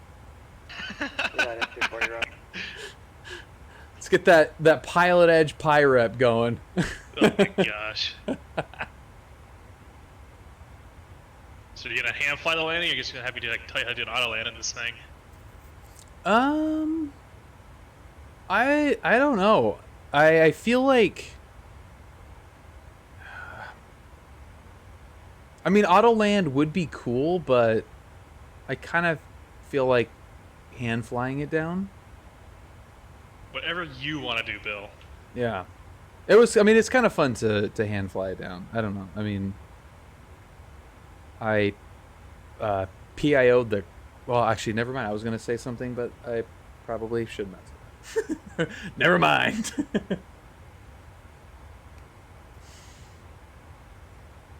It might actually be kind of shitty when you get to Seattle. Yeah, I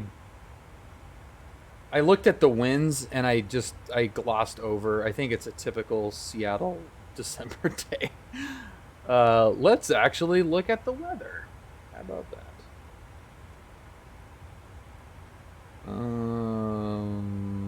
Light snow. Broken 500. Love that. Something we would be doing, like in cruise, is obviously getting ready for Seattle. So we would do our best guess at the runway we would use. I don't go to Seattle very often, like ever, with United. I've been there once. But I don't know like what the normal runway configuration is up there, because I just don't ever go there. But yeah, you know, if it's an airport, you know the runway configuration, you know which runway you're probably going to get. You'll take a stab at it and guess that runway, and you'll start configuring for it. So in training, they give us this like this acronym. Order approach 119. They call it WBAD. It's WBBBBD. And the important bits from that is the B's. W is for weather, then the B's is build it, break it, bug it, brief it. So you build the flight plan, or build the approach in the flight plan.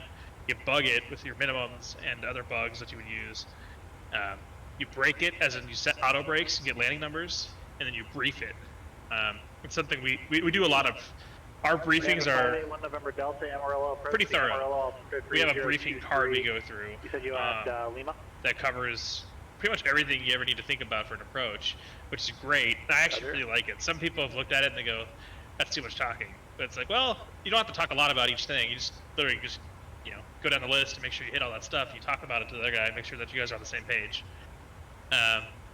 So in cruise, at some point, independently, we'd probably discuss which runway we think we're going to get, and then from there we would go down and set up our nav radios, set up our course for the ILS, whatever we're doing, and work through that. It only takes like a minute to set it all up, and send for takeoff numbers through ACARs and all that, or landing numbers through ACARs and all that. But that's usually like at some point during the cruise you would do that, and then prior to top of descent, we would go through and do a briefing. Both the arrival briefing and the approach briefing, along with whatever else is going to be on that list of stuff on the briefing card. So okay, yeah. So Griller is saying that it looks like 3-4 left, 3-4 center. I'd probably plan for like the center because it's the best, someone I would rather have. Yeah. Because then it's less of a taxi in Seattle. You could probably request. You could. Especially at big airports, a lot of times they'll say like it's on request, but they generally know everybody wants the center runway, so like you're probably at SOL at the hubs and stuff if you're requesting something that's better for like the taxi route or whatever. So like if like theoretically if you were flying your 737 for United and you were streaming the flight and the air traffic controller that happened to be working both center approach and the airport was watching that, you could say, yeah, like let's load up 3-4 center, and like maybe it might make like loading the FMS a little bit easier theoretically. It might in theory, yeah. That's potentially a thing that could happen. Yeah, so we'll go to approach here, and we loaded up the arrival, but we didn't Terminal planned after 0400 Seattle ground stop possible. Damn it. Shane's over here simulating TMU and PilotEdge. Is that actually legit though? Seattle has been added for a possible ground stop due to significant coverage in the.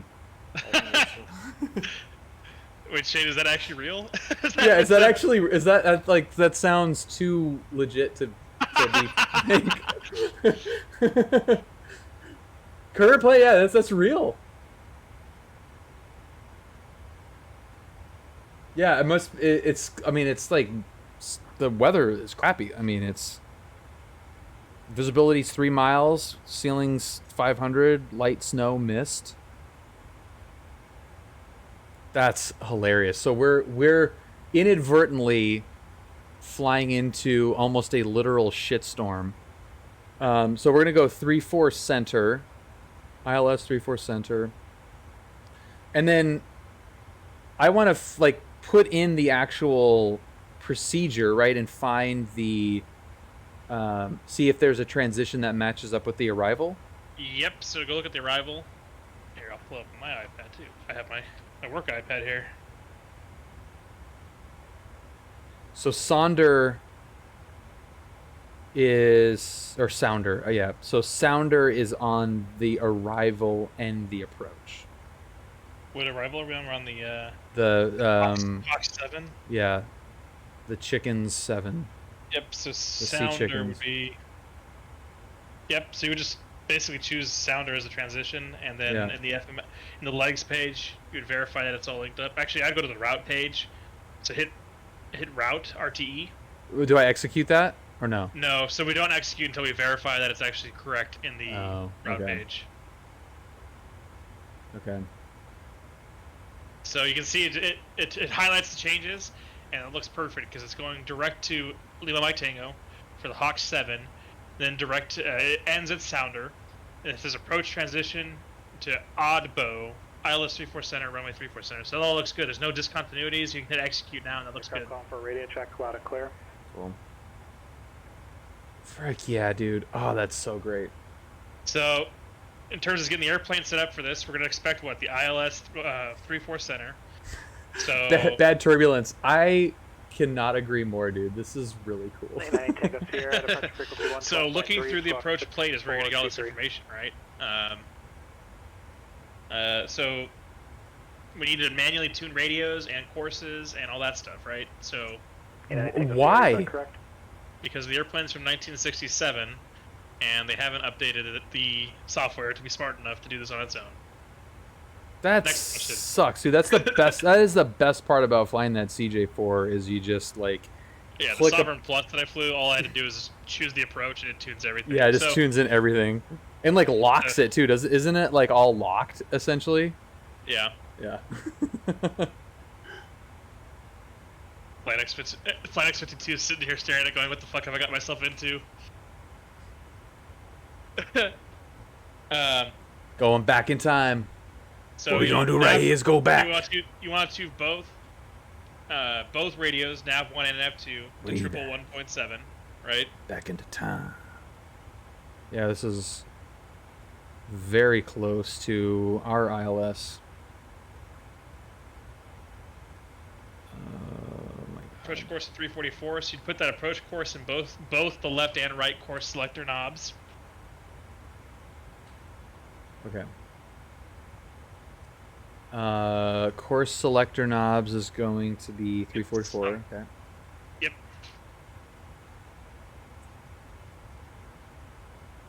Now, as a utter amateur, obviously, it would freak me out. But how much does it suck to set all this stuff up and then for them to say, you're gonna be landing 3-4 left? It sucks because then we does it usually, depending on when that happens, it's either a non-issue or it's a scramble.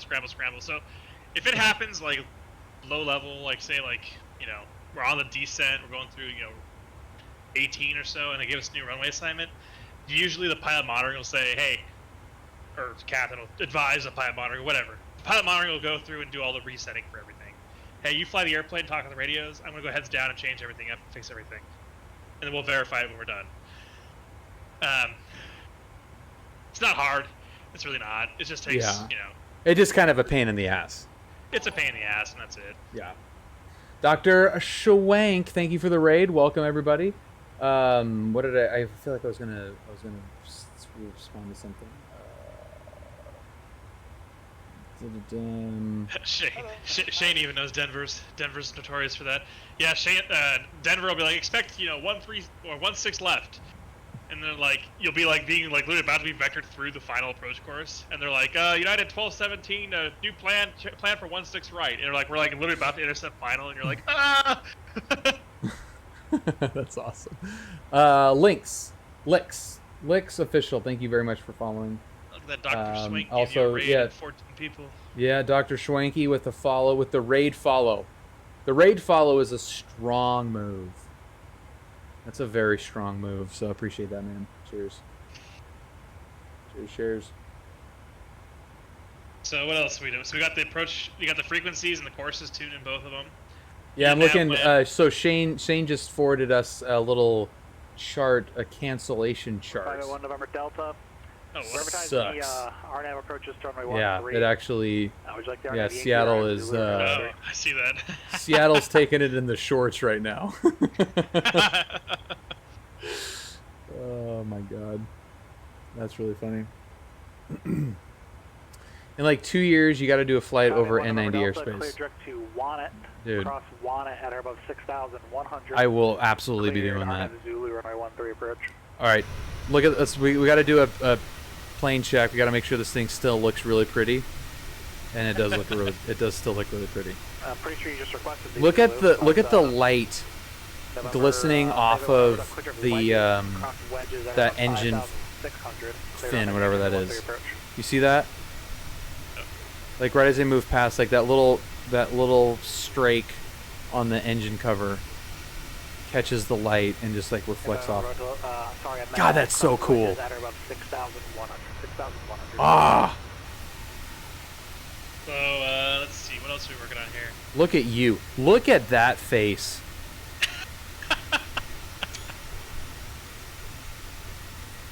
Look at that face. Oh my god.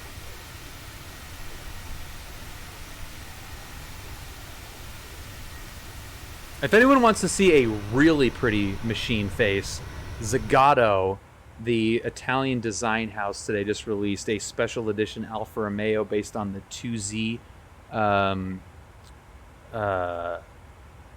coupe from the 80s, and it is unbelievably pretty. Anyway, back to airplanes.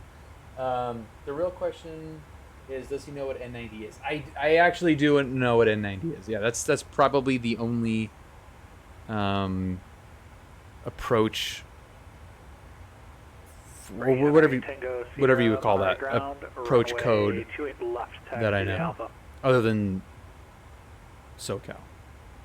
I want to know why it has a number in it.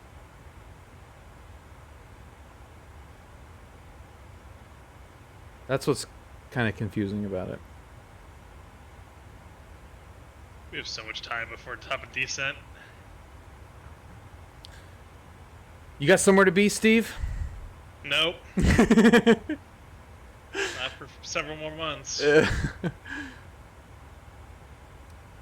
Well, then I'm gonna freaking abuse you for this if this wasn't like totally painful for you. Nah, it's all good. All standalone Tracons have numbers. Bill, next time you do the stream, I'll loan you one of my shirts and epaulets, and you can sit there in the uniform and just, Are you serious? Well, I was kidding, but you sound so excited about it now. Maybe I'm not. Oh, I would totally do that. Are you kidding me?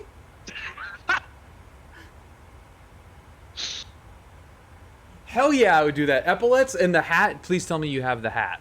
Of course I have the hat. Yeah, I would absolutely put the hat on, dude. Brad says Jesus. Listen, Brad.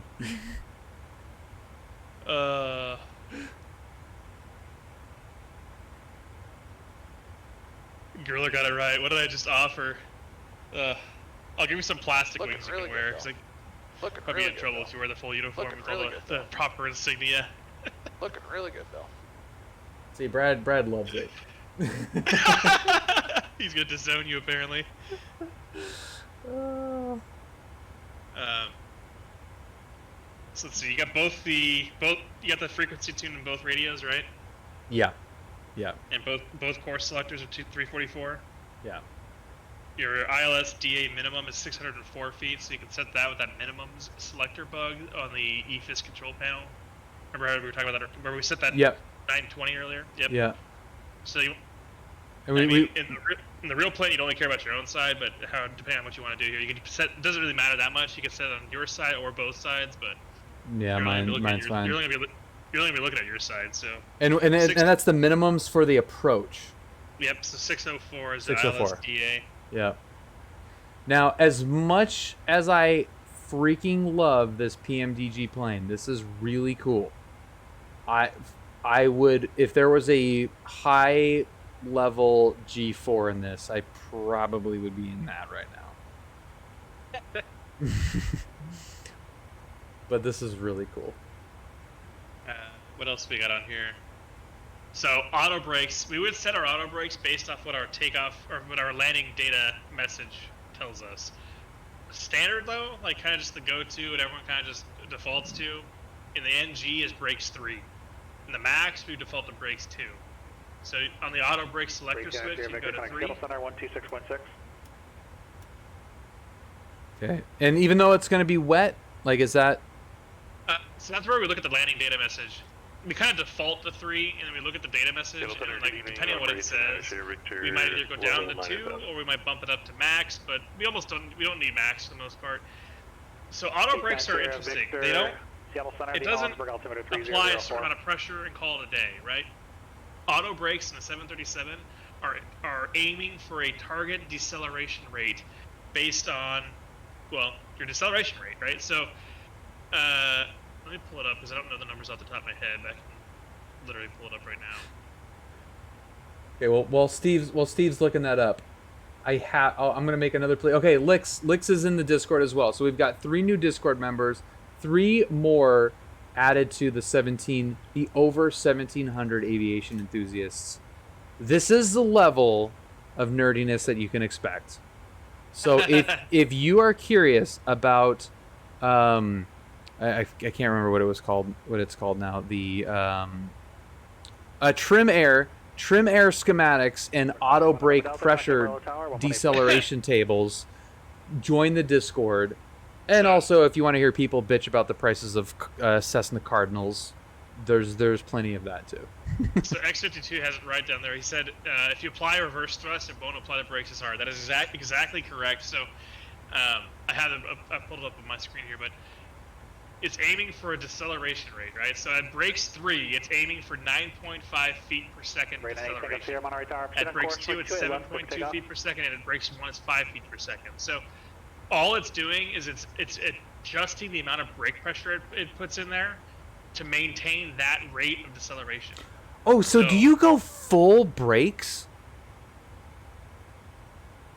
No. So in max auto brakes is 14 feet per second. So what it's doing is when it touches down, the computer, the airplane is smart enough to be able to figure out its deceleration rate, the rate at which it's slowing down. And it will either grab the brakes more or it will release the brakes a little bit to maintain whatever rate you configured with that auto brakes selector. So what if you land and as soon as all 3 wheels are down or corners, whatever, you just go full threshold braking? What happens? So the auto brakes will initiate braking on their own. If you go in there and you apply brake pressure yourself, you will turn off the auto brakes. And the funny thing is, the best way, the most effective braking you can get is manual braking by pushing on the pedals as hard as you can and telling the plane to stop. You're not going to bald tires or anything. We have anti-skid, so it won't let the tires like scrape or skid across the ground. But the important thing about auto brakes is that it's going for a deceleration rate. So when you touch down, if you throw in max reverse and you still have the auto brakes on, that's not actually slowing you down any quicker until you turn off the auto brakes and start manually braking. Because it's going for a rate, right? So it's shooting for a target deceleration rate. So all that applying reverse thrust does, if you have your auto brakes on, is it's going to release the brakes more, so you have less wear on your brakes, but you're going to be slowing at the same rate regardless. And it's kind of a weird concept that some people just don't understand. So rubbing his head now. when do the brakes apply themselves? As soon as you touch down. Oh. It's just changing how much pressure it's putting on the brakes to maintain the rate of deceleration that you told it you want. Is there a like a squat switch on the suspension too, so it makes sure that it is applying brakes with full weight on the suspension? I don't remember off the top of my head what exactly triggers the auto brake response. I'm sure it is a weight on wheel switch. I just don't remember what. Okay. All right. So that makes sense. So I could come to a stop without touching the brakes manually. Yes. Okay. The auto brakes will bring you to a complete stop just by themselves. Okay. SOP, or like the way we do it in the plane, usually after we touch down, sometime between about 100 knots, between like 120 and like 80 knots, at some point in there, we will disengage the auto brakes and manually start braking. And then, okay. And you disengage by applying the brakes. Yes, exactly. Got it. But Got it. Because so those brakes are not just at maximum braking pressure as soon as you touch down. They're grabbing just enough to maintain that rate of deceleration that you want. Okay, got it. Stick Figure, thank you for joining the Discord. You give it a shot. Anybody that's interested in aviation, give it a shot. You can very stealthily dip out if it's not for you, but we don't have many people that dip out because it is a really freaking solid crew. Holy crap.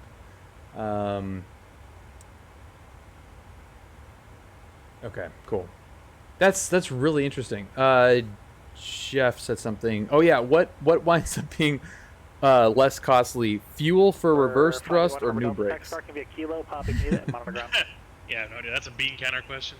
Yeah, I would say definitely the gas is cheaper, because like you guys refine your own fuel, right? No, we're not Delta. Oh, is only Delta does that? I think Delta even sold that refinery. I don't think they do it themselves anymore. Well, son of a gun.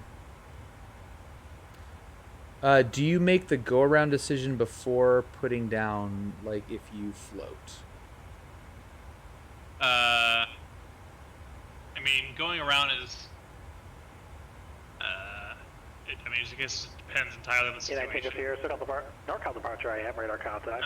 If we don't touch down within the touchdown zone, that's supposed to be an automatic go-around.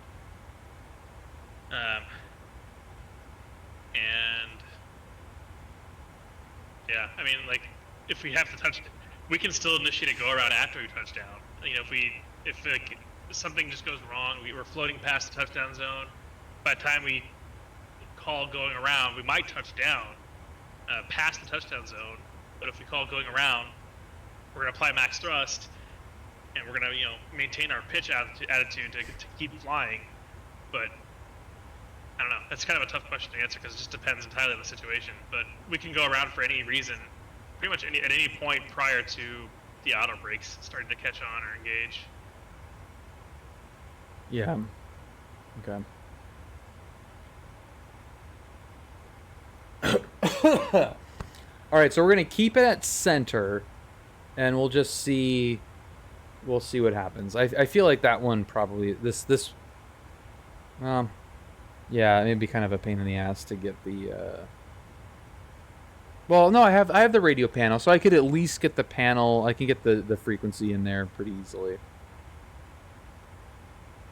Okay. Are we at the Sheridan or where are we at? Are we at Hilton property? What are we doing when we land? It's a Marriott in Marriott. Seattle. Okay. All right. Marriott by the airport. Yep. The old airport Marriott. Links, I stream right now every Tuesday.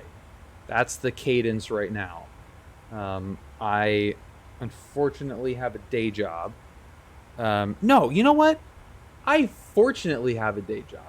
I love my day job. I was like, why did I say unfortunately? I would love to stream all the time, obviously, but I actually really love my job. But I also love hanging out with you guys, and in a not so roundabout way, got my current job and closest friend as a result of streaming. So Bill wants to figure out streaming a 360 camera from a live cockpit. I do. Yeah. That would be pretty illegal. Maybe not illegal, but pretty stupid. That would be fun though. I feel like I could like, I mean, do you really does it need to be live is the thing that I question.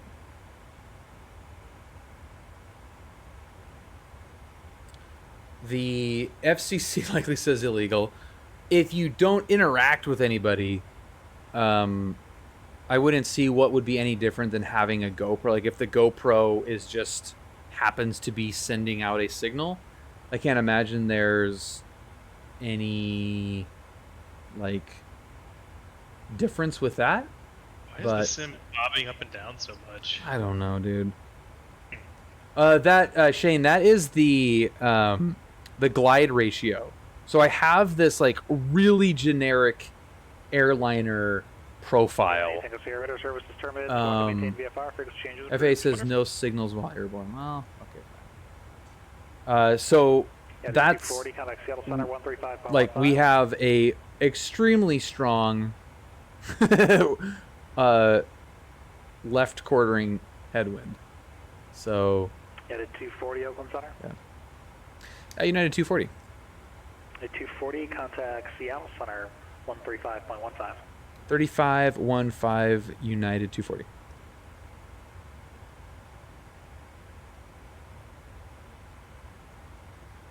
Yeah, that is really weird to see that so if we had an engine out, if both engines died right now and I turned to the northwest, I would travel. that is not accurate. I would go. How's that? No, you don't think so? I wouldn't go only 8 miles. I think a brick would glide farther than that.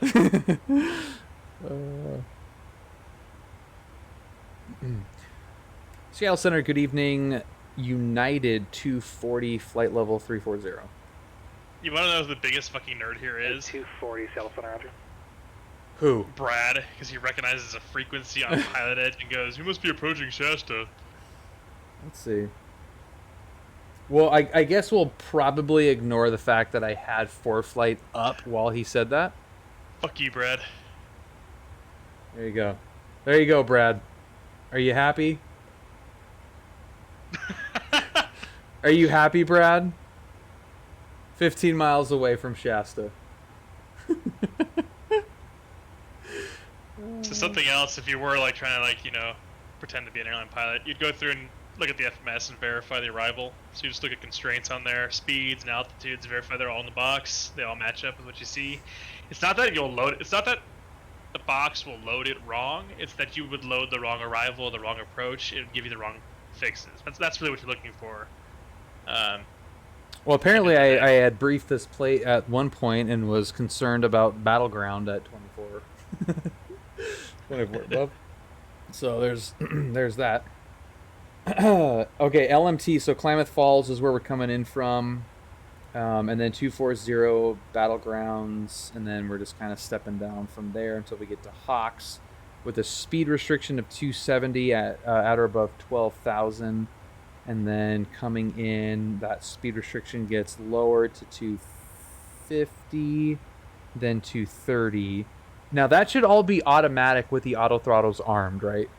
Yes, but 7.3 is a slippery airplane, and if you get descended late or you have a tailwind, you might not make those, and that's where the speed brakes come in. And there's some other tricks we can do to try and help the autopilot. Is there any limitations on the speed brakes? Nope, there's just a flight detent. If you look down at the speed brake handle, and like the track that it travels along, yeah, Oh, you have speed brakes out right now, dude. Yeah, I know. I just clicked them on just to see what it would do. Oh, why is this turbulence is like? Yeah, the weather. I think it's just the weather is just not happy. Over speeding again. yeah. The weather must have just loaded in. That's why I hit the speed brakes. Okay, so there's like in flight. Yeah, flight detent. Okay. Yeah, so that's full when you're in flight. Yep, and that's as far as it'll let you pull it. There's like some mechanical stop that it won't go past that. Yeah. he was at 0.88 Mach for a second there. Hell yeah. That's what I'm talking about. Look, everybody needs to give Brad a friggin' break because he is a freshly minted, as of this afternoon, Gulfstream G4 pilot, and went through, out of all of his check rides and sim sessions, probably the crappiest sim check ride of them all. So we cheers to Brad for getting through that, and congrats on the big boy. Genesis, thank you for the follow. Welcome to the stream.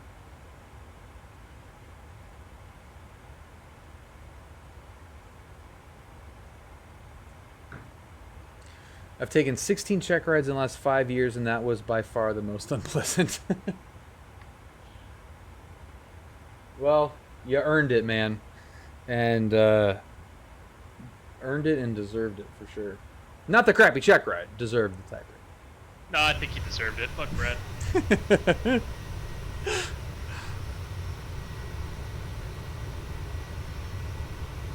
little 7.3 butthole. Oh, look at, dude, that looks so cool.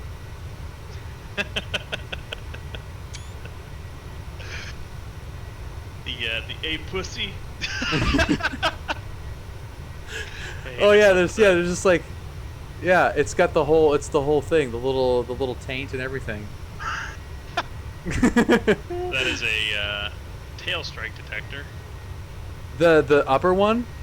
No, that little thing dangling out the bottom of the airplane. Oh yeah. No, I meant the APU exhaust, like that upper circle. That's more the beehole. Which reminds me that I always forget I have this sound effect.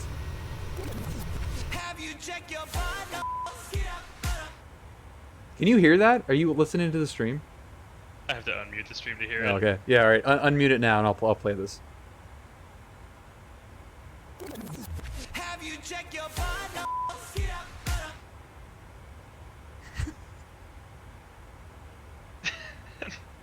You've heard that song, right? I don't think I have, actually. You haven't heard Have You Checked Your Butthole? I have not, and honestly, I don't think I need to. Oh, yes, you do. Oh, my God, you have to hear it. It's the best. Oh, it's so good. Have you checked your butthole? Skidoo, butthole, butthole. I have not seen your keys, but since you're asking me, you better check out the butthole. Okay, so the bobbing persists. God, that looks really cool. How much time is left? Yeah, good question. I'm starting to get hungry. 52 minutes? What the hell have we been doing this whole time? Why did you choose Seattle? Okay, so I'll tell you why I chose Seattle. It could have been like San Jose or San Francisco. I know. Here's why I chose Seattle. Las Vegas. I knew it was going to be a bit of a heavy lift getting this thing up in the air. I didn't want it to be so short that we were going to be like it was going to be too much stuff going on. Like, I wanted a little bit of a time to like chill and enjoy the plane. I don't like Portland, and Seattle is not that much further, and the scenery in Seattle is so much better in the sim, so that's why I chose Seattle over Portland. And the other ones I just wasn't feeling it. I don't know. Sacramento Yeah, it was really more. It was more about having good scenery when I landed, and having it not be too short. So it kind of limited. I thought about Salt Lake, and I was like, I didn't feel like it. I think this is fun. I'm enjoying myself.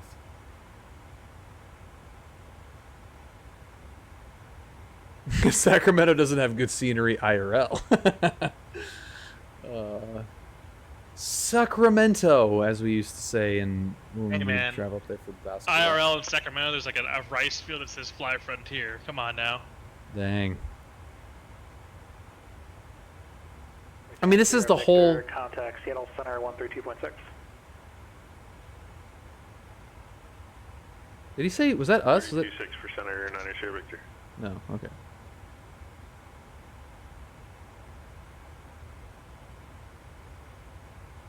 Hey, bird.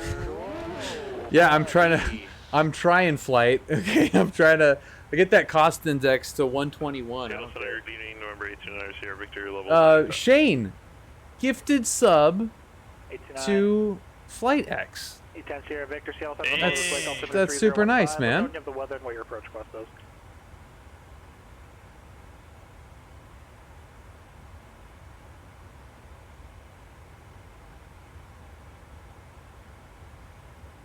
Okay. Plane doing? Why is it turning left? Because it's supposed to be. I just checked that. Oh wait, Shane, you gifted 12 months to Flight X? Dang, dude. I thought it clicked on anonymous. Well, Shane, dude, thank you so much. Regardless, man. And I'll get you anonymous or docs, dude. That's super nice. All right, we'll call you back and let you know. 90 Sierra Victor. I thought that was saying like accumulated from Flight X from like before, but no, that. Yeah. Damn, Shane. Thank you, dude. That's really oh my god.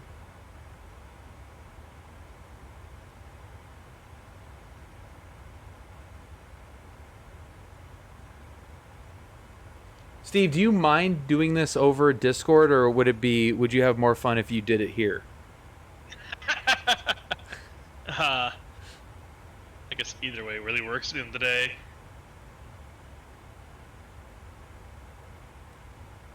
Doesn't matter to me, really. Moose, and enjoying it as well. Well, I won't have to watch 3 McDonald's ads every time I do it. Oh, that's really funny. This thing is pretty. This thing is pretty. Still zoomed in on the Boeing taint. Look at that wing flex. You kidding me? The plainness. Are you freaking kidding me with that wing flex? That is hot. Yeah, we're gonna have to do this like in person too, Steve. So you something up with like the sim. Yeah, there's something. It shouldn't be shaking that much. No, something's up for sure. Yeah, livery does look really good. Yeah, so if you're just joining, welcome to the stream. My name is Bill, private pilot out of Orange County, John Wayne, and we have the voice that you hear is Steve. Steve is an FO for United, type rated in the 7.3 series of aircraft, and he is single-handedly carrying this entire stream. If he wasn't here, my God, we would have busted through noise abatement procedures. Cost index would be 0. The cruise announcement would have been just complete utter trash. Everything is good because Steve is here. So there's that. What's up, Scooby? Everybody says hi, Steve. Hello. Oh my God. And thank you to everybody that joined the Discord tonight. It's super cool to continue to see that server grow. And fuck you, Brad. I deserve all the flattery I get. yeah, the poor man's broken, Brad. Yeah, kick a man while he's down. Yeah, leave the poor guy alone.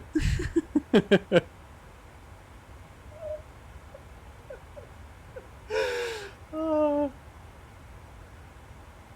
my god. Yeah, Andy's a cutie. And yeah, if anyone's got any like sisters or cousins or you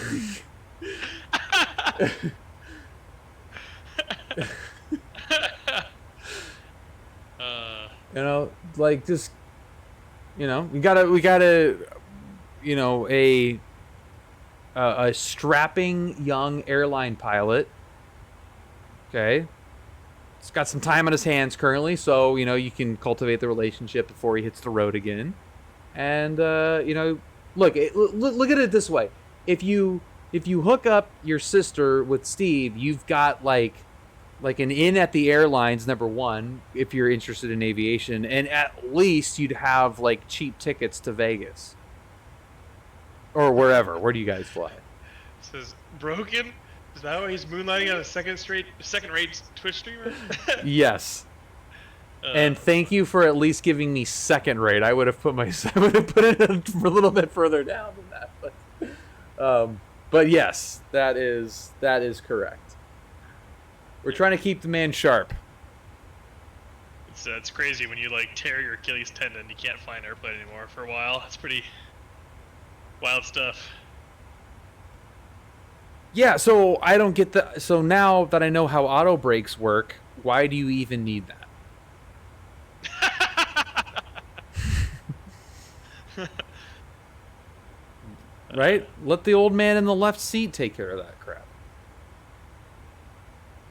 You're just talking to Salt Lake Center and, getting ride reports. What do you need your Achilles for? It's the entirety of my job. Yeah, it's like you got a taxi or whatever.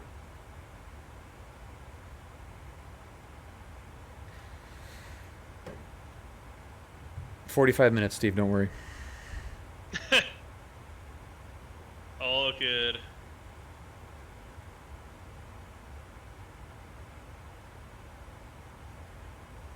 I feel like Julia's been on this run of like the worst Christmas movies ever. Like the really embarrassing ones. Like there was some Mariah Carey one that she was watching. Let's see if we can do. I haven't done this in a long time. This is a fun trick here. Watch this.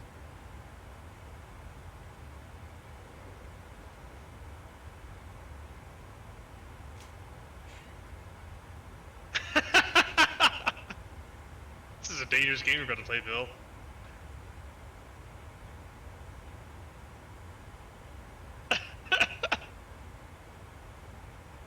Julia, what is this crap?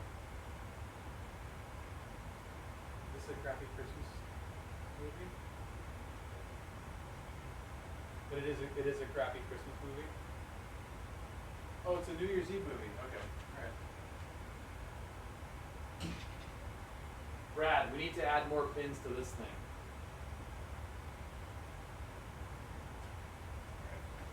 So it was a crappy New Year's Eve movie, not a crappy Christmas movie.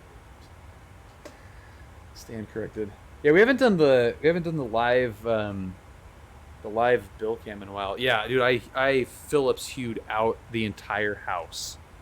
I have 17 addressable lights in the house. It's very pretty. And then these don't show up on the stream as well because of they're kind of like washed out usually, but and then the mess that's are those out? Yep, those are out. Right hand Sierra Victor, descend to maintain 7,000. 7,000, under Sierra Victor. Yeah, 17. They're not 1, 2, 3, 4. So 13 hue and 4 like generic. And my other little strip fell off. It's kind of crazy when they're $15 a bulb.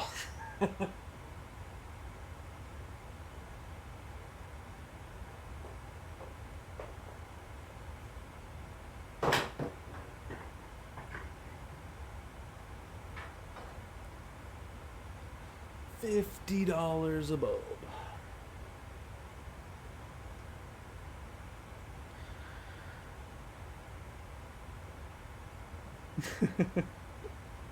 Magenta, Brad. It's magenta.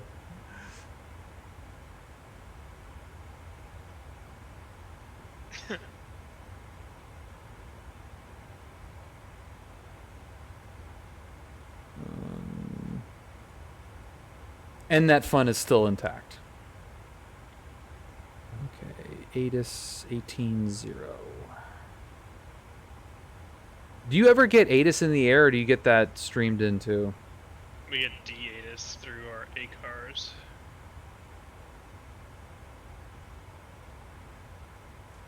Must be nice. It's not bad. Doesn't suck. Must be nice. Okay, how do I turn on... do I turn... So how do I have the COM 2 volume on? You want to like identify the nav aid? No, COM 2, like so when the ATIS... I'm sorry, yeah. You would just hit you see on the versus VHF2 on the auto there, just push that. Okay. Now they should both be on, right? Oh wait, I'm so sorry. No, I'm sorry. I'm just trying to do something else real quick. Go back down, look lower on your panel. Like look further down. In the air on this frequency on the ground 2.2. Change to advisory frequency is approved. On the left-hand side, where those row of black buttons are, with like the far left one lit up. Yeah. Yeah. So that's your mic selector. Those buttons. Okay. So the knobs below those are your headphone selectors. So just push down on that one that says VHF2. It's that second from the left. Oh yeah. Okay. Cool. Easy. So the light, it should illuminate. When Yep. You push down on it. Yep. Well, you're looking at the wrong. That's to the right. No, look. That's the FO side. Oh, I see. Okay. Yeah. Got it. Yeah, you want to do the yeah. Got it. Okay. Side. So now it'll pop on when we get close enough. Hopefully. I don't know if you have the speaker on or not, but We'll find out. Oh well. We have the weather if it comes down to it.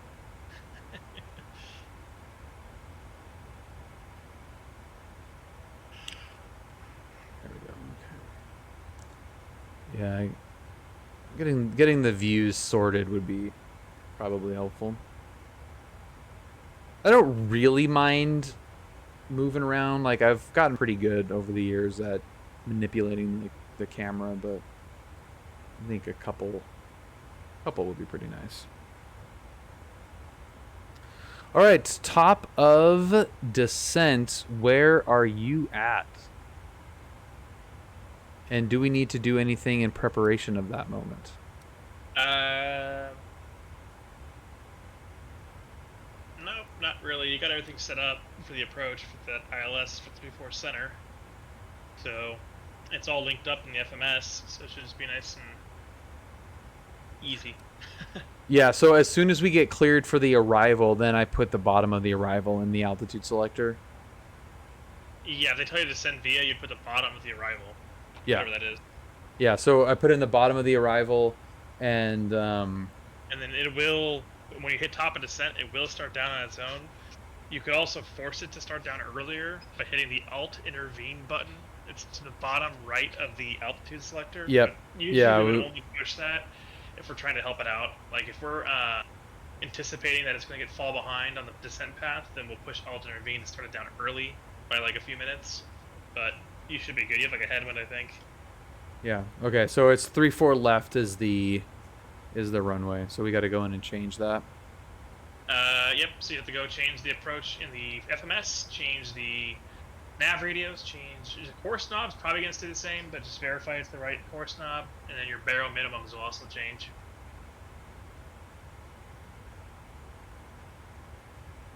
Okay. Let's go to... Nope.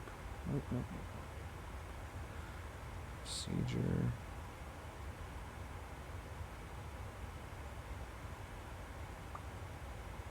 What's up, Bob? Missed the important part of flying a Boeing. That's funny. Let's go approach and ILS 34 left. Sounder. Add to route. Show plates coming in. All right, so 1075. 1075. Done.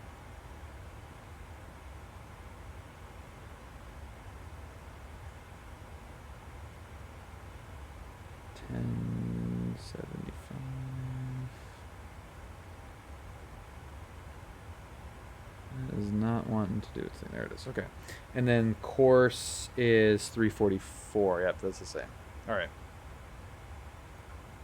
Prepared. So that's not too bad. And I have the other frequencies loaded up in standby. So if it goes to center, I can just swap them. Course is confirmed the same. And minimums are lower. Yep.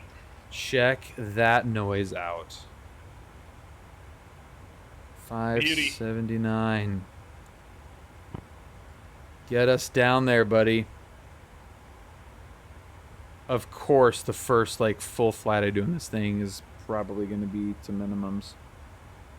Yeah, I mean, if you want to do it, we could do the auto land if you want, or you could just hand fly it once you break out, or however you want to do it. I don't care. If you want to do the auto land, though, you gotta prepare for it ahead of time. What's up, Bobby man? How's it going, man? Where this plane is landing. So that's the good thing about the flight sim is the no missed approach is in full effect. Like we are landing the plane. We will be doing the secondary minimums.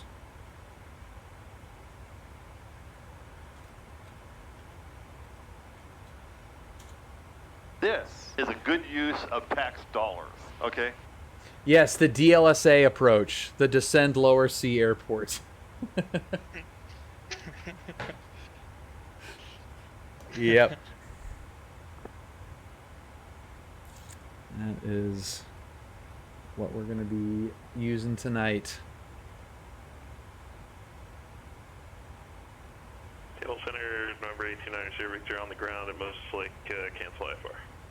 Retime Sierra Victor, cancellation I'm still gonna send it. Okay, FO, Captain needs a quick bio break. I mean, I'm in the kitchen, but you got the controls. You can see all the rest of my magenta buttons.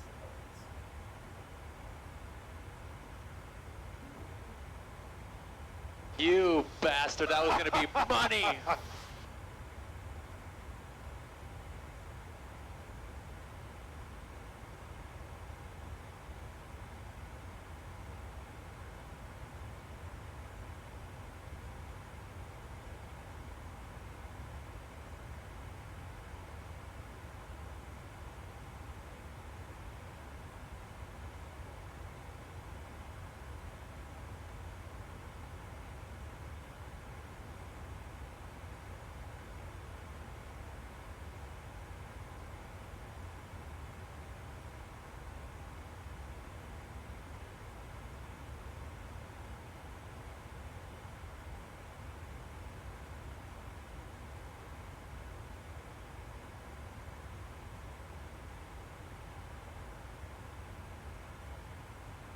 What the f***?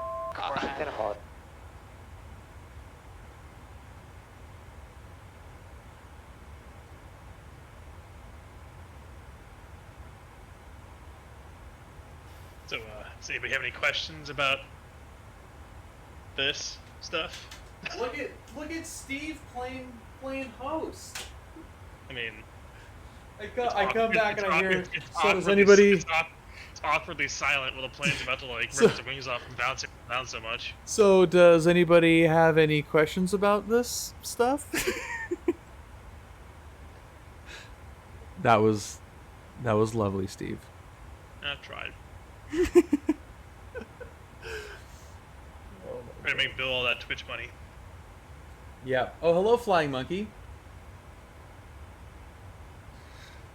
Oh my God.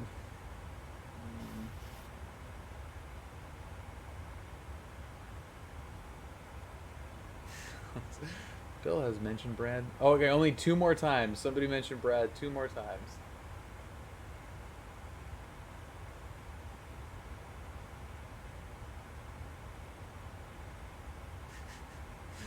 Descend lower C airport.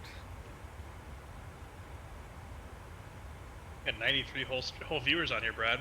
Or Bill. You're just talking about Brad. Yeah. Yeah, it's pretty good. It's what the power of the tube.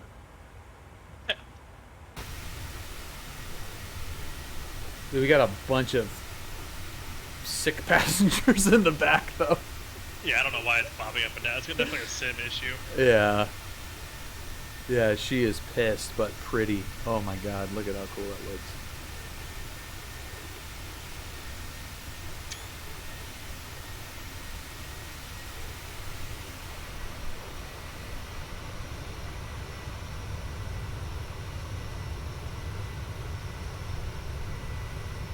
Yeah, those wings are getting freaking smoked.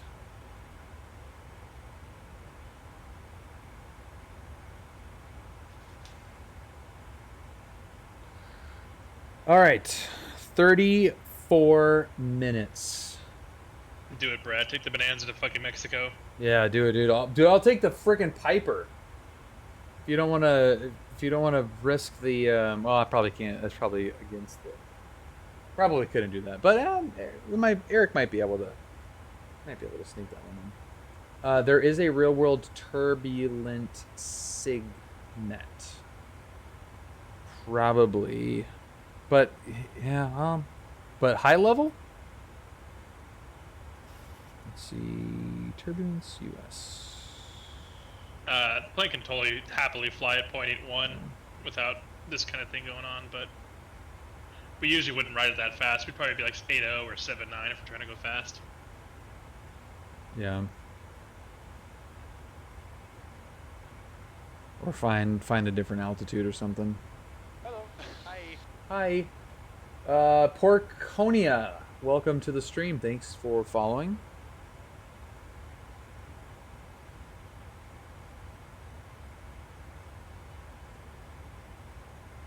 Moderate drop.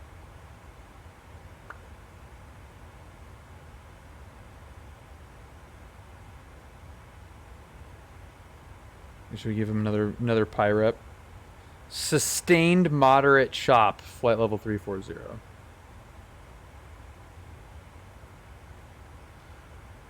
Seattle Center United 240. I'd like to report sustained moderate chop at flight level 340.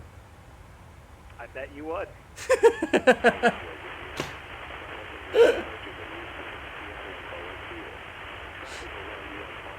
Oh, that sounds terrible. We're gonna turn that off for the moment. Yeah, 240, you want to try lower? No, that's okay. We're fine here. 240. Okay.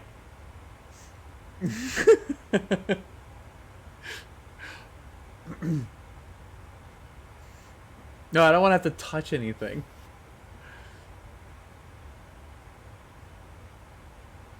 I guess you would do like altitude intervene, like lower the altitude intervene, and it would head down there.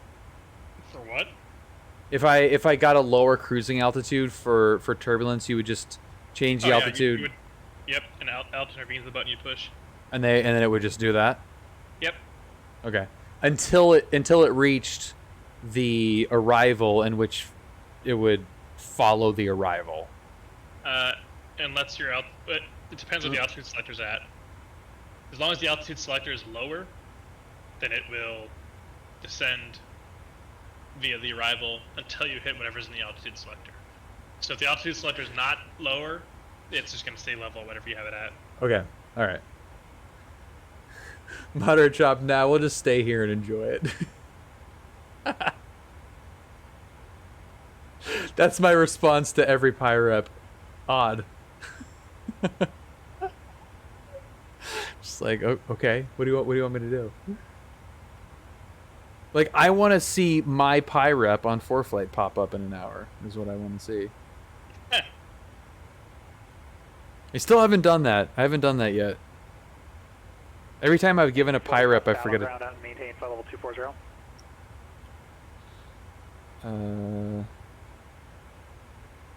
Can you repeat that for United 240?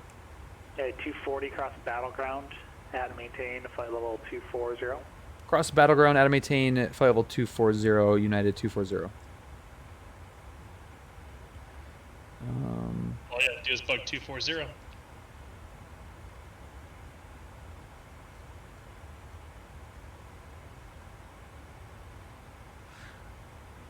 Now what? Okay, so I'm gonna check the plate though, just so I kind of understand what that means. Yeah, you also more or want to less. verify it. I mean, like, just look at the plate and see if Yeah, like, actually have a 240 restriction, or is it something higher or lower? Because you might have to change that if they. Yeah. So if it was, So just go look at the FMS first as well. Like, see what the FMS has in there for battleground. yeah. So battleground is 240, which is probably why I had that noted. So, the plate says battleground above or at or above 240. He told you to cross it at 240, right? So you see it says 240A. It might not cross it at 240. So go ahead and I would just type / like / 240, and I'd put it on that line, just hard code it as a cross at 240. Okay. Yeah. Yep. I've tried to do that in the citation too, because I've kind of like naturally been like found myself high. So if I go in there and just like hard code all the bottom altitudes on an arrival, I feel like it's probably unnecessary, but I feel like it's helps in some way. Like make sure that I'm at the bottom.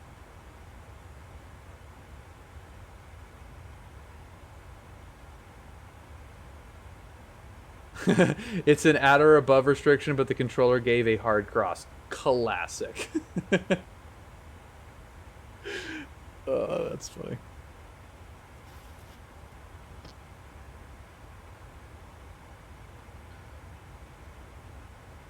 Cool. Okay. If you go to the prog page on the FMS.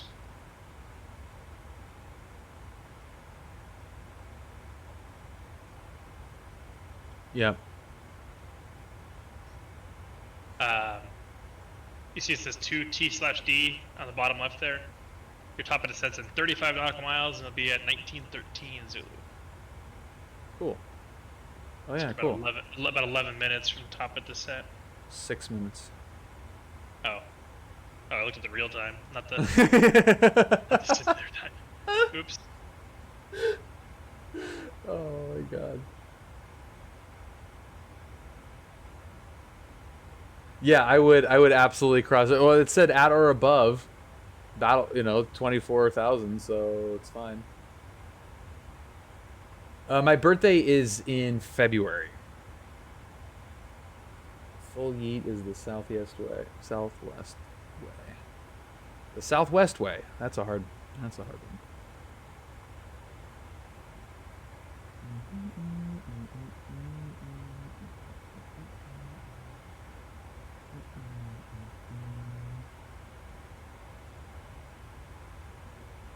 It's decided, yeah.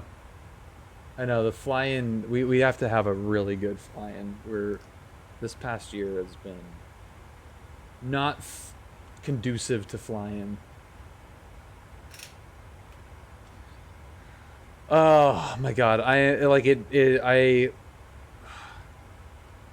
am scared for my poor computer descending through the clouds and entering the Seattle area. With what, this is going to be full IMC probably until below minimums. So this is not going to be the prettiest of all arrivals into a major metropolitan area. What's the weather doing out? It's improved a little bit. What do we have here? Scattered at 600. Well. The icing and hard IFR is now marginal VFR, 10 miles visibility. Something else you would have preemptively done in cruise is find your your target approach speed. So depending on the winds, what were the winds doing? Yeah. What were the winds? What did I say? 360 at something or other? 360 at 6. Flash to Tango, welcome to the stream. So, you're going to go to the init ref key on the FMS. Okay. And then, we normally land flaps 30, that's just kind of what everyone prefers. So, if you double click the flaps 30 landing line, or the flaps 30 line on the right hand side, where it says 150. Yeah. Just click that button twice, it should occupy, yep, you see it's 30/150 now for the flap speeds. Yep. Wind correction for us, we take half of the steady state wind with a minimum of 5. So it's 6 knots, so half of that would be 3. So we're just going to put 5 as the wind correction, which is already there. So if you just click that wind correction line, it should make the number bigger. Oh, yeah, okay. Click the wind correction like line again. Physically bigger. Yep, it's a little bit bigger. Yeah. And that's your target speed on approach is going to be 155. That's the 150 plus 5 for the wind correction. Right. So down the pipe on final, you're going to have 155 knots bugged on your airspeed window. Yeah. And then you're just going to hold that all the way down. Now, as you get closer, that'll probably go down a knot or two. So you'll just have to just double check it at some point during the descent prior to starting the approach. But that's your flaps 30 landing speed is 150. Yeah, Brad, the weather when we took off, it was 500 and snowing and crappy crap. So since we've taken off, it has improved.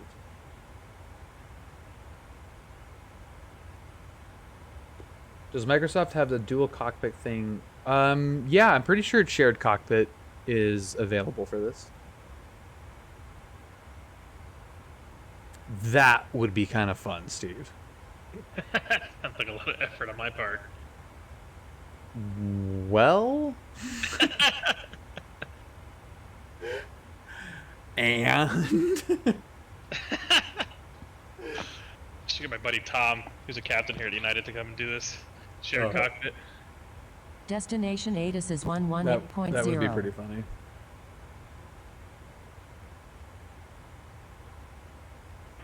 Simultaneous approaches to parallel runways in use.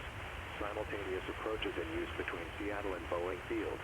Traffic below you on final. VFR departures contact clearance delivery. Advise on course heading, altitude, and if flight following is requested.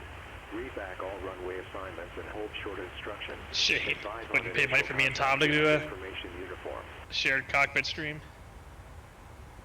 Seattle Tacoma International Airport. ATIS information uniform.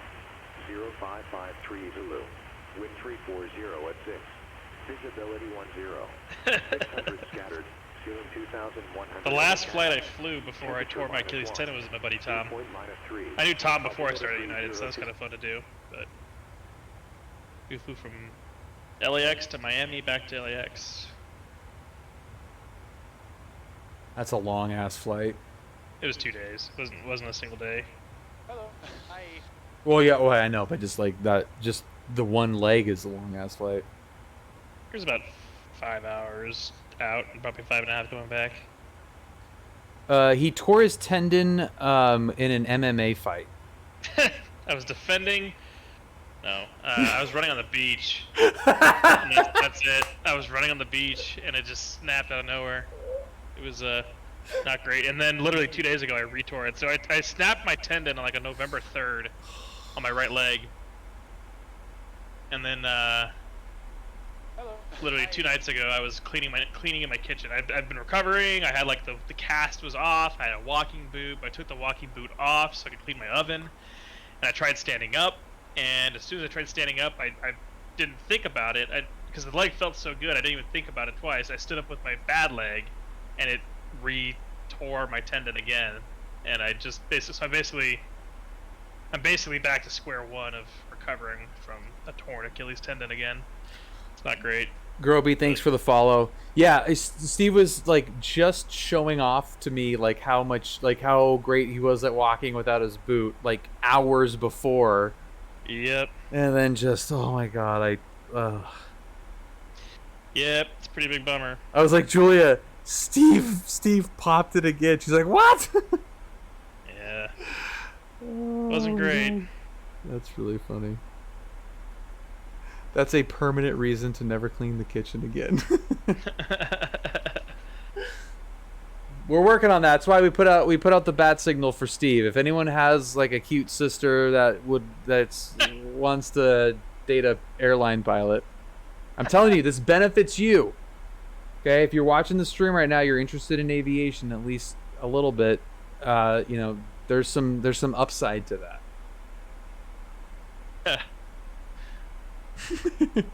But no, I'm not married. I'm single, and yeah, that's it. Really boring story.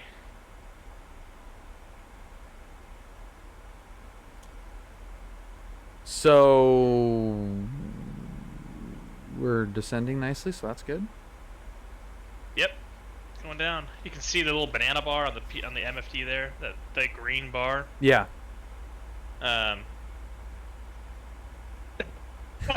Shane. Steve and Tom to fly, shared cockpit, and then they can run. Oh, then I can run center, and Griller can do all the terminal shit. Seattle Center 126.6. That'd be pretty funny. 126.6 United 240. And I'll do ground on VATSIM. Seattle Center, good evening. United 240, flight level 250, descending 240.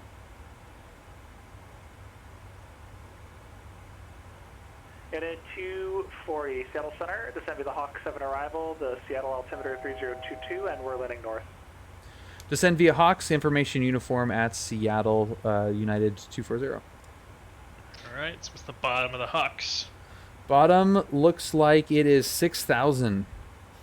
So you can bug 6,000 on the altitude selector. We're given descent via. We verified the constraints earlier, so yeah, it should be good all the way down. Landing north, okay.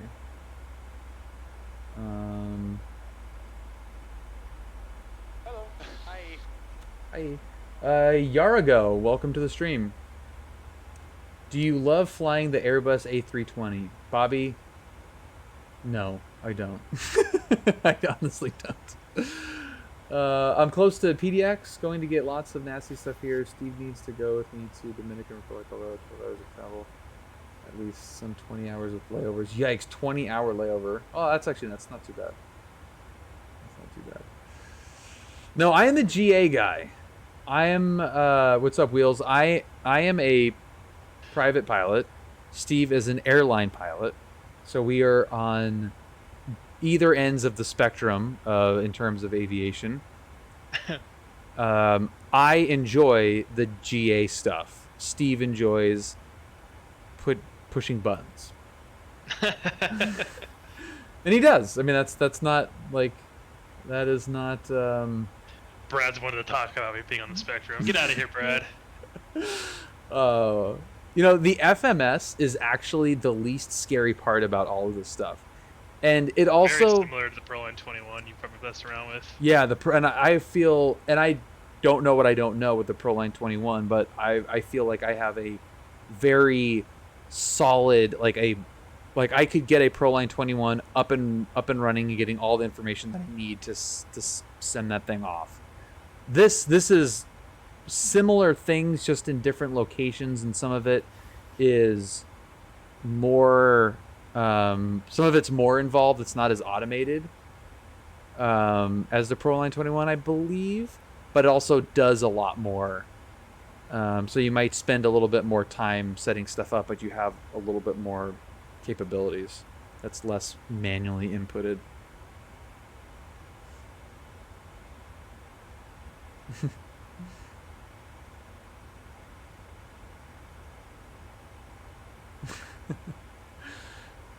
Yeah, getting a 6155 video. That would be fun.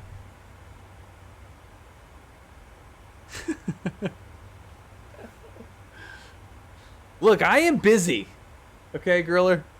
Trust me, nothing would be more satisfying than commercial multi.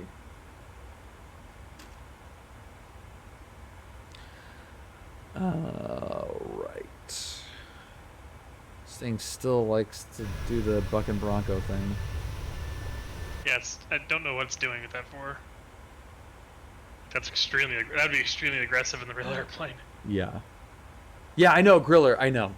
And everything got very quickly out of hand with work. Yeah. I'm not even flying currently, but well, GA is technically the gateway for everything.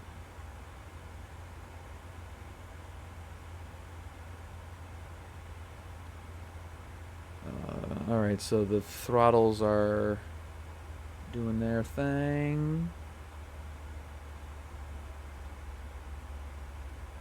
Seatbelt sign should be on still because we're getting friggin' rocked.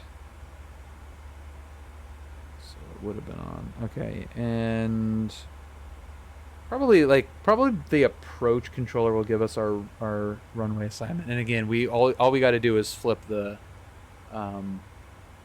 pull up the plate and flip the frequencies, and we're good to go there. And adjust your barrel bug.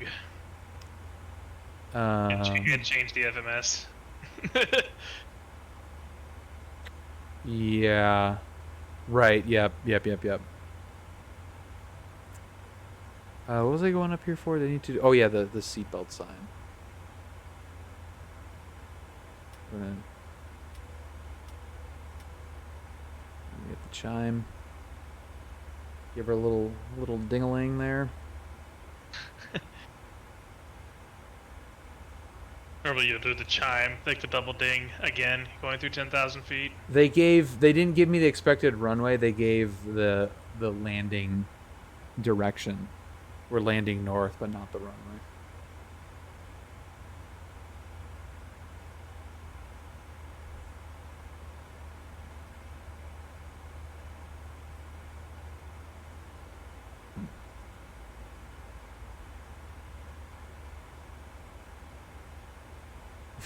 Get the right side. Yeah, might as well. What's that decel bug? A little decel. Oh, is that 10,000? No, it's what? not. There's that little decel thing. Oh no, that's just going to be a speed restriction or speed reduction usually. It's probably associated with 10,000 feet. Oh yeah, the Hawks. That Hawks. There are speed restrictions on Hawks. Yeah, if there's a speed restriction at Hawks, then it would be slowing you to. It looks like it's 270 at Hawks, so it's going to start slowing you at the decel to get to hit 270 at Hawks. Okay, cool. They're usually pretty accurate. Yeah, that's cool.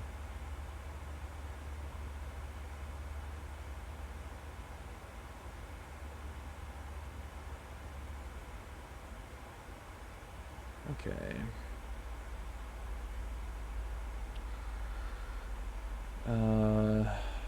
PFD is calling me names. That's good. All right, what are we at? Oh, we're coming up. We're just Let it do what it do, baby. We up, baby. Best angle of climb. What is up, Dave? All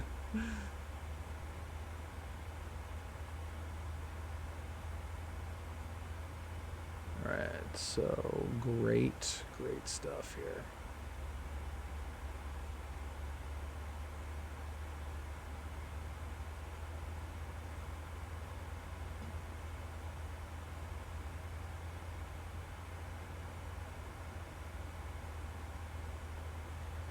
Best angle of climb.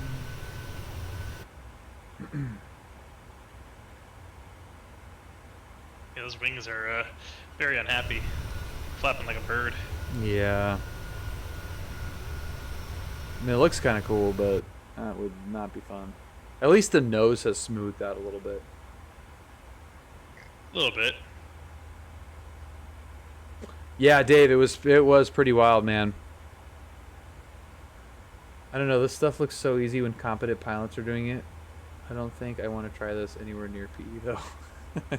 Dude, where do you see a competent pilot doing this is what I want to know.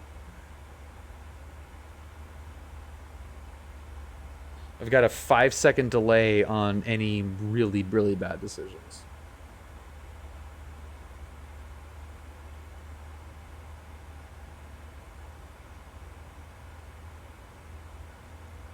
How's my GPU doing? Yeah, GPU temps at 55C. That's not too bad. What's my CPU at right now? I don't have temp. I thought this thing would be like fucking roasting. 23 gigabytes of RAM though. How about that?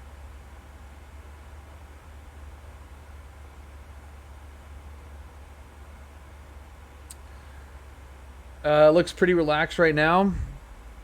Yeah, you missed the hour and 45 minute pre-flight.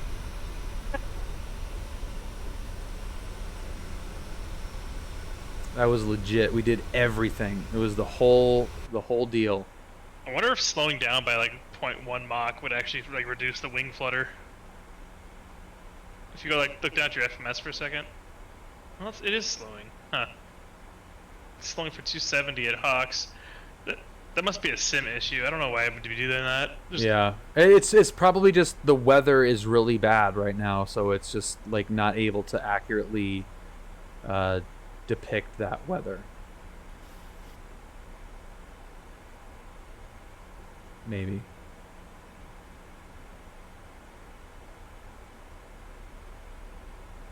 $72C in the first round. Yeah, that's where I would have thought for sure that my GPU usage would be more than it is right now. Even the CPU, my CPU is actually only at 40% usage right now. It's using a fair bit of the cores though, which is kind of nice to see. Getting the most out of that old Ryzen 9.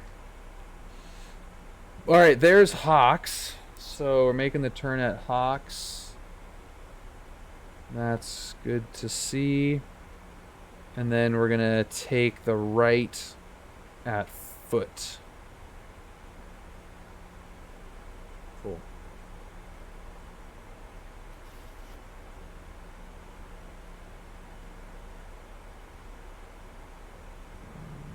Let's see. 25.6 maybe?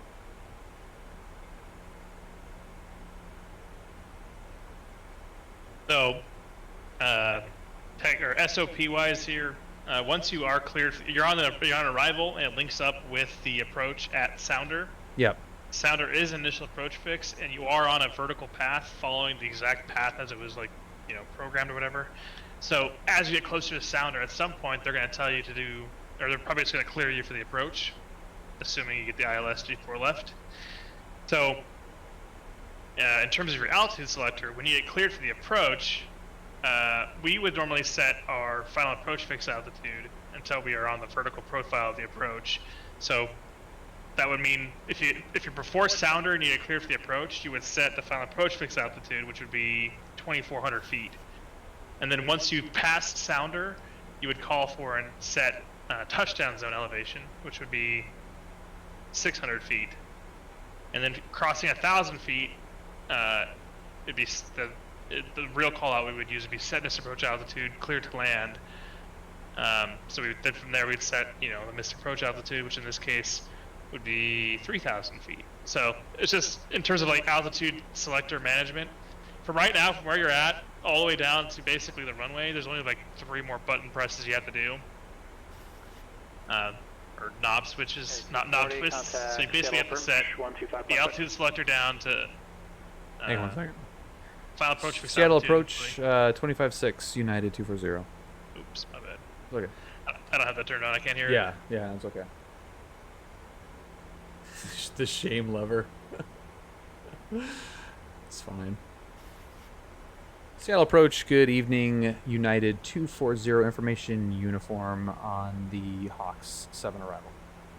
At 240 Seattle approach, altimeter 3022, thank you for your uniform, and are you set up for the ILS 34 right? Negative, we're set up for 34 left. We'll take the ILS 34 left if that works. United 240. And at 240 after Sounder, cleared ILS runway 34 left approach. 240 after Sounder, cleared ILS 34 left approach, United 240. I feel the need. So perfect. Just like we were talking about, so now you can set 2,400 feet on the altitude selector. Okay. 2,400. And once you pass Sounder, you would set the touchdown zone, which is going to be, like I said, 600 feet. So, Okay. You're clear for the approach. I would wait until you're on the vertical path using LNAV before you hit the approach button on the autopilot. Yeah.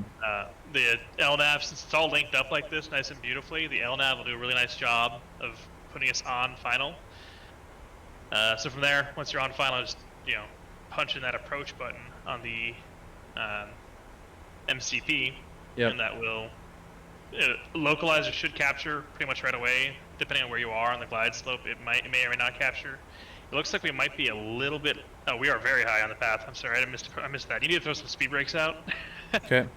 No, you're not that high. You're about 1,300 feet high. You see on the MFD, that little scale on the right-hand side that has the RMP and ANP on it?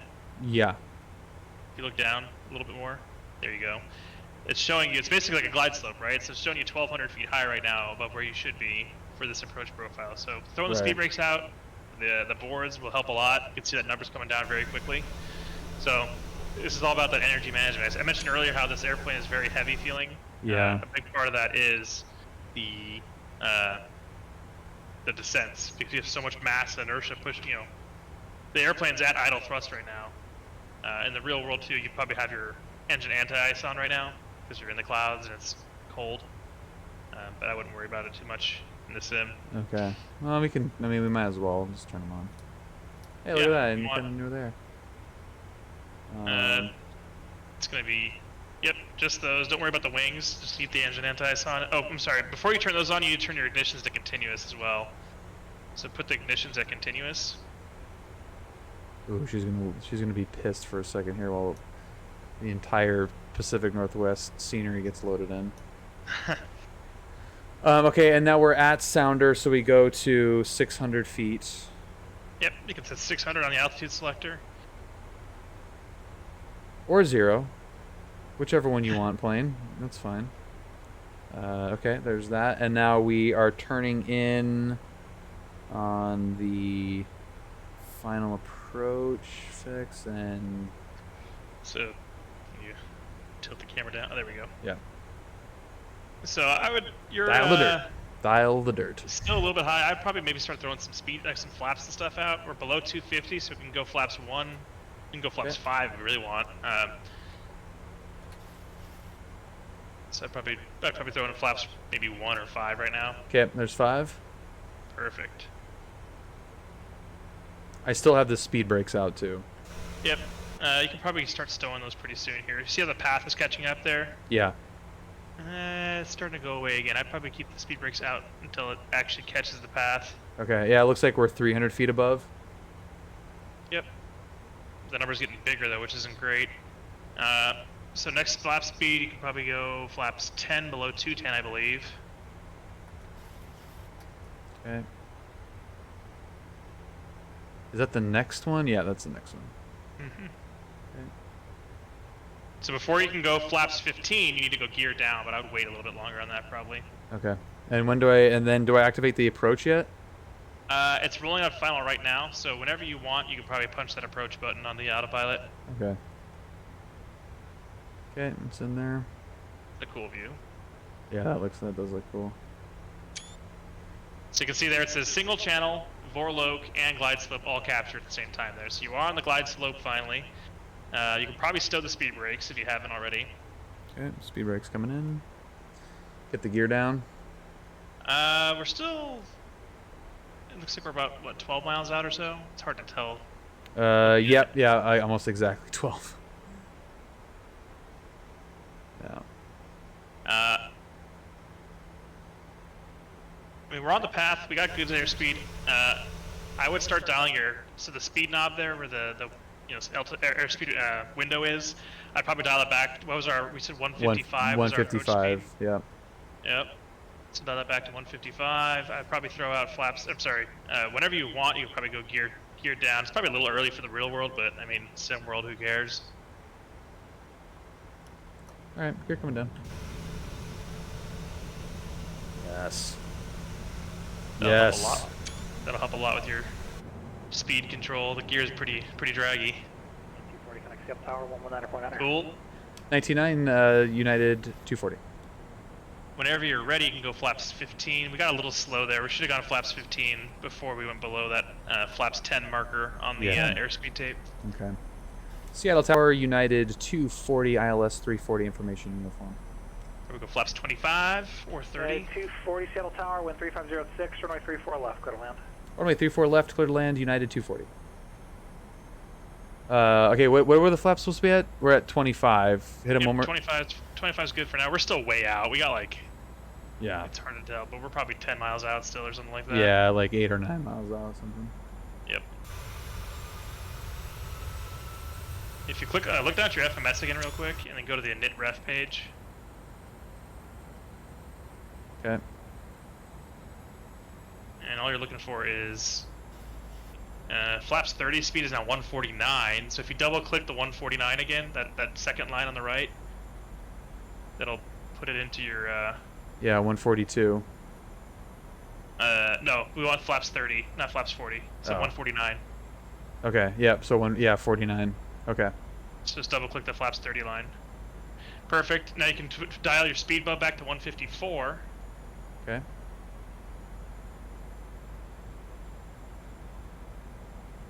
Perfect. And you can probably go flaps 30 whenever you want. I mean, we do our landing checklist. We already have the ignitions on in continuous. It is still freezing temperatures. We're in IMC, so we leave the engine anti-ice on. Yep. And lights are all on. Yep.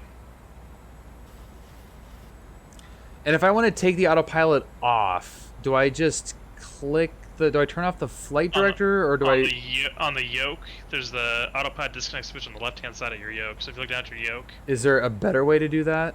That is the normal way to do it. So you would just click that on the left-hand side, like halfway down the little shaft thing. Yeah. Okay. All right. Let's do it. Yeah. So just double click or click a couple times on that autopilot disconnect switch. Yeah. All right. Shit. Okay. Here we go. Yep, you gotta have to click it again or it's gonna keep wailing at you. Oh, son of a bitch. Okay. Rick said, alright, everybody shut up.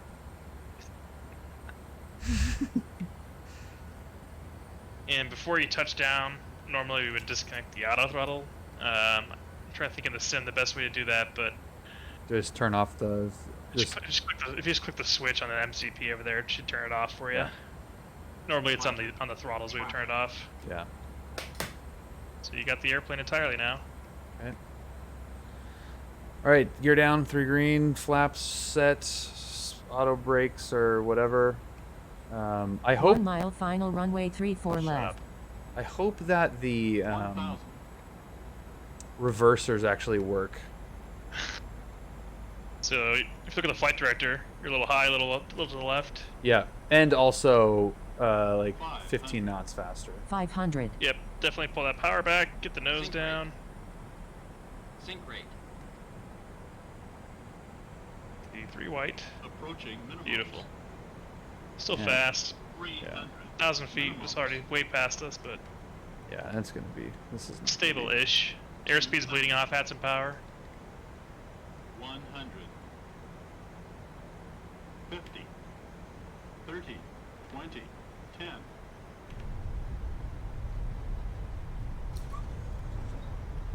Oof. Okay, the reversers are out. That's good. That's good. It's good. Good. Yep. It's a lot of snow on the ground. Yeah.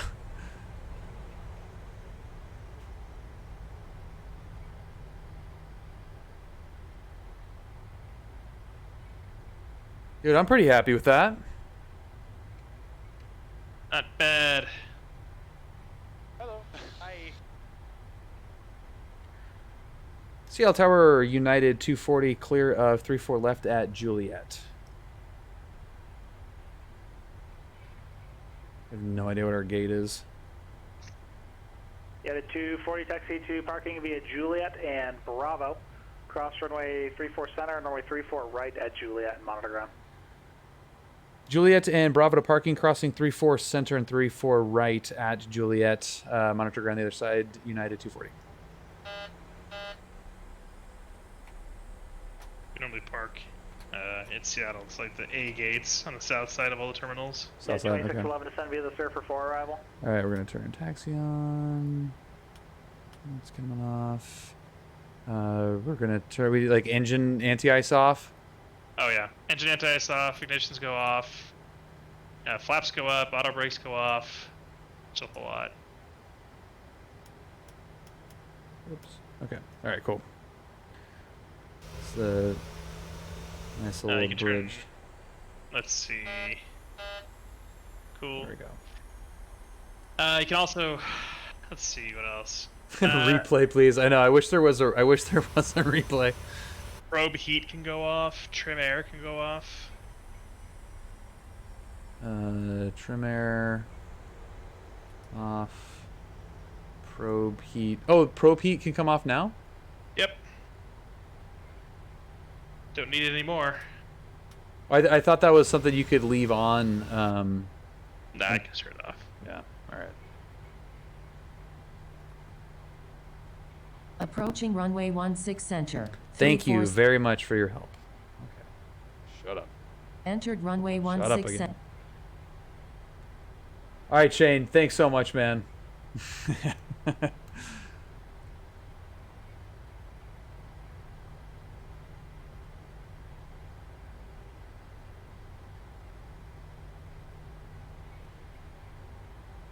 Freaking beautiful. Cold Nemo, thanks, dude.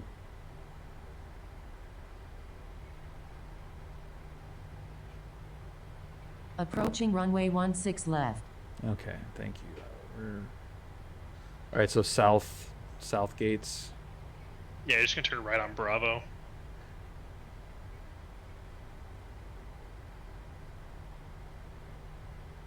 Do you have any checklists out during any of this, or was that all off? Just It'll all be flows right now. Yeah. The next checklist we pull up is the parking checklist after we park. Oh no, I mean like literally right now. Like, have you done this whole flight without checklists? Oh, for the most part, yeah, pretty much. I mean, I'm sure I've missed all kinds of small things that we catch with the checklist all the time. Yeah. But. Yep. See, that wasn't so bad. choose a shorter flight next time. Yeah. Well, I needed the mental break between between the startup stuff and landing. But yeah, some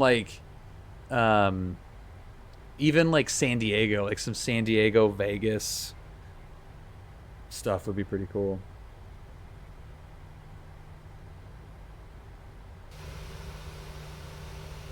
In the real world, we'd also probably do a single engine taxi in after 3 minutes on the ground. So after 3 minutes, we'd turn off the number 2 engine by just taking the fuel selector to the off position. Later. And then at some point here soon, we would turn the APU on. Sure, you turn the APU. Start the APU. Yeah, okay. We don't need to turn anything else on. Nope, just start the APU so it starts cranking up. Should go to start? Yeah, there you go. Yeah. Stream delay. You notice how the red AT light is flashing down there in the middle of your panel? Yeah. Just click on that light. Okay.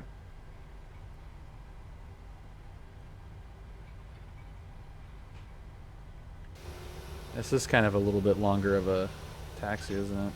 Yeah, it's hard to tell where you are exactly, but yeah, here's the main terminal, so. So I'm going to the south ramp. Look more to the left, because these gates kind of dip back. It's kind of like a taxi lane. You follow backwards, but Yeah, like that's the end gates right there. That's satellite end gate for Alaska. So you could have actually turned in that entrance over there, but there's also a second entrance coming up here. Yeah. Okay. I think. It's hard to tell. Whoa. That might be the B concourse right there, actually. No. Is the... Yeah, I don't know. I mean, we can park literally wherever we want. You're good. Keep going. Past I those could yellow park. planes. I could park it here if I wanted to. If you really want to, yeah. Who's to say where we can park, Steve? We'd also turn the flight directors off at this point as part of the flow, after landing flow. Flight directors would go off. The terrain radars would go off. Any weather radars that are on would go off. Roger. Flying in front of you. You just sound like an asshole. Let's park next to the C-17. That sounds fun.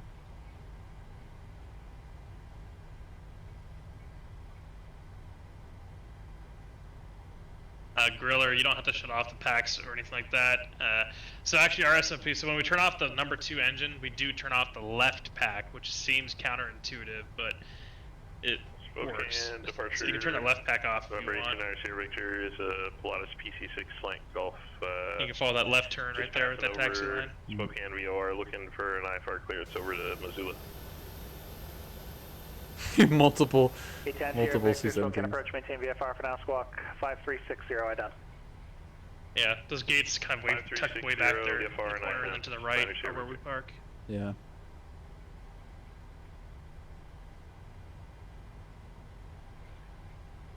God, these rudder pedals, not the best.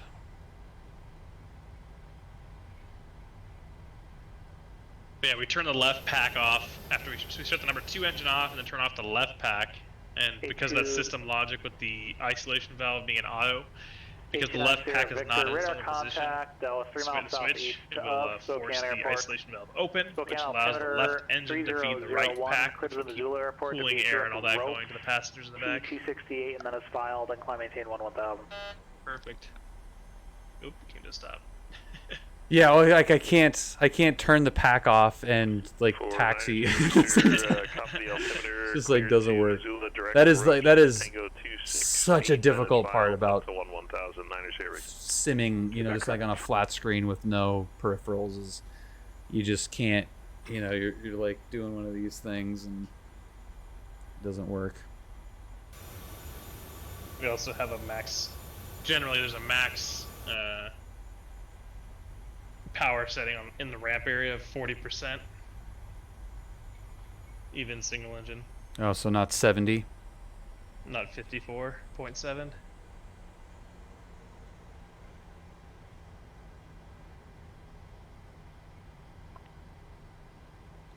Yeah, no, the airport FPS is pretty bad. At least with this thing, it's usually never. Oh, actually, I never go to any of these types of airports, so probably could stand to turn down those objects. Thanks for the help, Marshall. Just making me do this by myself.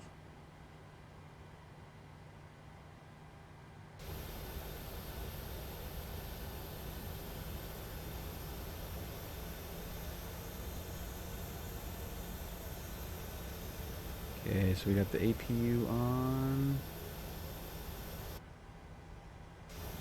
God, this is freaking cool. So before you turn off the left engine, you want to make sure the APU has the power load at least.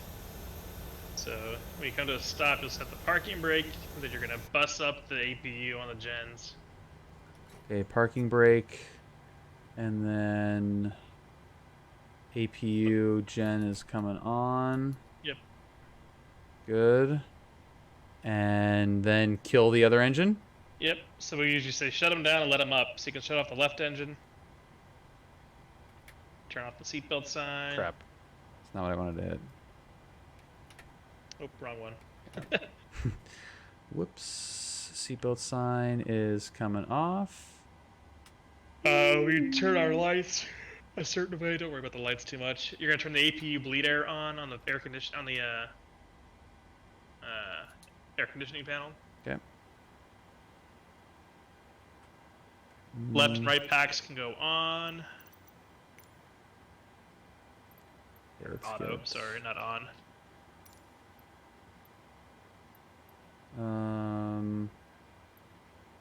Ground services, jetway connection. That going. And then we're gonna go to the menu. See that thing? There it goes. Yep, we're opening up. Doors. Open that up. Oh man, are you kidding me? Are you freaking kidding me?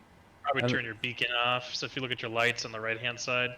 Yeah, let's go. Let's get anti-collision off. Let's get the strobe position off. Yeah. Pretty much all this can go all the way up. So the position, strobe, steady light, you can put. Oh yeah. Okay. A little more up. Yeah. You can turn your left pack back on.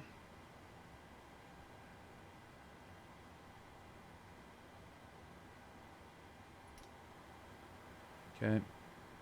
Or sorry, auto. Both your electric hydraulic pumps go off. Pachoo.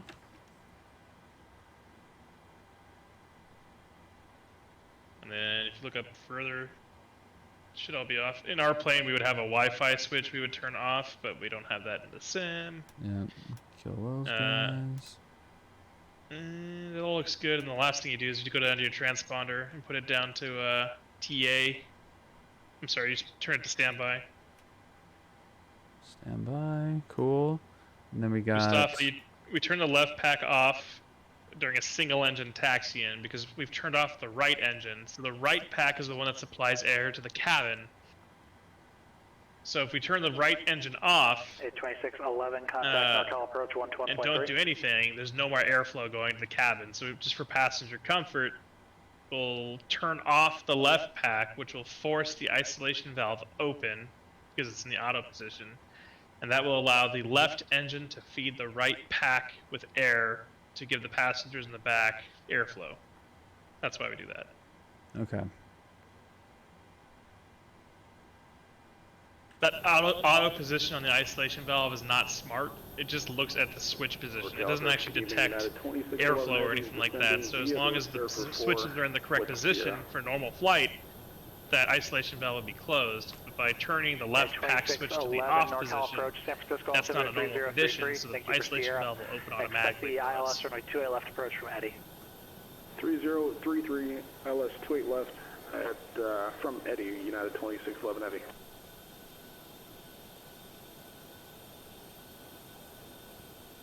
There's me and Steve.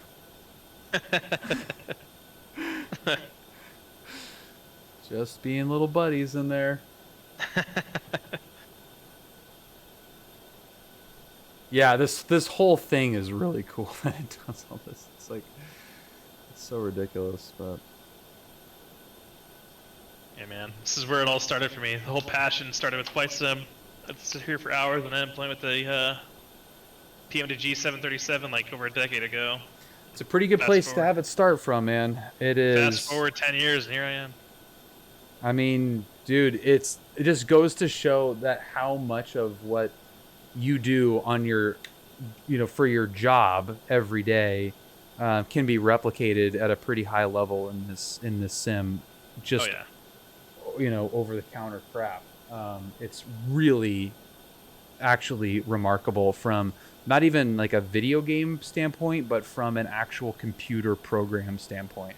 That all of those little things, like somebody, we're like, hey, you see that that red AT button? Yeah, click that, and it turns off. Like that doesn't add to much. Like if you don't know that, you're not gonna miss it if it's not there. But the fact that you can say that as a professional, and I, as an amateur, can click that and go, holy shit, the little light stopped blinking, is astounding to me. It really is cool. So that was neat. Should we fly back? think I timed out.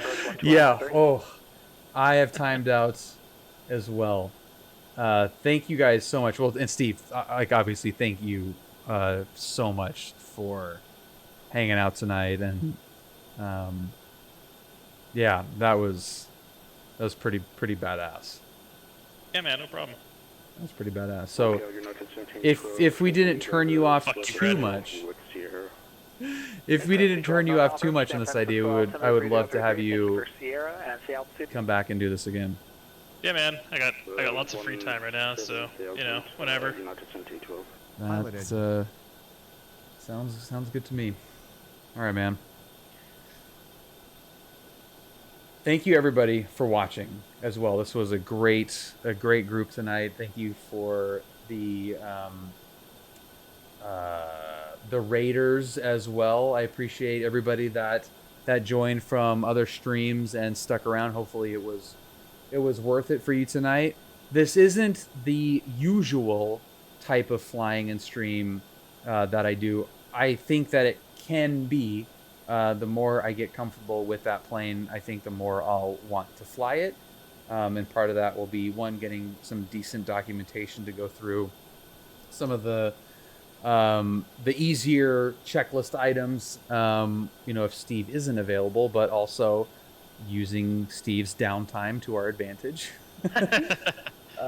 And because I think there's probably a lot more stuff too that you can go in with the nuances, even as we're in cruise, just about your job in general and what it's like from just the working standpoint. So it'd be pretty cool to talk about some of that stuff. So thank you guys again so much for sticking around, and all the follows and the Discord follows as well. So if anyone is new here, this is the link to the Discord.